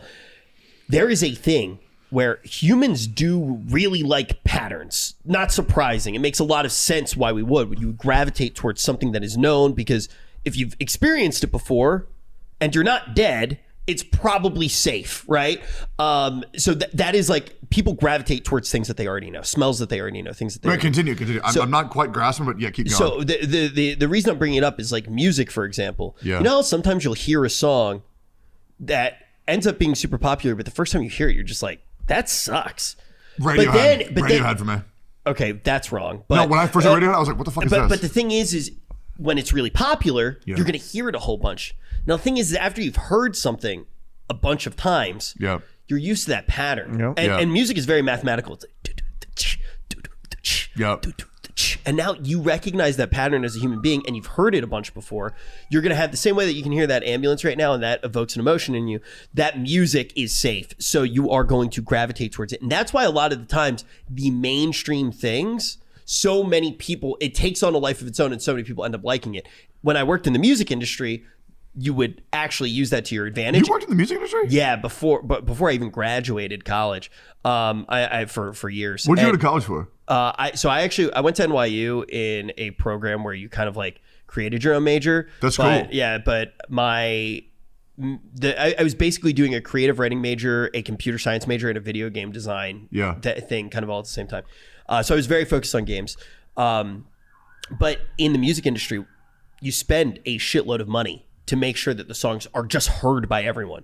You want people to continue being exposed to the song. Yeah. Because once they create that bond with it just by hearing it a lot, they are more likely to enjoy it, and now you have a song that people are going to stream a lot and people are going to listen to a lot. That makes sense. Yeah, so a lot of what you're saying is you're actually instead of just getting used to stuff, you're actually seeking things that you know that you like, which is will lead to a lot more enjoyment in media. So I respect it a lot. But you were talking about losing your virginity, and I'm still thinking about that. How did you lose? Is it a good story or crazy pivot? I met a girl on MySpace. She came over, rocked my socks off, learned how to have sex. Was she more experienced, or was it new for both of you? She was 27. She was from Japan. She was in town. Like, that was about it. So, what? Wait, how? And you were 18? Yes, I was 18. And you bagged a 27-year-old girl from Japan? Yes. What did you say? Bagged? My bad. I would say it was more the opposite way. She bagged me. Like, Oh, you were the treasure? yeah. I mean, yeah. So when I lost my virginity, I don't think I've told this story on the podcast, but I think I may have told at least one of you before. I did not know what to do with the condom after. You told this. I haven't said it on the podcast, You have. right? Wait, really? Yep. Really? Yes. When? It was 2 episodes ago. When the fuck did that come up? Dude, you talk about sex a lot, Rich. No, I don't. Well, here's the thing. You do. When I was getting laid, I for the first time, I couldn't believe that it was happening. My mind was blown. I remember getting a condom. I remember putting that thing on like the wrong way first, and then you flip it over, and you're like, oh my God, I hope there wasn't jizz on that other side of the condom. Anyways, you put it on, you go to Slamville. And I didn't know what to do with it either, so I actually just kept it on and reused it multiple times that night. No way. That Armor is, equipped. she was okay with that. that is She was like, yeah, that's how I it's can done. see her walking around with a fucking piece of rubber between her. that is so gross, bro. That's funny as shit. That is so unsafe. That is so You have disgusting. a child walking around out there somewhere. I didn't know. You have a fucking child walking around out there. Oh my Holy God. shit. How many No, times she do you was think like, yeah. you might be in the Guinness World Records for reusing one condom? Yeah, the most. we went to Shagville about 3 times that night.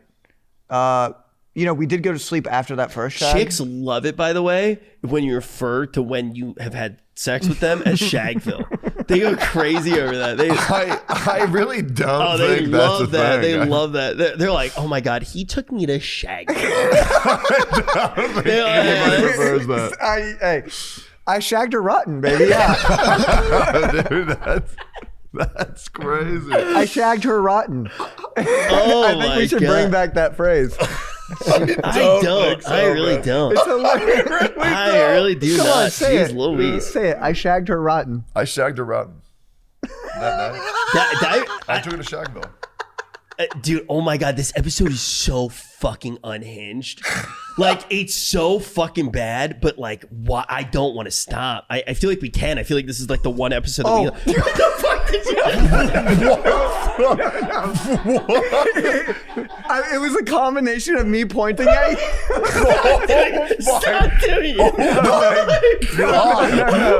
Where is the editor? Oh my God. No, it was a combination of me raising my hand and pointing at him.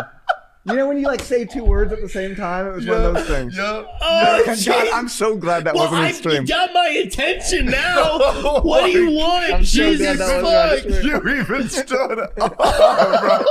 Oh my Because God. I was gonna segue into anime, and I was really excited that I found the perfect segue. Wait, I literally was gonna talk about the first time I ever jerked off. That's what I was gonna talk about too. How's that? Okay, I gotta tell you real quick. Okay. Okay, so How did we both get there? yeah, I don't know, man. I think Dude, we were both trying to segue to my. So I actually, in high school, I watched a lot of anime. My first online experience was anime forums, and anyways, Which animes? Love Hina. So I had Winamp. So That's in the it? early 2000s, it was common to have Winamp on your computer. Yep. Yeah. And I didn't know how to torrent yet. So Winamp had this online server list of like live streaming things that you could watch. A lot of it was porn, a lot of it was TV shows, some of it was music, and then there was anime. And there was like 24 episodes of Love Hina. And I watched that. And that was my first anime that I ever watched was Love Hina. Aside from like Dragon Ball Z and stuff, but that doesn't really count. Like, I want to circle back to that. this is where I weaved out. This is where I weaved out. Anyways, so I got introduced to hentai because I realized while watching that, I was like, oh my God, this is the first time where I want to see cartoon girls naked. And if you've seen Love Hina, it's the good old trope of the nerdy guy who's in a house of like 8 very specific different type of anime women. They were like the drunk mom with short hair, or the drunk uncle, the drunk auntie style with like short hair and big tits. Just trying to figure out what's going on for a second. It is such a crazy thing though, that like as humans, our reaction when you're watching like even a cartoon, an anime, anything, your reaction is just like, man, I would love to see that naked. Yeah, but I was watching Family Guy yesterday with Mia, and she literally turns to me and she was like, let's be real, you've masturbated to Lois before too. And I was like, yeah. Oh, wait, like, really? Dude, wait, you've never masturbated to Lois? Hell no. I feel like that's a really common the mom one. from The Incredibles. Oh yeah. Yeah, no, She's of course. so thick. No, yeah, 100%. Yeah. Anyway, so Or the aunt from Big Hero 6. I never saw I it. never saw Big Hero 6. You ever seen Aunt Cass? No. Bro. Let me see. Dude, she's a hottie. Yeah. She's a real hottie. Boner check, guys. It's so funny because I was in my head thinking of really bad jokes. she hot? Oh my God. Wait. Isn't she Let me so see. Let me see. Isn't she so fine? She's a better version of The Incredibles. Wait, know. wait. I Well, know. you can't say that. These are people you're talking about. No, she's- no, she is. Wait, she's Elastigirl. Wait, hold on. Can I do this? Yeah. The fuck are you two doing on that phone right now? Bro. Wait, let me see. What the hell? Oh my God. Aunt Cass can get it, man. Holy shit. Oh my God. What is happening? What is That is happening? such a tiny penis. Wait, I think that's her with The Incredibles. Okay. Well, Anyways, sir, how about that Love Hina? Okay, so anyways, What? We seriously need our other podcast members back. We're not responsible enough to have a show. listen. So basically, what I had learned on being on this anime forum, because so basically that live stream, the Love Hina, would broadcast a website at the end. So I was like, let's go see what this website was. So it was a bunch of anime DJs in the year like 2003, 2004. Yep. Anyway, they introduced me to Newgrounds. Yep. So I Dude, go to love that place. Newgrounds, and that's where I started unlocking all my fantasies. You know, there was Star Wars, Stick Wars, there was everything, Yep. right? Dude, And of the awesome series yep. by Aaron Hansen. And there were Gonguro Girl, where you, you know, the dating sim games where you're Yeah. like some Yeah, stud. yeah, and yeah, you, yeah. Anyways, so I got Shonen Jump magazines. I ordered them as a kid. That's you how I take- got introduced to Naruto. Did you and- take the Yu-Gi-Oh cards up front? yeah, yeah. Those were so Hikaru sick. no Go was in there. DBZ was in there. Yu Yu Hakusho was in there at the time. And anyways, I just had the fat Shonen Jump magazines all stacked, just a bunch of, and I actually did buy a bunch of manga as well. Yep. So anyways, I would print out naked anime girls. Bro, it's so crazy. It's like we made this podcast about how like this cultural thing has changed our lives and made us better, and how it's caused us to meet new friends, think about the world in a different way, and just like celebrate the human experience. And everything that we've brought up today is like, yeah, and I just found this beautiful thing and I came all over it. I just And started I just whacking her. started masturbating Just like started fucking beating crazy. it. You want to just jump in before I forget? It reminds me of this one moment in my life that I will never fucking forget. I think I've told Seer this, but I've never told you. I was in New York and I was really broke, and I used to go to this place called the 13th Step. And it's a bar. It's actually still there, and it's called the 13th Step in reference to the 12 steps of AA for Alcohol Anonymous. So the 12 steps to overcome alcoholism. The 13th step is you end up back at the bar. It's fucked up name. Yeah. Literally very shitty bar. Yeah. Very shitty bar. And they had $1 beers, which is why I used to go Oh there. my God. Yeah. $1? Yeah. It was terrible beer, but I was broke, and that was like kind of a place that we went to drink. Very popular for NYU students back in the day. And there was an ATM and I needed to get some cash, and the ATM was on the same street. I forget if it's 3rd or 2nd Avenue, and I was going to the ATM, and I'm about to go in, get my dollars so I can get my beers, and I noticed like out of the corner of my eye like something moving, and I like kind of jump back. I don't really know what's going on. And the way that is it's right on the street, on the middle of a busy street. Wait, and then where did you touch any paper? Mm-hmm. Did you touch any paper when the thing appeared behind you? No, it didn't appear behind me. It's like I saw it in my there something moves, right? Yeah. And basically it's kind of like cut in on the street, right? Yeah. For where the ATM is. And I look down to see what it is, and the first thing that I see is a printout of the Mona Lisa. Like straight up the Mona Lisa, like printed out from the mat. Yeah. And I looked, the thing that was moving, it was a person who was lying down under a blanket, masturbating while making eye contact with the Mona Lisa. Dude, that was your Shinigami. You touched the Death Note. That's like, bro, that shit has changed my life forever. Yeah. Like, this guy was staring at the Mona Lisa, making eye contact with it. Dude, you met Yoshikage Kira. Bro, whoever it was a fucking genius. Imagine appreciating art on that level. Like, we're talking about this with anime. Have you not seen part 4 JoJo's? What? Have you not seen part 4 JoJo's Bizarre Adventure? You were literally describing the antagonist of part 4 JoJo's. Which part's part 4? Joseph. Or, no, Josuke. With Yoshikage Kira, the guy who jerks off to the Mona Lisa. Do you not know that one? No. Yeah. Wait, that's after, is that the arc with the bow? No, arc with bow is part 5. Like the bow is always mentioned. This guy, the guy who jerks off the Mona Lisa's hands.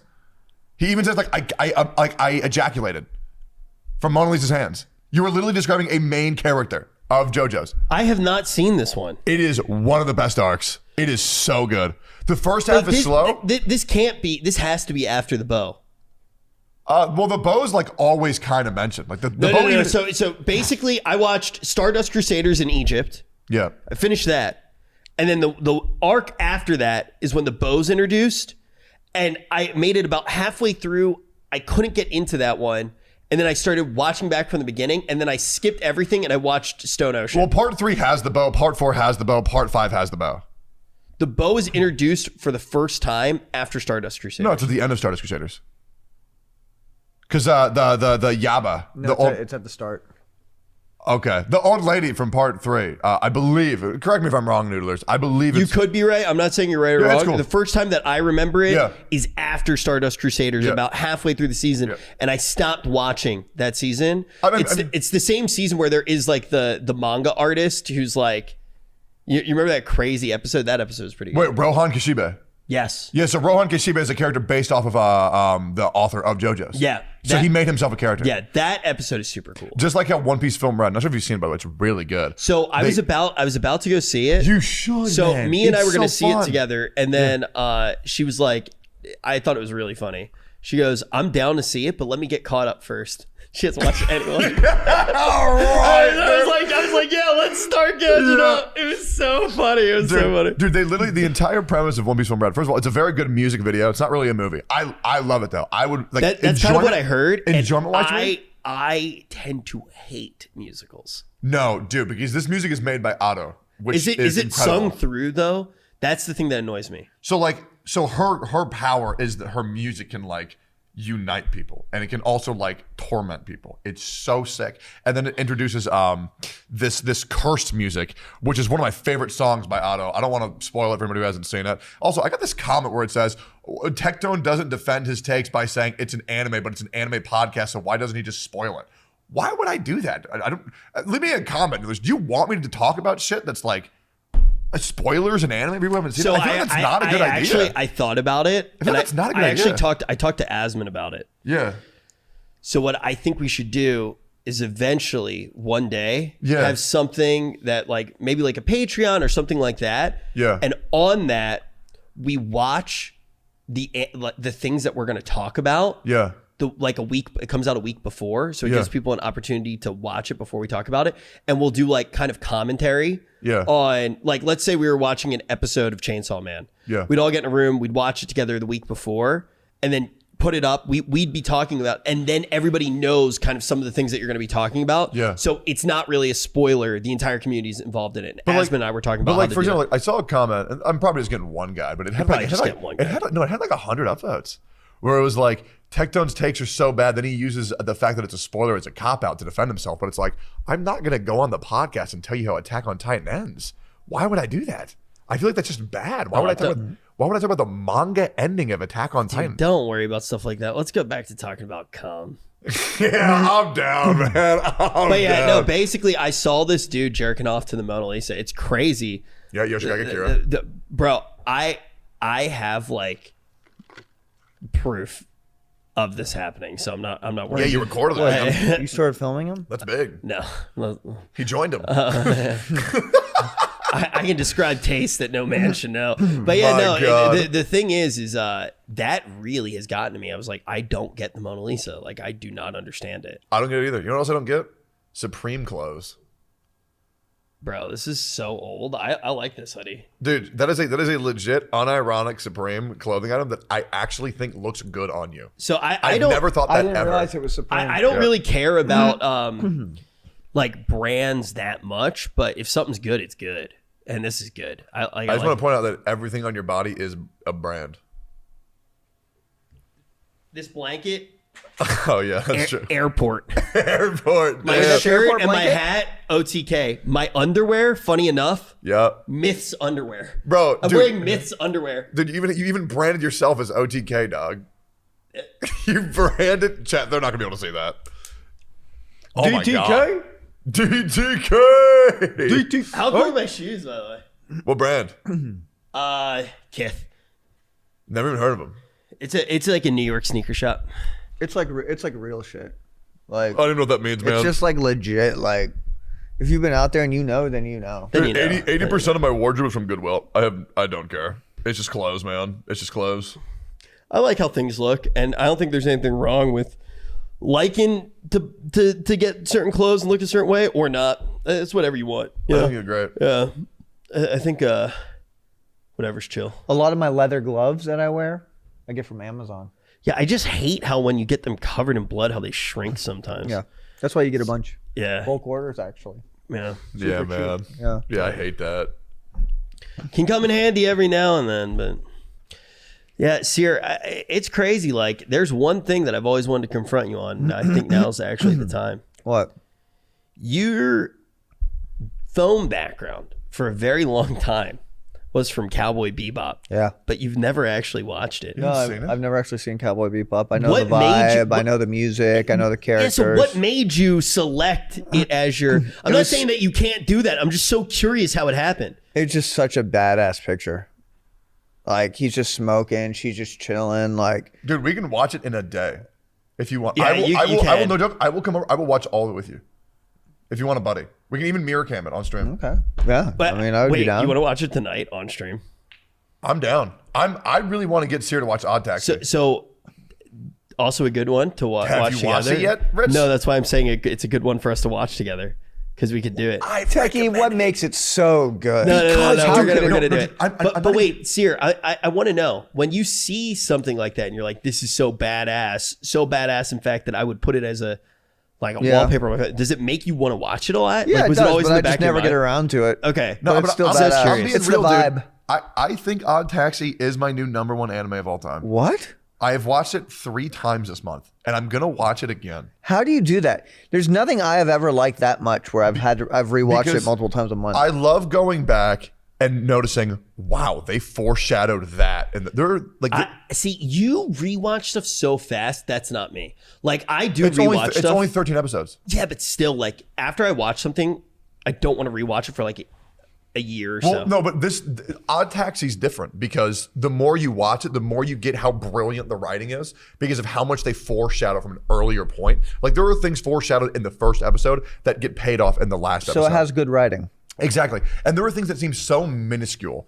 And I'm just going to say this, for example, there is a thing that, to keep this vague, so that way it doesn't spoil for anybody, the nurse hands the main character, the walrus, a little red thing. I'm not going to say what it is. And then in episode 4, you see it again and you're like, oh shit. And then you get to the 11th episode and then you're like, oh shit. It is crazy. I'm not saying that what you're saying isn't true, but right now it sounds like the most basic writing and like continuity. It does sound like it does sound like basic level foreshadowing. It's like, oh my god, there's an object and it's still there.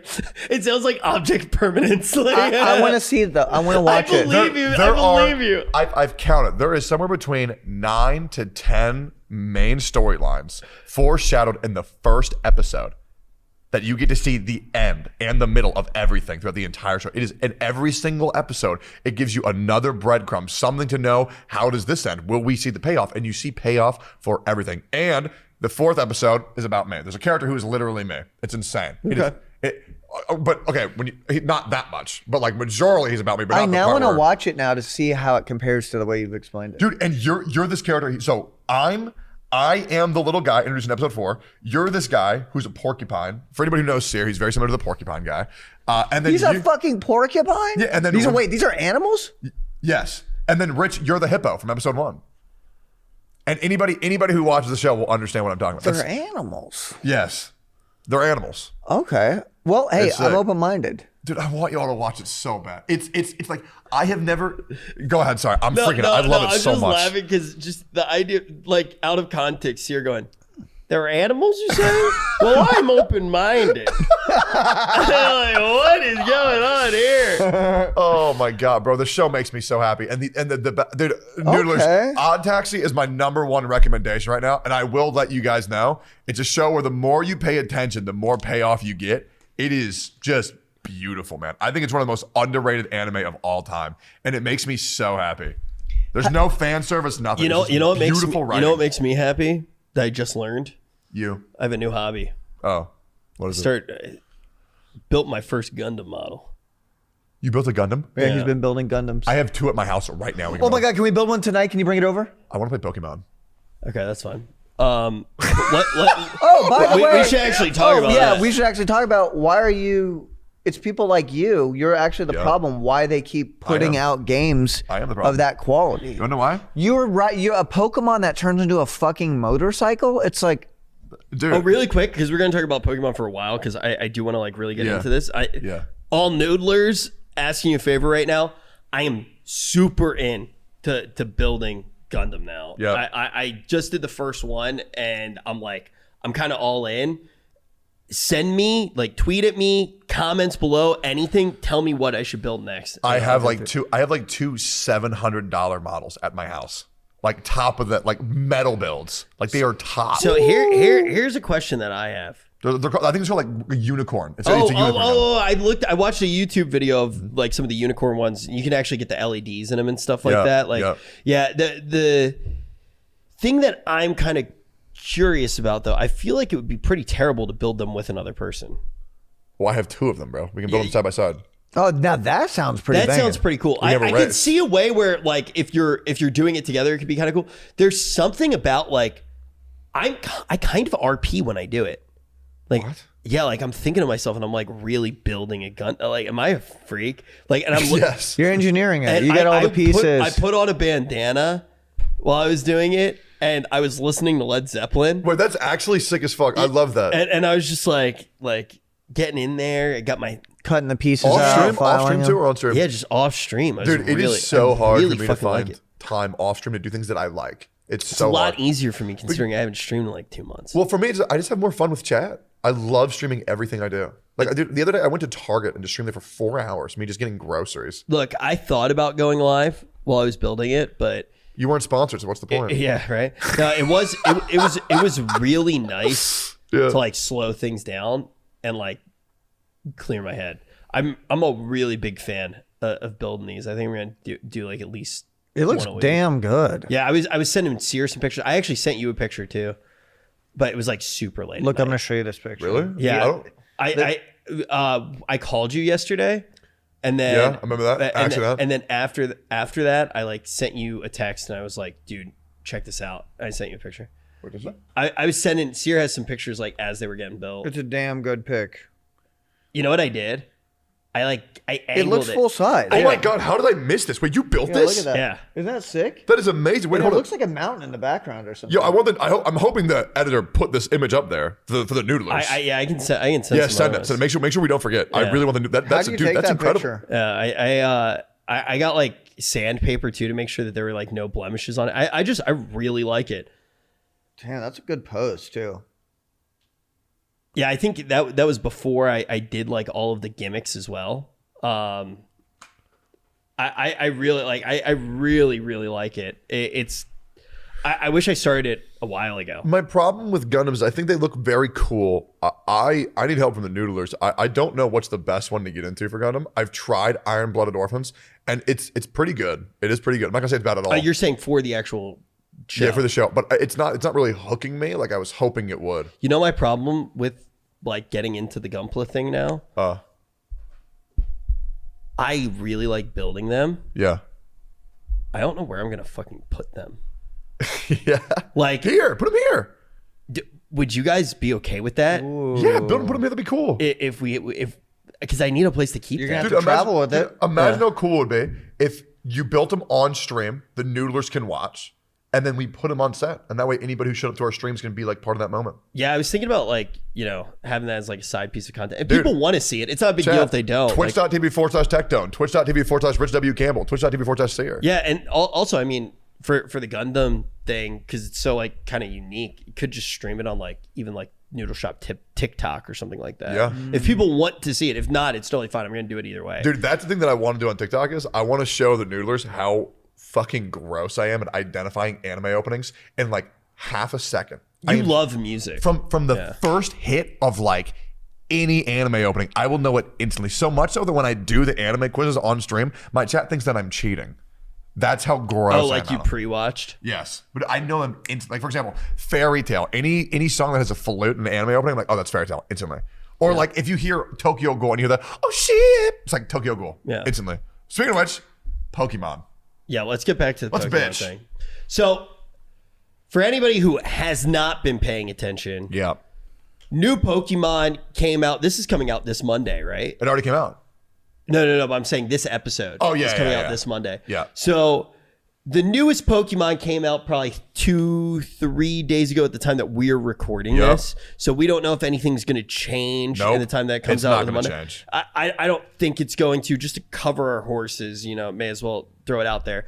New Pokemon came out. A lot of people were really excited. Sam, it's bad. Content aside, it looks like a pretty non-functional game. It is non-functioning. And, dude, I love it. Because they it's just like they can keep giving you the same thing over and over again, Yep. and just because it's not the same thing you played, but it's technically something else. When, You're when fine was with the that. last one that came out? I believe that was Pokemon Legends Arceus. I didn't think that one was that great. No, it wasn't. Yeah. I think this one is much better. Dude, if they were to take the current concept, because don't get me wrong, the frame rate and graphics are horrible, but the concept I love so much. Wait, what was the one that came out before Arceus? I think that was maybe Sun and Moon, maybe? Or Sword and Shield. Sword and Shield. I think that you're right that there was like a there was, I forget what it was. It might have been like Soul Silver or something like that. Heart Like, Gold Soul Silver is the definitive best Pokemon game. Yeah, so something like My that came opinion. out after Sword and Shield. Sword and Shield, I will outright say, was an incredible Pokemon game. I thought it was also quite good. It was very good. And Once like, the DLC came out. what'd you say? Once the DLC came out, I enjoyed it a lot So more. I'm just in general, like a lot of the new Pokemon were cool. I thought I actually got into like competitive battles. Yeah. Which I had never done before, but It's that fun. game made me want to. Yeah. I really fucking enjoyed it.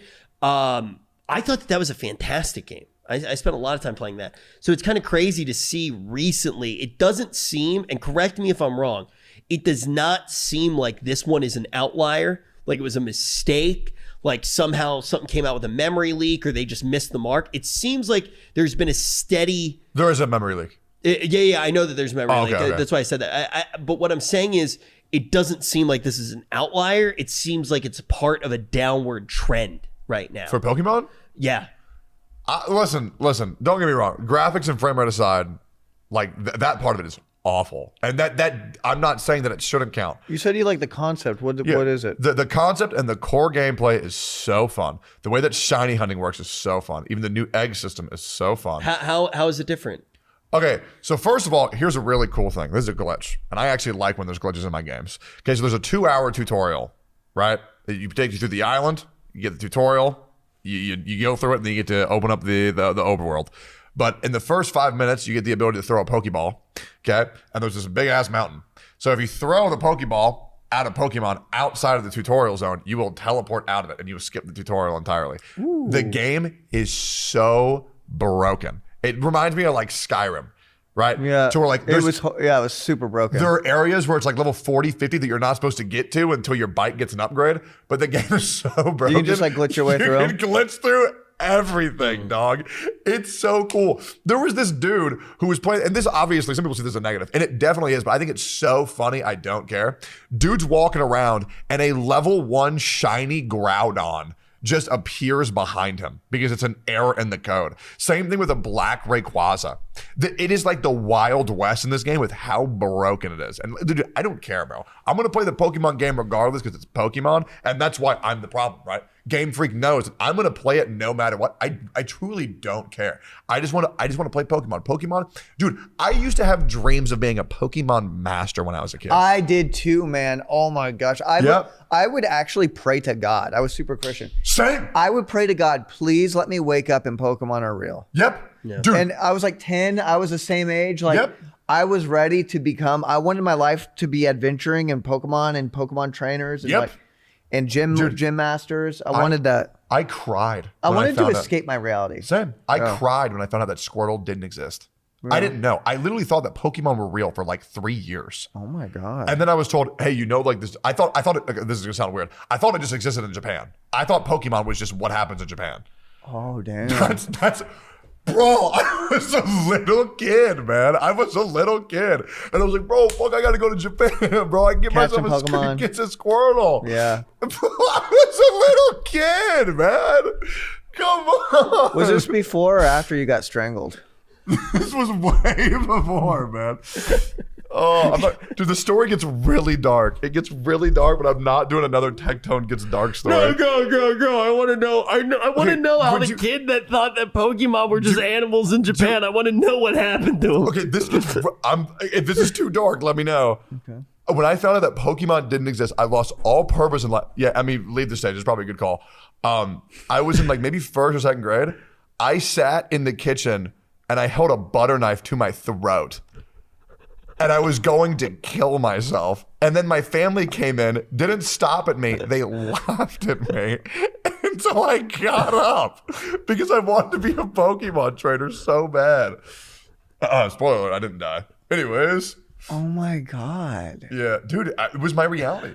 Because the thing is, I've been a big lucid dreamer since I was a kid. Dude, imagine that's your kid. Like, imagine. It's really easy. I can't have it. Nobody can. It's imagine like calling your parents who are like at that point probably like 70 something like that, like they're older, and you're just I don't know how to get through to him. Like he was just holding a butter knife. It's like did I do anything like that? My God. Dude, the thing is, so I've been a very big lucid dreamer since I was a kid. I've been able to control the things in my dreams, and they feel very real, right? So like, for example, I've told you this before. I had a dream about I had a Fairly Odd Parents, and then they granted me a wish to where I could do the Kamehameha, but then the Kamehameha wasn't functioning, and it was just I could just shoot gum out of my hands, right? But whenever I would dream that I was a Pokemon master, right? Yeah, I would throw Squirt. I would have dreams too. Yeah, of course. Bro, ultimate fantasy of mine. And like I just wanted, this is gonna sound really lame. Like, I was young. I think I was like 10 or 11, right? Yeah. And I was in love with Misty. And Yeah. I wanted, I was so in love with her. And like I would lay there in bed and my way of falling asleep was like, Brock, Ash and Missy are gonna walk through my door and invite me onto their journey. Dude, and dude, I wanted that so bad. So I did some stuff like that as well. Now I wasn't butter knife level, but I That's gotta be a thing, dude. That's gotta be a thing. so I used to I would take pieces of paper and I would draw out what a Pokemon game, and it wasn't as hard to draw it out back then. This was Pokemon Red, Pokemon Blue. I would draw out what it would look like to encounter like a Mewtwo in game, or like, the Zapdos, cool Pokemon. I would draw it out, and I had a fake Game Boy that I made out of cardboard, and I would change the picture to make it like I was just catching legendary Pokemon. That's all the so time. cool. It was the lamest thing ever. Dude, you want to know what I did? So when I was a little kid, my mom didn't let us have video games, right? She didn't let us. So we had to like trick her. So me and my brothers, we had to buy it ourselves. It was me and my two brothers, and we went out to every soda machine in our county, right? And we would take the loose change if there was any at the bottom. Because back in the day, you could buy a soda for a quarter, and sometimes they would mess up and it would go to the bottom, right? So we saved up maybe like 2-3 months, and we eventually bought a Game Boy Color. Okay, and we bought one copy, which I believe was Pokemon Blue. And then I'm not going to say how we got Pokemon Yellow, because we've all know we fucking stole Pokemon Yellow from some kid, because I wanted Pokemon Yellow so It's crazy bad. what you can accomplish with a butter knife. it's crazy. So when I was young, before then, all I would do was play with like rocks and sticks. Okay, or even like I would play with like my underwear. Like I would put it on my head and I pretend I was a superhero. Okay, so we would just tell our mom that we were going to go play with a sock, and she believed it. So whenever we wanted to go play the Game Boy, we would say, I'm going to go play with the Hey, Mom, sock. we're going to go play with the sock. bro. And that's all we did. That sounds way worse than What? saying I'm gonna go play Pokemon. I don't know what it is about the sock. Like that sounds real bad. She didn't bro. even question it. She was like, okay. She would just leave us alone while we played with a sock. Yeah, I mean, look, based off of the stories that you told me, I think I'd be really happy too that you just go play with your fucking sock, John. Yeah, they're happy about you playing with a sock, then they wonder why you hold a butter knife up to your throat. Jesus Christ. I'm going to test you guys if you're real OG Pokemon fans. This is the OG test. Okay. This is me gatekeeping Pokemon. So what happens in Pokemon Blue if you surf behind the SSN and use strength on a garbage truck? The missing no stuff? Nope, actually nothing. But Bro, nothing happened with the SS. But what did people think would happen? That the boat would leave. And it go somewhere else. And then what would you find? Fuck, I can't remember, bro. Who was under the garbage truck? Bro, I'm telling you, I printed out. Wait, I don't know what you're printed talking out about. I a thought you were talking about Cinnabar Island. What are you saying? No, Cinnabar Island. Cinnabar is missing Island. I thought you no. were talking about the missing Going no up and thing. down with surf over and Cinnabar over again. Island is you talk to the guy in Viridian City, and you talk to him twice, and then you fly to Cinnabar, you surf up and down the right side of the coast, and then you get a missing no, and then it duplicates the item in the 30-second slot, and you get infinite rare candies. Yeah. There's a different thing. And missing no was real. There was that's a real one. The boat one, Techie, I literally, I'm not even joking, in bed. Yeah. I had printed out Cheat Code Central, like paragraphs of directions, Oh my all these God. different And you comments. remember- I tried Wait, for you hours have that to night talk and to the I mic. could not get it You to have to talk to work. the mic, otherwise they're not going to hear you, sir. But the thing is do you remember those guides? They always had ASCII art on the cover back in the day. No. Yeah, like if you found a guide like that, it would have like ASCII art. That would be like they would like make a Pokeball out of ASCII, and it would be like my Pokemon guide to teach you how to make sure that you're doing the very best. And oh my God, they were so fucking funny. It was like game FAQ and stuff like that. Yeah, game. By the way, Yeah, game facts. What happened is if you surf behind the SSN and you use strength on the garbage truck, Mew would be underneath Yes, I was just. it. Yeah, that's But what it's not real. It's not real. No, it's not no. real. In fact, there were a lot of like how to get Pokemon that don't exist. Yep. And they were like, you can get there's other ancient Pokemon you can get if you do this, and they were just fake stories. It's like when everybody loaded up gold and silver version, there was this little hut in it. And everybody thought there was going to be a Celebi in it if you like played a certain flute. But then I believe later they made like an event to where you could get Celebi from that. But it was always like these little Easter eggs were like the wonder of being a child again, believing in Pokemon, trying to get the secret Mew. Oh my God! And Pokemon Snap. I loved Pokemon Snap. Did you try to Hey, you play the new Pikachu? one? Yes. Did you try to play the new one? Yeah. Because I tried to and I just didn't get that into it. I loved it. Was it good? I 100% of it. I was just super like at the time. It actually scared the shit out of me. For anybody who played the new Pokemon game, there's this map. I forget what the Pokemon's called. It's like a small fish, and then a bunch of the fishes create a bigger fish. Like looks like a giant like shark or something. I know the Pokemon. But you go underwater, which I'm horrified of. You go deep under the sea, and this fucking just demon fish just comes out of nowhere and tries to kill you. It is terrifying. And you snap a pic of it right before he does it. Yep. Yeah, dude, it's so crazy though to think like with Pokemon in particular, just like how consuming it was, because we're talking about like the games, but also if you remember, you would go to like McDonald's and they had the Pokemon like I had the gold ones. Yeah, I like put the the gold- Charizard. I thought that was Burger King. yeah, I think you're right. Actually, Also, if you went to the movie, you'd get an ancient Mew card. Yep. Which I have Yep, in a binder I still somewhere. have a bunch of those. That movie's crazy. I still, anytime something bad happened when I I was a cried kid, when Ash got frozen. Yeah, well, the thing Yeah. is like I also, as a kid, thought that my tears could save people. Like I Yeah. legitimately did. I remember one time I found like a dead caterpillar and I tried to cry on it like it was a fucking caterpie. Like the question that I have though, because yeah, there are so many crazy moments with the cards Yeah. and actually opening the cards and bonding with people over that. Back then, you would play the games next to each other. It wasn't in a Discord call. It was really good. Like I have so many crazy memories. Me Do you too. remember taking the link cables? Yep. And connecting the Game Boy Yep. Colors? Dude, Oh that's- my Do god! you remember Yep. the Game Boy printer? Yes, Yes. I did have that, and I Dude. also had the camera. The shitty little, it was basically like receipt paper. Yep, it Yep. was horrible. Game Boy camera and how horrible the Or pictures were. if you got a GameCube and there was attachment for the bottom of the GameCube where you could put in your cartridges and you could play Pokemon on Time 16 speed. yes. Yes. So like all I these forgot memories, about that. Yeah. Dude, all these memories, the reason why I am a mindless Pokemon consumer, because it brings me back to such a better time. Even if the games are terrible, it brings me back to a better time. Tectone. Dude, 1 week of Pokemon is perfection. Tectone. I fucking, with NMP, with Miz, was opening like $60,000 of Pokemon cards like a night. I Like, wish I was there with you, man. It like that shit was.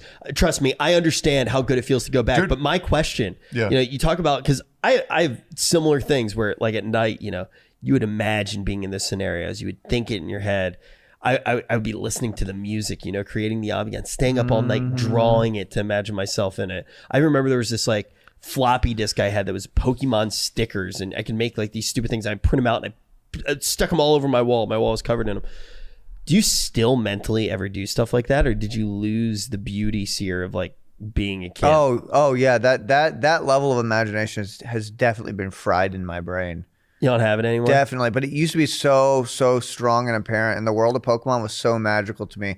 And when Johto came out, it was so mysterious, and I was like, yeah, Pokemon Johto. Everybody wants to be, Everybody wants to show their skills. Yeah, everybody dude. wants to get there faster, Make the way to the top of the hill.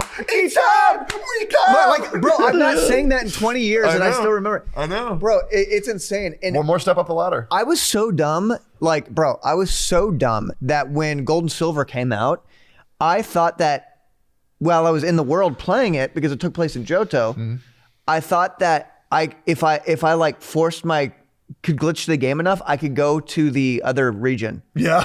Kanto. Oh I my thought the God. other game was in the You game. could in a different game. You would Yep. have Johto and Kanto. Yep. Dude. Oh my God. Okay. I want to know. So when I play video games, this is still a thing that happens.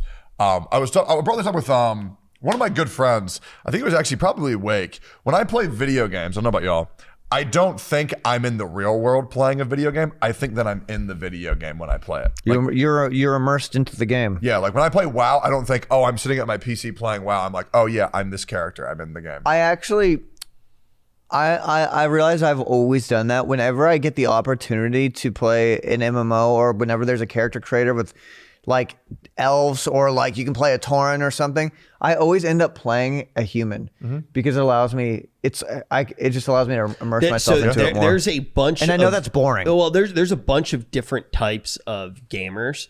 There's like power gamers, like achievement hunters, like completionists, right? All those things. And there's a type of gamer that's just immersive, right? Wants to feel completely immersed in the world. that's what I want. Yeah, there's completely different types of gamers, so it's not weird to go about it a different way. Did you ever play Pokemon so much? Because this happened to me a lot. I played it so much that I would start hearing the music of Pokemon even when I wasn't playing. I remember yeah, that all the feeling. time. I do remember that feeling. I do remember that feeling. I can hear that. Still hear the ding, ding, ding, ding, ding, ding, dun, dun. Yeah.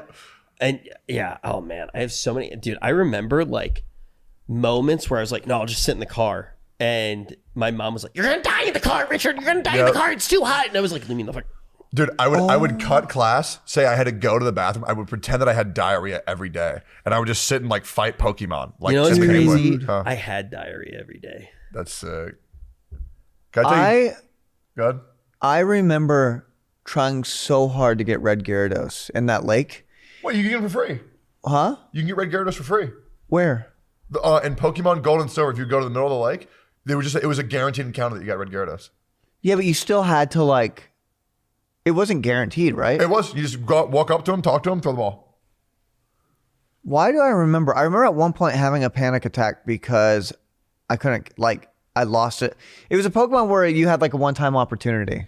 You know, it's so crazy because I remember back in the day, it was like, holy shit, if I don't catch this, my life's going to end. Yeah, it was like, it felt that terrifying. big. You throw it and it go, Yeah, and now you can just, you just go on eBay and buy, buy a Pokemon. Did you press A?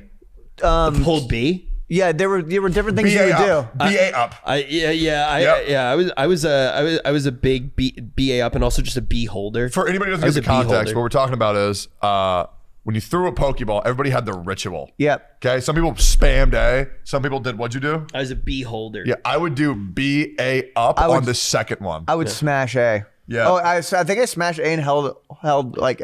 Also, I watched a crazy video that actually showed all of the math as to like the optimal way to catch Pokemon in all the different games. And it's so crazy how wrong everybody was. Yeah, I mean, like, we're just dumb it's like kids. the things that it was checking are not what you were probably doing. Yeah. It is really wild. Also, I think what happened with you is when you go to fight the red Gyarados, you're told to like go defeat it. So I think you probably killed it and tried to get it to come back. Yes, that's what it was. Yeah. I remember really like sometimes I would want to catch a Pokemon if it was a rare opportunity and I would accidentally kill it. And I remember it would like ruin my night. Yeah, what happened? A lot of y'all noodlers don't know this. Like the haunting memory of the red Gyarados fucked Steer up so much. Now he dresses like him. Yep.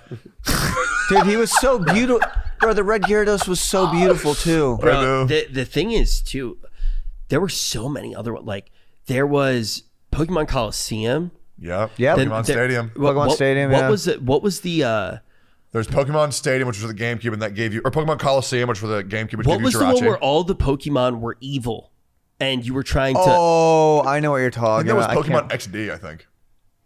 Rawr. So. that sounds like later than the one I'm thinking of. I know that I forget what it was, and I think like Umbreon or I forget what the actual forget about me. I'm having a fucking aneurysm right now. Hey, that's all right, man. But like this is the reason people say, why did you have the new Pokemon game? Because the reality is, You wanna remember it. I want to remember it. I want to go back to a simpler time. And the game is honestly fucking not good. Yeah. But I still get to catch my Pokemon. How do you feel about the motorcycle Pokemon? I mean, does that not piss you off? Dude, it is so Does that not seem stupid. lazy to you? No, dude. Okay. Oh my God. So the violet one makes sense. You know, it's the Starforge logo. Yeah. Right. It's a fucking it's a penis rocket. Right. But then we I'm gonna sue the shit out of that. That's our thing, man. Wait, out of curiosity, the Scarlet Legendary blows. you said that shiny hunting was different. I love farming shinies. What they change? Well, so now if the Pokemon's shiny, it just appears shiny in the overworld, which is incredible. And you can chain. This is what they say right now, that they could just be wrong. A lot of Pokemon information is perceived as truth, but then it gets realized, it was just a matter of happenstance. So like you can kill Pokemon instantly now, right? So you just tap R, Pokemon goes out, insta kill something, as long as they're stronger, right? So you can shiny chain. So like you just keep on killing the same Pokemon over and over and over and over and over and over and over again. And each time you kill one, it goes up by a fraction of a percent. Yeah. So you can, which you were able to do previously is probably why they're but now you can do it way now easier. It's faster. Just tap R dead. Yeah, Pokemon has that was like one of the hardest ways to farm shinies. But once again, that might not be real. That's just what it's perceived as right now. It makes sense to assume that because that's always how it's worked. 100%. Essentially, it's just faster. Because usually the easiest way to target shiny farm, because it was hard to do chains, was to do eggs. Yeah. Like egg farming tended to be the easiest way. That's usually how I did it, at least. I was usually egg farming all day long to get my shinies. Yep. You know what the worst thing is? Dude, first of all, I would say competitive Pokemon ruined me. You get a shiny Pokemon, and then it doesn't have the right IV. It doesn't have the right nature. They did a lot to change that. Yeah, to where you over can time. change. Like I know you can change the initial values, but you can't change the like ability it has. I don't think yet. So like so in case you don't know, so do you know about IVs and natures? Couldn't you change the natures with mints? So like, okay, so just it's hard to remember all the correct terminology. So EVs is what you get each time you kill a Pokemon. So let's say you kill a Geodude, you get a defense EV, and then I believe IV is the initial value where it's like you have one down stat, one up stat. Earned value and initial value. Yeah, and then you have the natures, which is like what ability it has, like an ability where it can't be killed in one hit, or there are a whole bunch of different things with natures. There's but I thought that mints could change the nature. Mints can change the IVs. I think. Yeah, Pokemon's very complicated. It is. They did do a lot though over time. It used to not be that way. Yeah. Like a lot of its quality of life that exists now. I mean, you could brick a Pokemon. I'm bricked. So easy. Yeah, I'm bricked every single time I see Gardevoir. Who is that? What is that? It's a great Pokemon. Have you ever played any gacha games here, like for a while? Nope. Never touched a gacha game. Unless it was sponsored. I've touched sponsored gacha game. I feel like life is a gacha game. Whereas no matter what you do, you'll always end up losing and depressed. Do you know what's crazy? Do you like that? Yeah, I like that. I didn't know gacha was a thing. So when I did get sponsored to play Genshin, for instance, I thought it was just an MMO. We almost made it one whole episode. I thought we almost made it one whole just episode. An RPG game. I didn't Hey, know. Techie, what do you think about Genshin Impact? Dude, oh my God. Do you know how many comments I see? This is a main thing from OTK Frog. He's like, I would love to watch Tectone, but he plays Genshin. Meanwhile, I haven't touched the game in 4 months. 4 months. People still say, not going to watch Tectone because he plays Genshin. Really? Not gonna lie. Yes. Nahida, pretty cool character. Not going to lie, do not give a fuck. Nahida with Yai Miko, Hyper Bloom combo, not bad. We're not going to get an I'm opinion. back. We're not going to get an opinion of what Techie thinks. I didn't C6 Nahida though. I just got a Nahida. I skipped Nahida, and I skipped Would the you unit teach that me how came to play? before. What if I Nope. make it my main game? Nope. No. I'm good. You won't play with me? No. will. Unless 3.3's card game is very good, I'm not. I can't, bro. I can't. I'm excited for the card game. I play a lot of card games, as you guys already know. Dude, that's my last shot. You know what card game is fucking fantastic? Magic the Gathering. Poker. Marvel Snap. Wow. Magic the Gathering. Magic the Gathering is a good game, but I don't know if you know what's going on in Magic the Gathering You're right now. very bad stuff, I heard. Hasbro stock has tanked like 43% or 47%, something crazy. A lot of what they did, it makes sense that everything kind of fell to shit because they were charging $1,000 for proxies of cards that they said that they would never print again and just expecting people to buy them for the 30-year anniversary. So Magic the Gathering's in a very bad spot. I'm pretty sure the CFO of Hasbro has stepped down in light of a lot of things that have happened. So a new set just came out. I haven't played it yet because it's just everything's kind of on fire. I'll probably check it out somewhat soon. Some of the stuff that they are doing is just actually brain dead and pretty bad for the game, though. Like the Transformers cards are so Wait, fucking lame. what? Transformers? I didn't even realize that they did this, but What? so for Brothers War, it's like it is meld is one of the mechanics. And I like saw this on my phone as I was scrolling because Nick said something about it. So the actual cards are meld cards. So if you have two of the cards, basically you play two different cards, you meld them, you get one big card. It's like Yu-Gi-Oh-esque. But apparently a lot of the meld cards have a Transformers version, and it's the lamest thing I've ever seen. And it has like what it says instead of meld, it says more than meets the eye. No way, bro. Yeah, I'm hoping that it was just like one collector card because that is the lamest shit. That I've ever is the fucking lamest seen. shit I've One ever meets heard. the eye. God damn. Yeah, so like they're just creating like a lot of really bad product right now, and people are moving away, and also a lot of it seems very disingenuous, just trying to print as much cash out of people as possible. Speaking of making bad products and moving away, I don't buy in. I don't subscribe to the whole ideology that Twitter is dying. But I feel like anybody who believes that Twitter is actually going to die is just dumb as shit. There's no way. There's only one reason to actually believe that Twitter is dying. There's only one actuality, right? Okay. And that is Elon Musk spent a lot of money on a product that was already overvalued. And then based off of like where he accumulated the debt from to purchase the company, if they are trying to get their money back and he immediately cannot do that. Yeah. He basically gave an offer to the company that they had to take. Otherwise they'd be breaking their fiduciary duty to the company. You made that word up. Admit it. Yeah, I totally did. I actually don't even remember what I said. Fiduciary. But No, it's a real word. It just sounds so made up. So basically, the thing is like what he offered was brain dead, and eventually, at a certain point, if he can't make enough money back on what he's doing, and people come to collect that debt, and he can't make good on it, the company has to go under. And then the question is, does it become cheaper for him to salvage and scrap the product in certain ways, right? Bro, it's Elon. He'll figure it out, man. He makes electric cars that are cool, so that's got to count for something. Here's Noodlers. If this ages poorly, I'll shave my eyebrows if Twitter collapses. There's just no way. There is a way. It's not gonna happen though. Look, I think most of the people who are doing it are just doing it for a meme. Doom posting for fun. But if you don't think that something like Twitter can just cease to exist when it really doesn't make that much money. Let me tell you why it will exist. No. Because Facebook exists and it makes no money. That could not be more incorrect. Dude, Facebook is just for I'm dead. Sorry. Facebook is for dead I'm old sorry. people. Tectone. Facebook this makes is a lot the of worst take advertising. you've ever had. Okay, in comparison to peak Facebook, it is making less money now.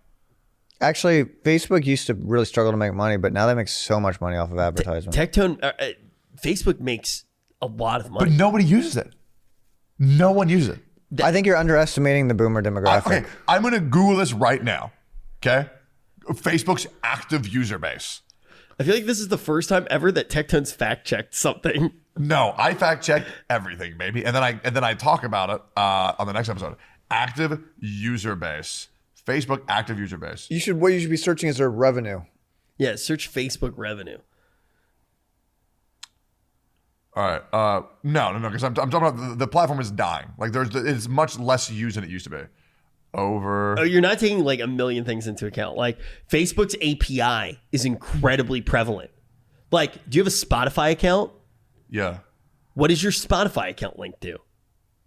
My Google. There are a lot of people it's linked to their Facebook. Yep. So many people link everything to their Facebook. Instagram, you have to. So even if they, okay, so you're telling me that Facebook is prevalent in 2022? It is making a lot of money. How would nobody? I don't know a single person with a Facebook ever. But we live in a bubble. Yeah, you live in a bubble. Wait, am I just? Yeah, you're. Oh my God, am I out of touch? So no, the feeling that you're feeling right now, it happens more and more as you get older. I'm out of touch. What you're experiencing right now happens with more things as you get older. Dude, there's no way. Wait, am I a boomer? Well, maybe you should get a Facebook account. Yeah, no. So there is actually a reality where something like Twitter can die. I would love for it to collapse. It'd be great. I don't think the world deserves. I think it's unnatural for the world to have a main public talking forum. Yeah, true. Yeah, people aren't really designed to live like that. But yeah, no. There is actually there is a reality that it could collapse. I'm not saying that it is. I don't think most of the things that people are reacting to, saying that it's going to end, are not actually even necessarily bad things. Like a lot of things like freezes on. Okay. Dude, the interest in Facebook has dropped. Okay. 2013, Facebook was 10 times more relevant than it is now. And look, that is fallen off a cliff. But it functions completely different. Yeah, but look at the revenue. But I'm just saying, the main point of what I was saying is that if a user base can collapse divide it by 10, right? How in the fuck is Twitter gonna fall off? Let me put this in streamer terms. Yeah. If there is a person out there who gets 100 viewers, Yep. and has 10,000 subs, Yep. and then a streamer out there who has 10,000 viewers, doesn't get any ad revenue, and has no subs, Yeah. the person with 10,000 viewers who's making no money needs to get a job and the other person doesn't. Right. So it's like me versus NMP. If Twitter does not make money, there are a lot of people with financial interest in it now that are going to try to make sure that they are making their money. Yeah. And it can collapse. But for real, and maybe Nick will see this. I don't understand how he has 10 times my viewers and I have more subs than him. Like, dude, his chat needs to get some primes going or some gifted subs. Oh, he's talked about it. It's an EU thing. My chat's EU. I don't know. Maybe you should box NMP. Maybe that. Yeah, that makes sense. That makes sense. Maybe you should violently attack NMP because you just called with a butter knife. With a butter knife. That dude is a millionaire. Okay, I'm just saying his chat needs to go ahead and fork some primes over, big man. You know that's the truth. Look, I am never going to wake up early enough to watch NMP. I have no idea what goes on. I watch him every day. Jesus Christ. I'm a loser. Nah, I want to go that far. I'm an NMP fan. Same. Weren't you on a stream this morning? No, I was at his house though right before now. And that's actually why I feel so violently ill because I just ate so much butter. He ate a half stick of butter. Why did you do like, that? Bro, Because I was testing an idea. Like what? Yeah, I was testing an idea that I call adult ice cream. Yep. Okay, go on. So I'm gonna take butter. Yep. We're gonna put it on a stick. We're gonna get cold With different flavors. With and different you freeze flavors. it so the butter has like this really like crisp bite into it like texture and it's flavored butter. And it's just so creamy, but we don't tell We don't tell the butter. losers that it's butter. They're just like, this is really creamy and it's really good. It's like a creamsicle. Yeah, we don't tell these creamsicle. We don't tell these fucking losers out. Yeah, and they Jesus. bite into it and they're call like, it oh my adult God, ice what cream. what is this? Ice cream for fucking adults. Hey, noodlers, I would tell you. Make sure to like, comment, subscribe. What do you think? It's a good idea. Me and Sierra are think- gonna go into dude, business. We're gonna make adult ice cream. Wait, are you telling me that you've had 2 business ideas in 1 week, sir? Are you okay? What was your other one? Oh, Can you go public with that? You don't have to say it. You don't have to say it. listen, it's a big one. I'm going to, so in Ohio, Skyline Chili's Oh big, yeah, right? no, I already know, dude. You can do this, by the way. I'm gonna make chili spaghetti actually good. Explain to them why it's different. Because it just is. No, because the ingredients it has in it. Tell them the ingredients, the secret ingredients. There is a sprinkle in Cincinnati style chili. There's a sprinkle of cinnamon and a sprinkle of chocolate. What, dude? And it adds chocolate and cinnamon. If and you had it, fucking you would chili. be good. If I didn't tell you that it was in it, It's and like you a ate mole. it, you'd be like, "This is fucking It's like delicious." a mole, I right? do fuck with mole. Yeah. Doesn't Yes. mole have chocolate in it? Yeah, it does. It adds a little bit of an undertone of sweetness. It doesn't taste like chocolate spaghetti, or it It's a doesn't taste like richness. cinnamon It's a spaghetti. richness. It adds this hint of like slight undertone sweetness, and you're like, "Oh my God!" And then they make that chili, and then they put it on spaghetti. The thing is, Skyline spaghetti is so absolute dog shit. It's all rubbery, and their chili is literally squeezed out of a tube. It might as well be Taco Bell. And I'm saying, I Hey, recreate bro. that. Make it gourmet. Bro, why is Taco Bell catching strays, bro? Come on. Make it gourmet. Rebrand it as Texas spaghetti, There you go. You know what's fucked up? and sell it to Texans. I prefer my meat to be like ground up into like a Taco Bell-esque paste. I don't. Like I want them to take like good meat and grind it up like that. Like imagine like Wagyu paste. Like I hate you want a having to pate in a tube. I hate having to chew. Yeah. It's so Imagine him walking. Imagine Rich walking around with a room temperature, a body temperature tube of ground meat paste, and he just like takes down. He's like, "Hold on, guys." And he's like, "Oh man, I love chicken salad. Dude, I like baby food. This is much better." I like baby food too. I heard baby food can bang. Bro, I fuck with some applesauce. Applesauce is great. Do you put a little bit of cinnamon on applesauce? Of course. I still can't get the mental image of Tectone showing up tomorrow to the Thanksgiving event for OTK with plastic bags, like Ziploc bags filled with applesauce that just say like weird things like Dude, Harvest this is like- 7 worst on thing the Harvest number 7. It's like, wait, what? Dude, you think I'm not gonna do it, bro? You need to add red. Red's food coloring to it, so it just looks like it really looks organic. I will actually have my okay, but the thing is, you guys will know what it is. So when I bring it, will you guys try it? Yeah. Yeah, no. But we'll eat it and we'll act like we can't stop. Like, and we'll freak everybody out. We'll be like, oh my fuck! And then is there more? And then Seer and I start fighting over a bag of applesauce. We'll be like the parents in Spirited Away. Yeah. Well, look at you bringing it all back to anime. Hey, good shit, sir. I'm gonna do Harvest 7, bro. That is Harvest 7. Harvest number 7. It's like, what the fuck does that mean? Oh fuck no! I have to do that. I need to get red food coloring. I need to get applesauce. I need to get plastic bags. And ground placenta has to be another bag. I'll do that. I'll borrow that. I already have some of that anyways. Placental membranes. Oh my god. Wait, what if I were to, dude? What if I put hard-boiled quail eggs inside of the applesauce? That way, if somebody actually did try it and an egg falls out, they'll be like, bro, what the fuck is this? Hard-boiled quail eggs? What the fuck is that? It's okay, How big are they? Like this big. I've had quail eggs on like tartare before. Bro. Like a beef tartare with a Oh my quail god, egg. tartare when it's done right. Tartar. Holy I don't shit. agree with tartar. I don't like it. I never did like it. Okay, I'll tell them. And I think it should be removed. Dude, honestly though, I think tartar is fancy. If there was a chick and I was gonna shag a rotten baby, Yeah. like The episode of Noodle Shop, 3 white dudes talking about how hard it is to be white when they talk about eating raw meat and wearing the same condom for 4 nights in a row. They just have so much sex. sticks and butter. We're shagging Did him you guys, rotten. before we end the podcast, did you guys ever get caught masturbating? Nope. Yes. I was fortunate enough to where I've never been caught whacking Multiple it. times. Multiple? How do you get caught Dude, once? I even that you jerked off did- on stream. What? I jerked off on stream once.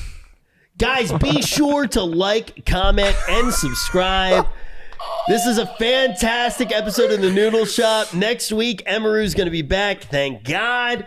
Make sure that you do leave a comment. Make sure you are following. Make sure that you do subscribe. And when we come back next week, we have a huge surprise for all of you. And we're going to be talking about everything that happened for Emmy while she was in Japan. We'll get to hear about all of that. And one other thing. Make sure that you download the podcast on Apple and on Spotify. That counts as like 78 views for us here at the Noodle Shop, and we really do appreciate it. For all eggs out there, day 21 of the subathon. Never forget. Man. Well, did I ruin it? Leave a comment if Seer ruined the podcast. I loved having you here. You should come back. I mean, I think I've talked about everything about anime that I could ever talk about. No, there's so much more. I will draw it out of you. Like a succubus, an Itadaki Sekai. Anyway. What was that? Itadaki Sete? Itadaki Sekai. I think it's how it's pronounced. I think. They want us to read some reviews on Apple Podcasts. Oh yeah, dude. I'm down. You want to read some reviews? Yeah. All right, pull them up. Oh, dude. Okay, so we have some Apple Podcast reviews here. What are they saying here? Wait, can we enhance that? Let's see. Mayonnaise says Rich is hot and a lovely himbo. Tectone is based and has good anime. There takes. you go. Oh, I knew it. Yes, dude. Oh, wait, hold on. Increase the one on the top right. Oh, wait, this guy's mad at me. Oh, no. The reviews. Please don't take this the wrong way. The podcast is amazing. Like, it's very, very, very entertaining. The one thing I do not enjoy, and I am sorry, Tectone, but it's the way you try to describe anime to others. You tend to make the main characters and or show sound like trash every time you describe it. Damn, bro. Please go more into detail of what happens to the characters in the show. Not just giving the bad details about the characters, but what led the characters become the way they are. How the show changed to the point it was. Only reason I'm calling out Tecton is because he watches anime the most in the group, so he should be the example of what actually happens in the show. Again, I feel like a butthole even writing this, but I just wanted my opinion out there. Other than that, keep up the amazing content. I have another one. It says inspirational. Oh. It says this podcast has inspired me to just own an abandoned factory / warehouse just for the purpose of flexing on people. That is all. Dude, hey, you're right, man. I'm sorry. Guys, you can leave a comment as well. These are great. This right. one's from Day One Noodler. As a Day One Noodler, I can say that I really do enjoy this podcast. From Tectone's, in caps, awful takes to his wholesome friendship moments. It's a good laugh overall. Rich Campbell is my favorite streamer. Dude, I randomly picked that one. That is not real, I dude. am randomly swiping through these. Oh, here's a really good one. Wow. Bat chest. I heckin' love the OTK Noodle Shop podcast. P.S. Who's the guy that Emmy and Tectone always host with? He's kind of weird. Guys, we'll see you next week. See you next week.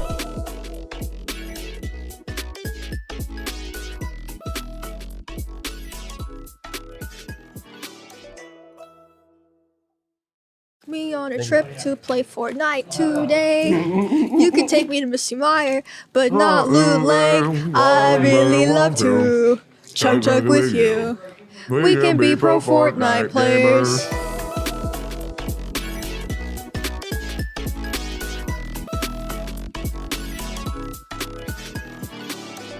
Hey guys, and welcome to the Noodle Shop. I'm back home. I'm back from Japan. Yay!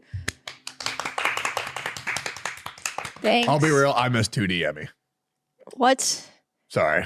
Why? It was cool. I don't know. Like 2D Emmy just like, she kind of got it. What? It Wait. just flowed a lot better. It was just like, I don't know. You guys are literally the worst. Such like, why do I even come here every week? I should have stayed in Japan. Honestly, I kind of wanted to just stay there, as I love it there. Bro!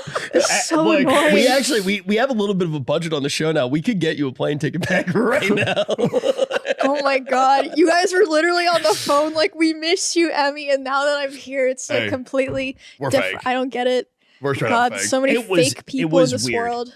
It was weird that you weren't here. You know what's really weird? Seer. Yeah, that guy is What fucked. a weirdo. That guy is fucked up. No, you've been cardboard. You've been cardboard. I know what's coming. Oh, that's gonna be my favorite fucking episode. I can't wait. I can't wait for the cardboard Tectone episode. I should just get out of the way, bro, because now I know the entire comment section is going to be, oh, I can't wait for cardboard Tectone. That's going to be awful, bro. Dude, we should make cardboard Tectone just like, we should like put a voice box on it that just randomly talks. Like, wait, dude, that reminds me of a fucking story, dude. Holy fucking shit, dude. It's just That's fucking awesome, dude. A voice activated voice box. So every time one of us tries to talk, it goes, dude. That's fucking awesome. Holy. Oh, You man. could put in like 10 different quotes and it would be like not really noticeable, the Oh my difference. God. This one dude, it gets it. Oh, wait, sorry. I thought that was a bit. Oh, no. I'm sorry. That wasn't I a gotta have bit. ADD, bro. I gotta have ADD. I gotta. Okay, well, just say it now. This one person made a comment that got to me where it was like, bro, Tectone Pussy. only got 6 different dialogue options. It's like, dude, that's fucking hot. And I was like, bro, it drove me insane. Dude, you know, it's like, I don't know how to put it into words, like how unique you are. It's and I mean this in like a very good way. Like, you are essentially a hyper intelligent 8-year-old. Is that just your backhanded? Rich No, said this is a one compliment. time. No, one time Rich said I eat like a 5-year-old with no rules. You do. With no rules? Yeah, no, Emmy eats like a kindergartner who thinks that she's like getting away with it, like that her parents have no idea. And yeah, it's just like, if it's like Lord of the Flies. It's like, you know, she's just a 5-year-old who's taking over the world. She's like, I'm gonna eat candy every single day. I hate how I don't Some get people don't believe me. They're like, oh, there's no way you have to eat healthy. I'm like, no, I really do just eat cheese balls and it. You mean like diet? what? Fuck it. I'm sorry. Just say it, man. I'm having a great day. I mean, go ahead. Sorry, my bad. I don't even remember what I was gonna say now because you talk so loud. It just like the thought just like pops out of my head. The thing is though, with like how you eat in such an absurd way that me as a 31-year-old will walk up to you and be like, one day it's gonna catch up to you, kid. Like, you gotta slow down while you still have a chance. Like, it scares me. I worry about you. What I don't like. What's the worst that could happen? Like I eat enough to have energy during the day, and Heart failure, diabetes. I'm not gonna get diabetes. Tectone? Okay, great. Yeah. Dude, you not talking stresses me the fuck out. Yeah, for a second I was like, wait, what is happening? I was like, I felt like I was just like in a room alone See? with Rich. Let's just have that known, that little moment. they need me. We need you. All right. I get very excited. My favorite part of every week. I love doing this. You know how in How are you Split- turning red? Were you like about to explode? Yes. He probably had so many fucking thoughts. Dude, you know in Split, how like there are like a million different personalities in M. Night Shyamalan's hit movie Split? There's like a million personalities, but there's like the one personality that kind of like is like the leading personality and it keeps all the other Split personalities in order. Yes. You're kind of like the leading Split personality. It's M. Night Shyamalan. Did he make Avatar? What the fuck did you just say? No, is that Wait, say that again? M. Night Shyamalan? Did he make Avatar? Oh. No. Or is that Ben Spielberg? No. When you- Wait, he is? I was like, are He those is. words?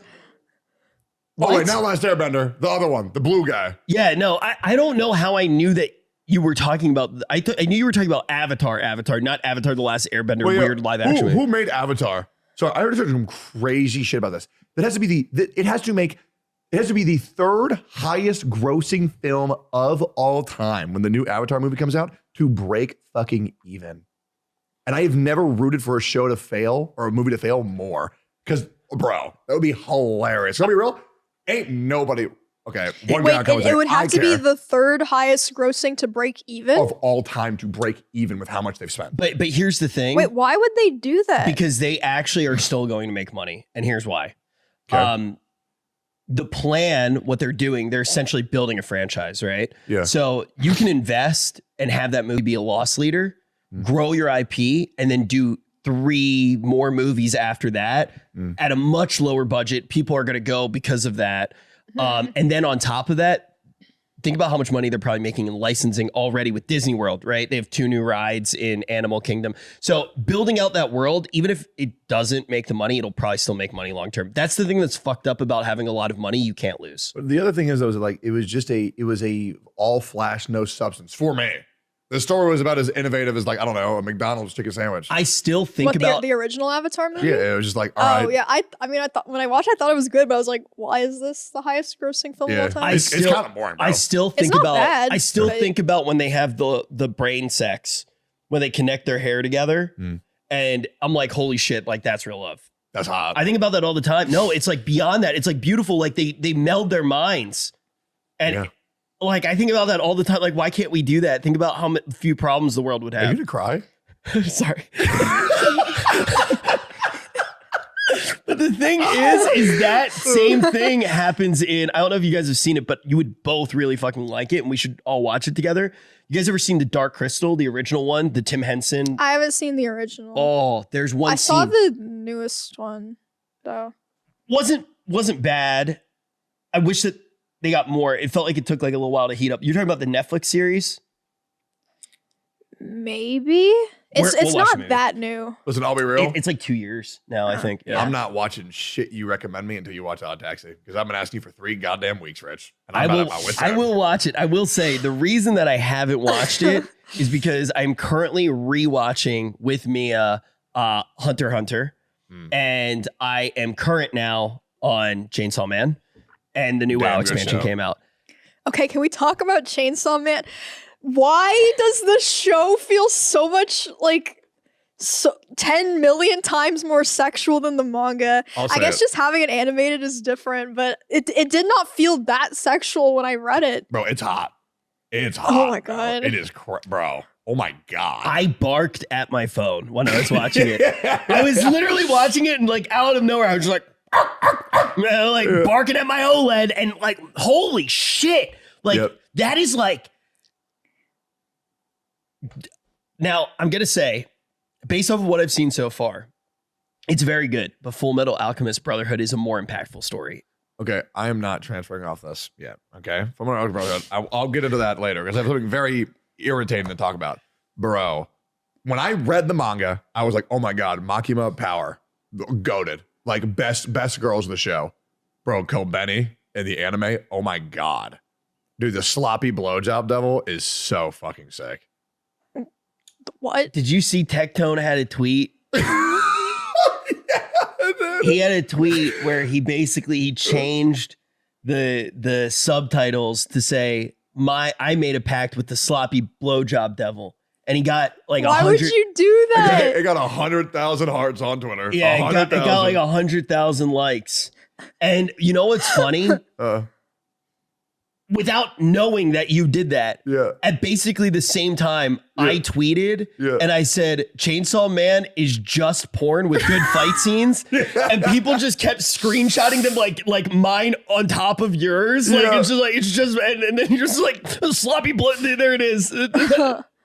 Dude, yeah. Oh my God. Listen, dude, the quote retweets on that are so funny, bro. It's everybody just being like, oh my God, sloppy blowjob devil again. Don't even look at the quote retweets. We don't gotta look at them. I love how right under it, you're like, hey, by the way, listen to my mixtape. You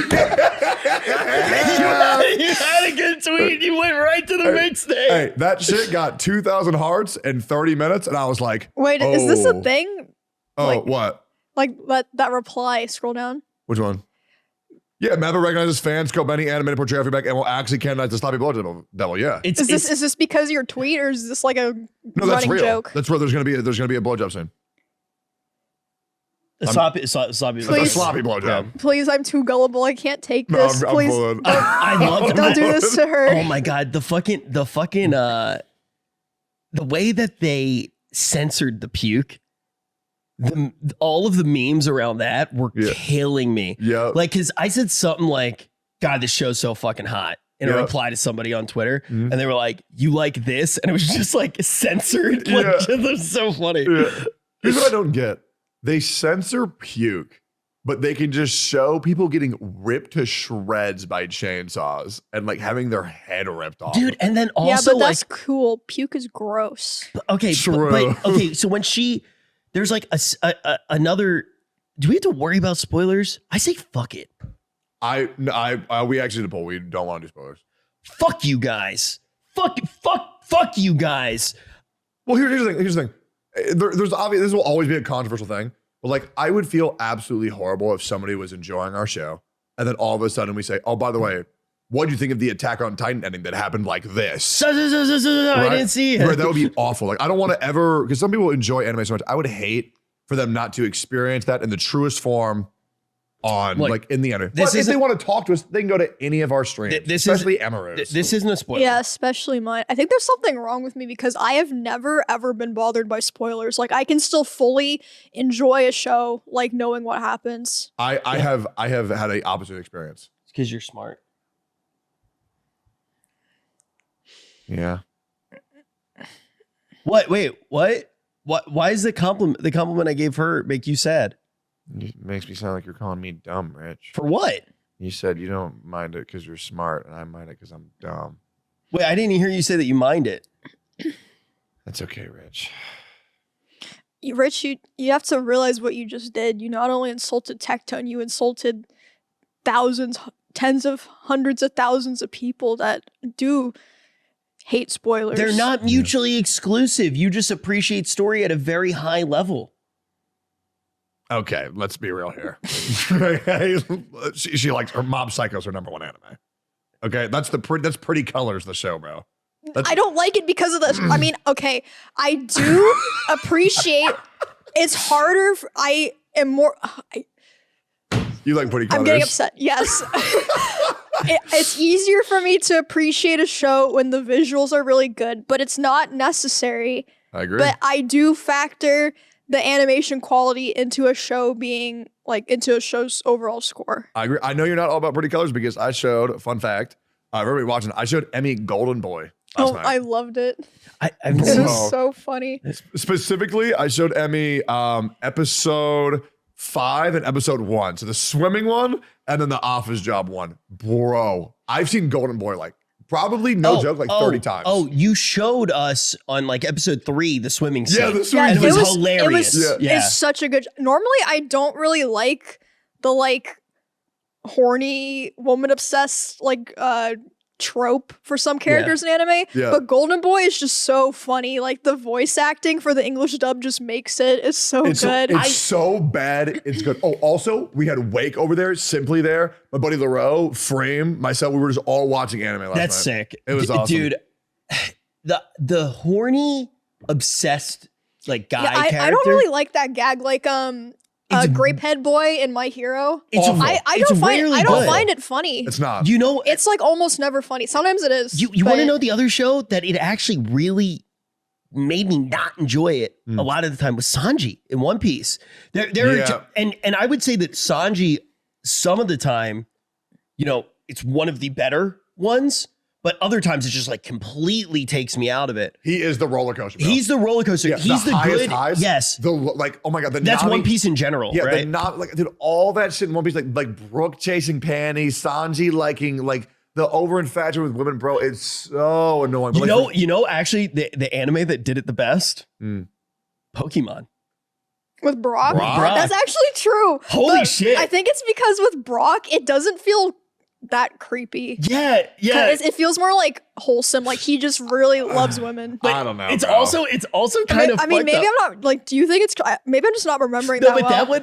that one's also interesting too because it's like now I'm like having like this really deep argument with myself, like in my head, where I'm thinking like, wait, did Nurse Joy? Did they all look the same? Because we're seeing it through Brock's perspective, and he's actually just this terrible misogynistic fuck, and he sees all women the exact same, and that he's just running around, and he's just like, oh, they all look the same to him. He falls in love with every single one, and then he forgets about them later.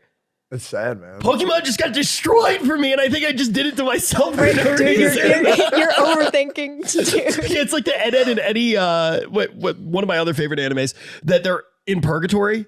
You know that one, Yes, right? yes, I do. You know Yes, I that? do. No, I don't. Okay, so there's like a theory that all of Ed and Ed, that they are unbaptized babies on the cul-de-sac, and the cul-de-sac is purgatory, and that's why there are no adults there, and they all are kind of from like different time periods. Like Rolf or whatever his name is, he's like from some like random European town. Then the one kid who has like the plank. Wait, that's so sad. Yeah, they're all unbaptized babies. It feels so Why weird do to say people come up unbaptized with babies. theories like that, and why do I can like disprove them? that in 5 seconds. There Oh, ain't God. no shot a bunch of middle-aged dudes trying to make a hit series on Cartoon Network said, you know what? Let's make a series about unbaptized babies. Bro, it worked for it worked. Ain't It worked. no way. It worked for humans for literally thousands of years. I mean, the greatest sellers are about unbaptized babies. The what? Yeah, I mean, think about it. It's like kind of what the Bible's about. No. What? Have you read the Bible? Are you I'm current? Jewish, Are you- so I will say. I mean, I thought that was what you guys talked that's about. why I asked. Yeah. Well, we didn't baptize any of our babies, and then like you guys, it's very popular. It's very popular. You know what So else you is popular? I think hating Jews. Rich, you're Jewish, but you can't just say that all the time. listen. I will admit, I am wearing a pair of Yeezys right now. You motherfucker, I saw that right when you came in. But it's just because they're the only shoes I got, and I got them before all that shit happened. I was listening. I was still listening to Kanye music all the time. They take our foreskins, bro. Who? The You literally just made it sound like the Jews come and take your like that is such a, like why the fuck is you? No. Jewish people, are you circumcised? Yes, yeah. Are you supposed to? What? Yeah. Jewish people were supposed to get circumcised. We came up with it, yeah. Oh, I don't like that. Neither does my girlfriend. It's been a whole conversation. Yeah, I don't like how I was just taken. Well, she, from me. but you know, if we have kids, she doesn't want them to be Hear this? circumcised. We create a product that regenerates it. Dude, this is probably a weird conversation. We call it foreskin foresight. Can we talk about anime? Oh, sorry, guys. Sorry, I had your back, by the way. I tried to change the topic. my bad. But there actually is like a crazy big following of people who are trying to do stuff like that right Hey, now. let's talk about anime. Rich. You're being weird. I was just trying to make you feel not this weird. is a great time for me to bring up something that I've been waiting to bring up that I think you guys forgot about. I brought presents for you guys from Japan. You brought presents? Yes. No way. Yes. I actually didn't know this. Yes, I actually almost forgot. I remembered as I was walking out the door, so thank God I remembered, or that would have been weird to have it like a couple episodes from now. I'm closing my eyes. Should I close my eyes? No, well, they're not wrapped or anything. I'm closing them anyways. Well, okay, so I have multiple things for Okay. each of you. Well, Oh my god! Oh, I'm so I excited. have like a bunch of. Okay, well, okay, you don't have to close your eyes. I am. I'll just go like, well, Put it in my hand. well. Put it- Okay, but I wanted to like explain what everything. Okay, this is fine. Okay. Okay. I'm ready. Okay, and then I also have like more gifts that will that you guys have to like pick which one you want. Oh, I'm so excited. Okay, eyes are in my hand. Okay, my eyes. Oh. Right, Rich, close your eyes. Yeah, Okay. yeah, yeah. Oh, what is this? Are these chips? Is this candy? And then, I'm gonna guess. Well, okay, actually, for these, I'm gonna guess which ones. This has got gotta to be a blind box. This has got to be candy. When can I open my eyes? Can I open them? Okay, you guys can open them. Okay. Okay, Rich. So I got Rich a Japanese box of magic cards. I don't know if that's like a good set. I got the most expensive one, so hopefully there's good stuff in there. But I was like, well, it's still cool to have cards with like the Japanese. You know what's so cool? What? I actually have these cards because this is the new Capenna set. So Oh, I'll okay. know what the cards do. Yes. Okay. So I can cool. actually like, Yeah, I was scared because there were like 10 to choose from. I was like, I'll just get the most expensive one. Maybe it has the best cards or something. Okay, I'm gonna put this in my mouth. Okay. Yeah. So I got Tectone. Is this candy? I don't know. Yeah, I got Tectone Spy Family. They had all this at the convenience stores. They have little snacks and little blind boxes. This is so cool. And then I got him Love is War stands because I know that's one of his favorite shows. Chica and Kage, And then I got a Power plushie and a Makima plushie, and I just guessed those are the two that you guys would each prefer. I was gonna have you guys pick, but I was like, no, well, 100%. you know what's I want crazy? power. You know 100% what's power. crazy? Like, this feels so good because you actually like know us. Yeah, that is really I cool. love putting thought into gifts when I pick stuff out for people. It makes me feel happy. Did you get a good as a one? narcissist, I am like so flat. Like, this is incredible. I did get you something when you were in Japan that I thought you would like. Oh, So wow. yeah, so I got you something too. It's the season of giving. This is either gum or it's a pillow. What? Okay, it's a pillow. A pillow. It's a Wait, pillow. what? It's for the No, okay, she's figure. sleeping on the pillow. I thought maybe it was like a chiclet. Okay, Did you Thank say you, that? Rich. chiclet. Chiclet. Yeah, I'm pretty What is sure that's that? Isn't what it a it's chiclet? called. Oh, my bad. I learned about No, chiclet. the way you said it is beautiful. Have I been saying it wrong? Because the way you say it is beautiful. I learned about it in Mexico, so that's how they. That's how I always thought it was named. Okay. You've been to Mexico? Yeah, I lived in Mexico for like 4 years, man. Did you know that? No. Oh, I was in You Mexico had for like 4 years. a Mexico arc? Yeah. What? Where I know that. Where did you get the time? Dude, Tectone's life is not real. He's just like, he'll just be like, yeah, my factory in Ohio. Yeah, dude. Do you speak Spanish? Barely. Okay. Barely. You know, the whole generic shit like dos cervezas, por favor. ¿Dónde está la What biblioteca? 4 years did you live there? Why were you asking for beer? That's what my dad taught me. Okay. Or I started asking for my dad. Dude, oh, this is so cool. Yeah, I don't know. Those are like little chips or crackers or This is something. food. And there's like some kind of card taped to the back. I don't know what that is. Or well, the other side. Japan has anime themed food. Bro, I need to. That's literally from like the convenience stores that are every corner. So that's just like everywhere you can get that. Oh my God. What is it? That is fucking delicious. Well, what is it? Is it like a chip? Oh shit! Can you give one to Richard too? This is so cool. Richard, Thank you. that Wait, is what? That is Why is awesome. this? It smells kind of like peanuts. It's kind of like sweet popcorn. Yeah, it's like a sweet. Is this? Puff. Is there peanut in this? You think? Are you allergic? No, I just don't like it. I got so scared. Whatever, I'll eat it. I'll say this. Peanut haters are bullshit. Okay? Oh, this is good. This is Right? really good. Dude, okay. It tastes like popcorn. So Freem hates peanuts. Uh-huh. Okay? And Cheers. I always try to get her to eat peanut butter. And she's like, no, it's gross. It's gross. We go to a Korean restaurant. She hates me bringing this up because I like threw it in her face. Well, the fact that she doesn't hate peanuts. She just thinks she does. Okay? So I was like, oh, here, try this sauce. And she dips her little spring roll in it, eats it, and she's like, oh my God, it's delicious. What is that? And I say, it's peanut sauce. Then she spits it out and says, that was disgusting. I always think that's It's like, crazy what when the people are fuck? like, they're very anti-eating something, but they really haven't eaten it before. It's just the idea bothers them a lot. That's not how I am with peanuts. Like things that I can have things like peanut oil, like it can be like slightly peanut flavored and it's okay, but I can tell and I'm very conscious of it. But whenever I have tried to eat peanut butter, I literally throw up. Are you Like, scared? uncontrollably. Are you scared because so many people are allergic, you think? No, like that's just been like my whole life. Like the first time I ever ate peanut butter, I think I was 3, and my brother brought me a vitamin gummy, and there was peanut butter on his hands. But I mean, I didn't think anything of it.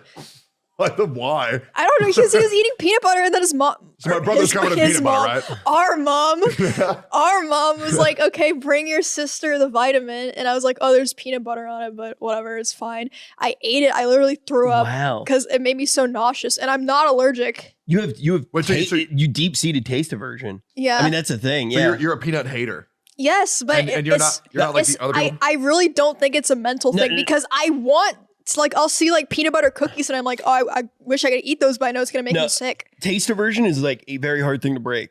But like that's all it takes though is like one traumatic experience and you'll have taste aversion forever.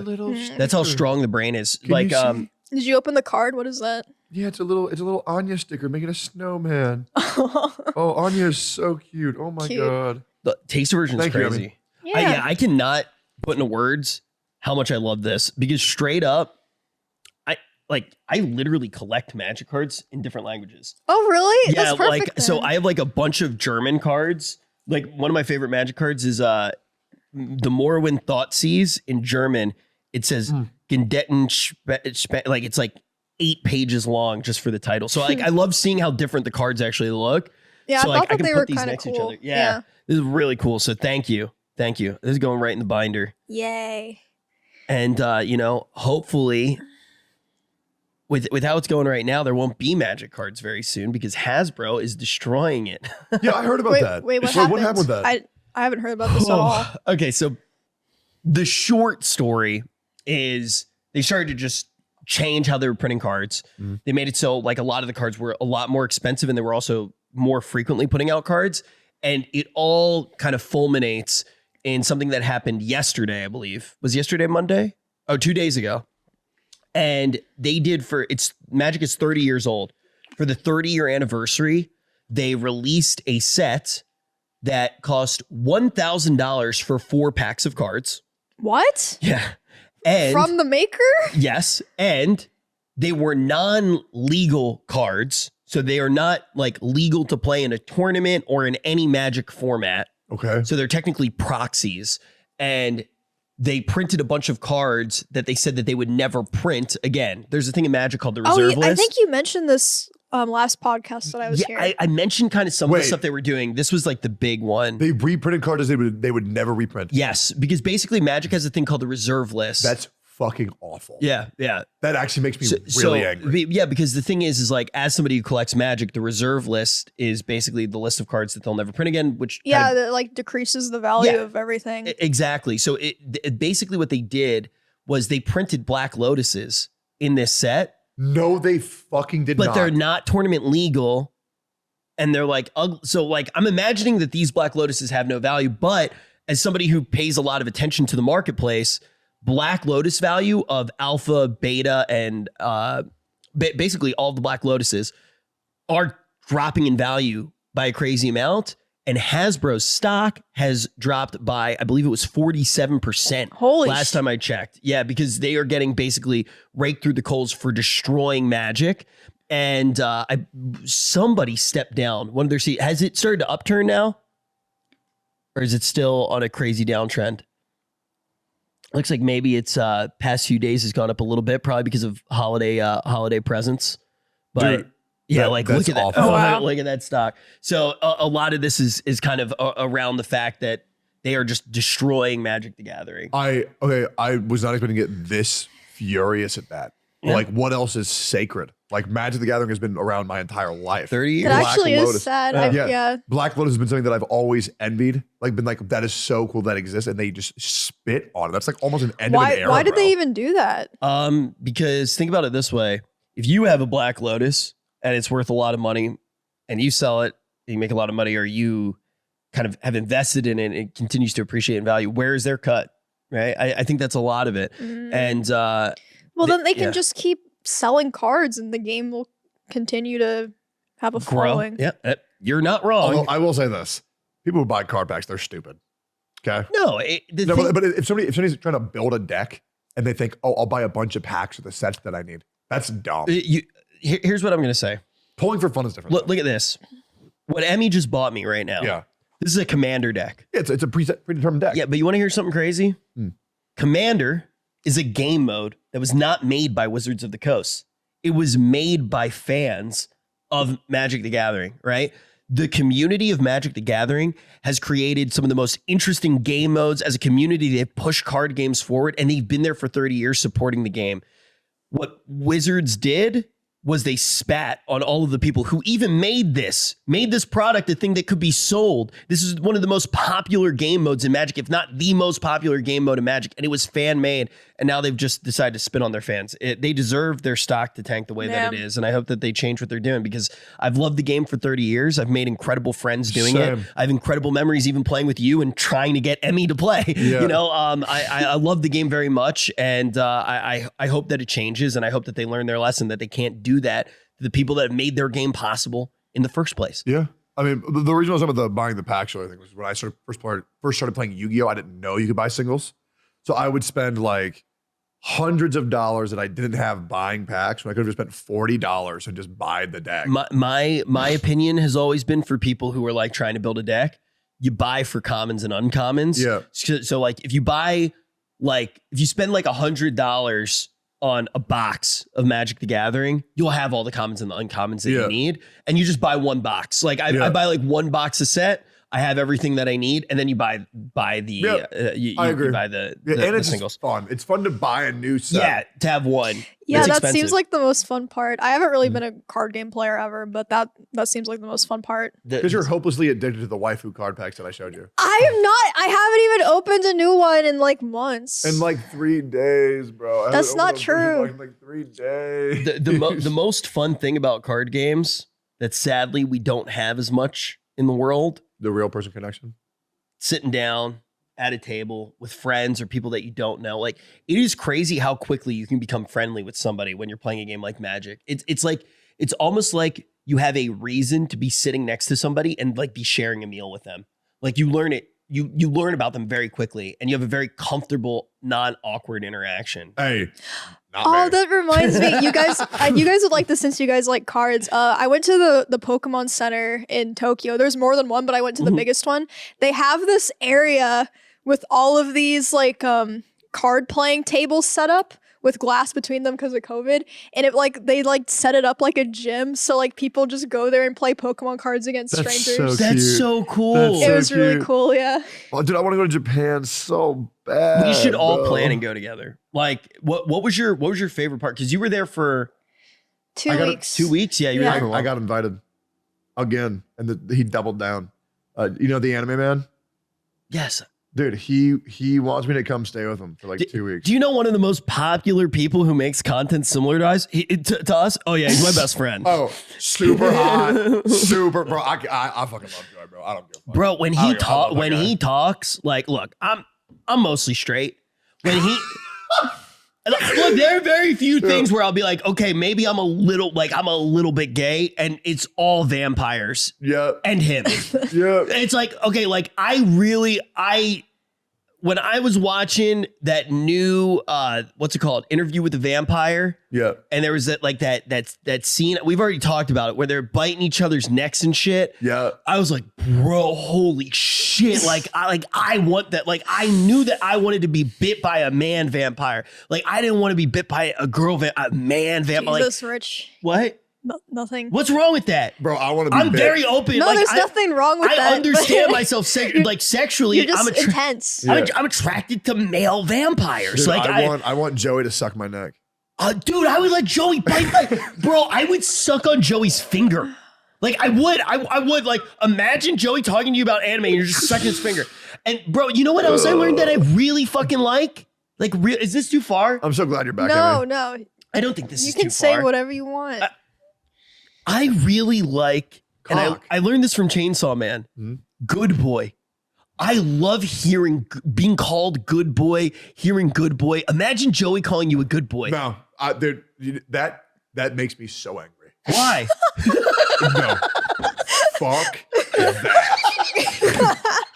That makes me so angry. No. Oh my God. Wait, what? Wait, why? I really don't like it because it makes I like very equal dynamics of like relationship. Like me and my partner are equal.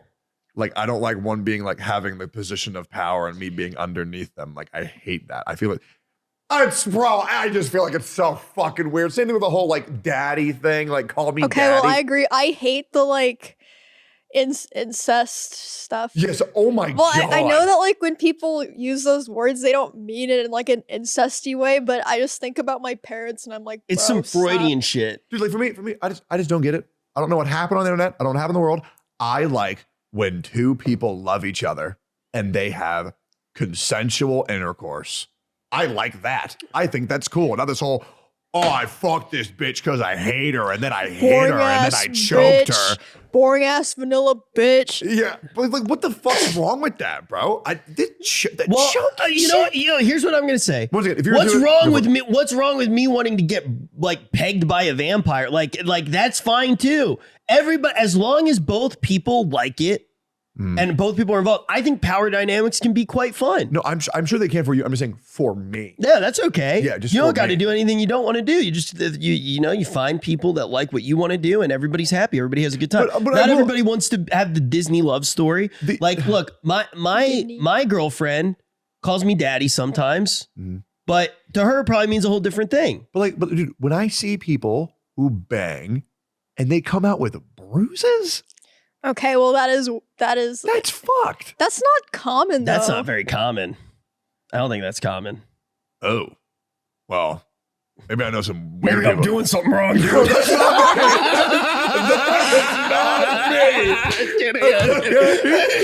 Well, shit. I've never seen that. Okay, I see that a lot. I like. Oh, well that's I think the yeah. choking thing is pretty common, though. I think a lot of people do like that. You never seen like bruises around somebody's neck? Well, I think you're doing it On wrong. their if you do neck? that. That's not me. That's not me. That's I think not I me. don't think you're supposed to do that. Like look, I'll straight up say I don't think she'll mind. I mean, people have seen her have sex before. Who? I choke Mia a lot when we have sex. She really But how have likes people it. seen Mia have sex? What? How do- Guys, if you want to go to just drop the plug. Dude, do it, man. We Do it. eating tonight. No, but yeah, she likes to be choked, but you're very gentle when you do it. There's a different way to choke someone where it's very not painful. You want me to choke you right now? I can show you. No, I'm good. Okay, but it's just like it's almost like it's more of a hug. It's more of a hug. Well, I It's like just being hugged. Hugged is fun. Come here. Let's talk about anime. Yeah. I genuinely don't know how we got here. I feel like I literally feel like right before breakfast in episode 8 of happened? Chainsaw Man. Like I'm like I blacked out. You know where else Do you I want to don't be know? friends? You know where else I don't know how we got to? Where weebs are cool now. I would say weebs are more. No. You don't think so? Yes. Well, No. okay. Here's also. I think anime. No, No, I they don't are. think. Okay, well, being a weeb is more common and accepted, but I don't say it's like cool. Really, I think like the It new is digital Okay, thing. it's cool to other people who have the same hobby, but to people that don't watch or like anime, it's the same. Okay, There's so- just more people that enjoy anime. now. Here's what I'll say. The world is a very different place because you can be into anything right now and not be viewed as weird because you can create an echo chamber.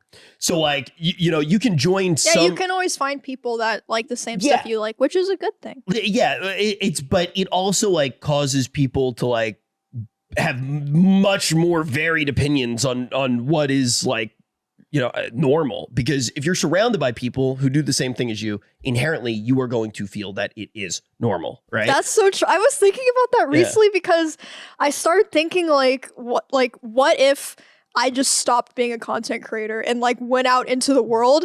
Like the thought of meeting normal people and like going to like bars or something, like trying to make friends and then being like, this is what I've done with the past like 8 years of my life is terrifying. yeah. It's Like not Like for me I at don't think all. I could find anyone I could relate to. our little group, like we have a life that we view as normal, and the thing that has been and- weird well, for how me. long have you been a content creator? Because maybe it's different. Because I have been a streamer since I was in high school. I don't know any other life. It'll be 4 years for me on December 28th. Okay, so you lived a lot of your adult life not being a content creator, but I don't know any other I life. did live my entire life as a complete shut-in like weeb video game player. But you also gotta admit, like, being surrounded, like, but we have us and our friend what group did you changes do it, like too. for your job? I never had one. Wait, how'd you make money? Okay. So a real job. So I worked at a Steak and Shake for like a week, and then my first table after I finished training was a table who only spoke French, and I said, "How do I take their table?" And they say, "I don't know, figure it out." And I said, "No, I'm good," and I walked out, and I never went back. Bro, what is wrong with you? What the fuck do you want me Why to do? would you do that? Why would They can like point at the menu or something, or like I don't know. It was the genuine disrespect of nobody gave a fuck that I was worried about how to deal with the situation. I was like, I don't want to be in this environment. What? It's not that hard to figure out. No, but I'm saying like nobody gave a fuck. Like, hey, I'm having an issue, and they say, I don't fucking know. That was your job. You figure it out. Hey. You are so lucky you're a content creator. No, because I always found a way to get by. Always. And Dude, Steak and Shake. After that, I became a professional musical theater actor. And then I did professional wrestling. Which is content creation. Yeah, kind of. Like you are an entertainer. It's like it's part of who you are. Yeah, I mean, like, even as a friend, you're an entertainer. Like when we're out doing stuff, like you're the guy who like enjoys kind of having like those moments. Yeah. You know, like you're like, hey dude, look at this. What am I fucking oh my god, dude. And like everybody enjoys it, right? Like you kind of like time kind of stops when you talk, and it's very enjoyable. You're just that's who you are. The reason why I love doing that is when I go out in public and I meet somebody new, customer service employees are treated like dog shit. I mean, like less than scum. It is horrible. So whenever I meet somebody and they're in a good mood and they're doing their job, I make sure that I try to make them as happy as possible and like take them on a little journey, break them out of the day-to-day. Hello, paper or plastic? Yep, cash or credit? Thank you. Yeah, going out in public with every Tectone day. Bro, is the cringiest absurd. thing, bro, people that are not as polite as they can be to customer service people or people that work in stores and stuff, like it's just like unbearably like hard to watch. That shit makes me so uncomfortable. As a New Yorker, so I actually for Thanksgiving, me and I went to New York, and it was kind of like me showing her where I lived and like kind of like trying to show her what it was like to live in New York. And she met my mom and my dad, and it's a very different culture though. Like in stores, it's not fake polite. Like but it's not rude. But like if you go and like get your coffee somewhere, like they'll be like, yeah, here it is. And they're just like, oh, that's fine. Yeah. That's fine. But it's really nice, actually. Like, I love it. Like, it's pretty common in New York. Like, so I knew the guy who like I got my coffee from, right? And we would talk pretty much every day. And I would come up, and the first thing he'd say would be like, man, today's fucking shit. I'd be like, what happened? He'd be like, nothing. It's just fucking shit. And we would just complain to each other. And like, that was the thing I really liked about New York, was it wasn't that fake, like Olive Garden, like, how are ya? Oh my God, can we get you inside of an extra large Coca-Cola? And like, I don't think anyone likes that. that is a very American thing though. That is a very American you like thing. that? I like that only at Starbucks. Starbucks employees, oh my God. Bro, they holy make me feel like a god. Have you been to Starbucks with Sear? You might think that you get treated well. Dude, when you go to Starbucks with Sear, they go, he's back. Look at what he's wearing. And he's like, hey, everybody. He's like, yeah, I went for Spy today. And they're like, he's back. He's back. Everybody's coming back from behind the counter. They're like, he's here. He's here. Dude, and he's like, you already know what I'm ordering. They're like, yes, we do. It's like fucking nuts. I go to Starbucks with Sear all the time. I go there and we sit down in the same little spot and we talk about all this other shit, bro. I love Sear. I love our talks at Starbucks, man. We have our own little seats. We go out to the outdoor section. You know what Starbucks I'm talking about. The outdoor section, and we go sit in the little gray seats, and it's in front of the little fire, and dude, it's so nice, bro. Dude, Sear's awesome. Yeah. I love his character and how he dresses and everything. I love his online gimmick that's fake as fuck, but I love the real guy. That's not what I meant when I said character. Dude, he started to do this thing where just at random times of the night, I will get, you know, the voice messages you can send on iPhone? Yeah. He'll just be like, Daddy misses you very much. And I'll be like, huh? Like, and I'll get it at like 5 a.m. and just like the first thing I consciously hear is just Seer like whispering into the phone. He's a very good friend. He's a very good friend. Very fucking entertaining guy.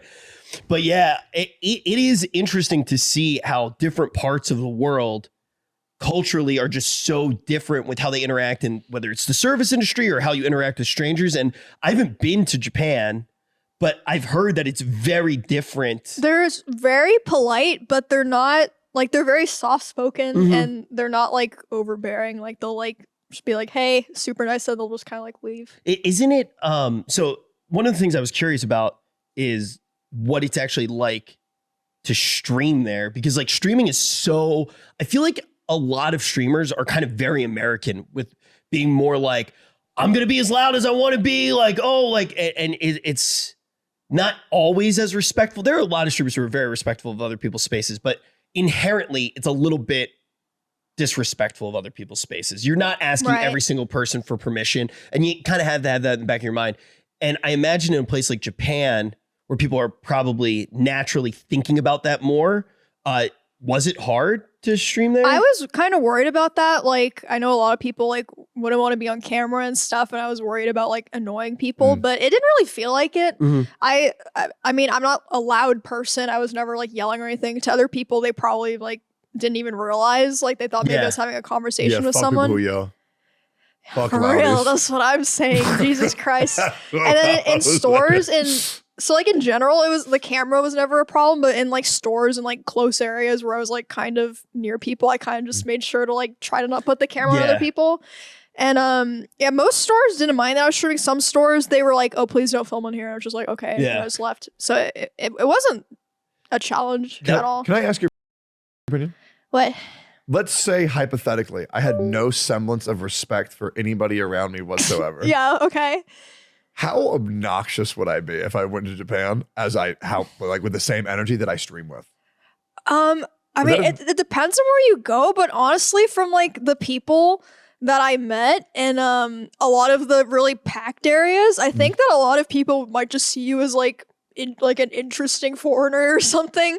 Because in Tokyo, it seems like with the people in our age group, like they're very like interested in foreigners. Like they're like, oh, like it's something new and interesting, or like they're just used to seeing foreigners, so like it's like nothing new, nothing special. I have my indoor and outdoor streaming voice that I do. So for example, like when I'm talking with the boys, normal voice. Yeah, I think like if you're in a store, if you're like a little more quiet and like to yourself, then it's fine. But outside, I really don't think people would care. Which you usually are. Yeah, but my indoor voice is, "Hello, sir. How are you? I'm very glad to be here." Yeah, it's a little bit creepy, right? You literally, you're like, preacher. Can I buy you a beer? Yeah, you do that. Dude, speaking of which, when we were talking about like being able to adjust with like the common society of the world after streaming's over, like if we do retire from streaming, I don't think I would have a problem with that at all, bro. At all. I like over Thanksgiving. I was thinking the same thing, and I didn't realize how similar my dad and I were until Thanksgiving there, and my girlfriend for the first time was seeing me and my dad sitting next to each other. So I just assume I'm going to be like my dad if I have kids or anything like that. And I didn't really think about it until Thanksgiving, but my dad was like the hyper involved parent where just like really fucking cared about like little soccer games and shit like that. That's so nice. And he so I was on like 4 soccer teams, and he would just be like, dude, you're doing fucking great. Like he was just so fucking into it. And I feel like that's gotta be fun though. Like it's gotta be fun to like just go around and be like, oh shit, we got a big game today, and like really caring about that. It does sound like fun, right? So are you saying you want to be a dad, or I've been thinking about it a lot. I think you should, man. But I don't think that I want to turn my kid into content. I forgot what you said about your kids and video.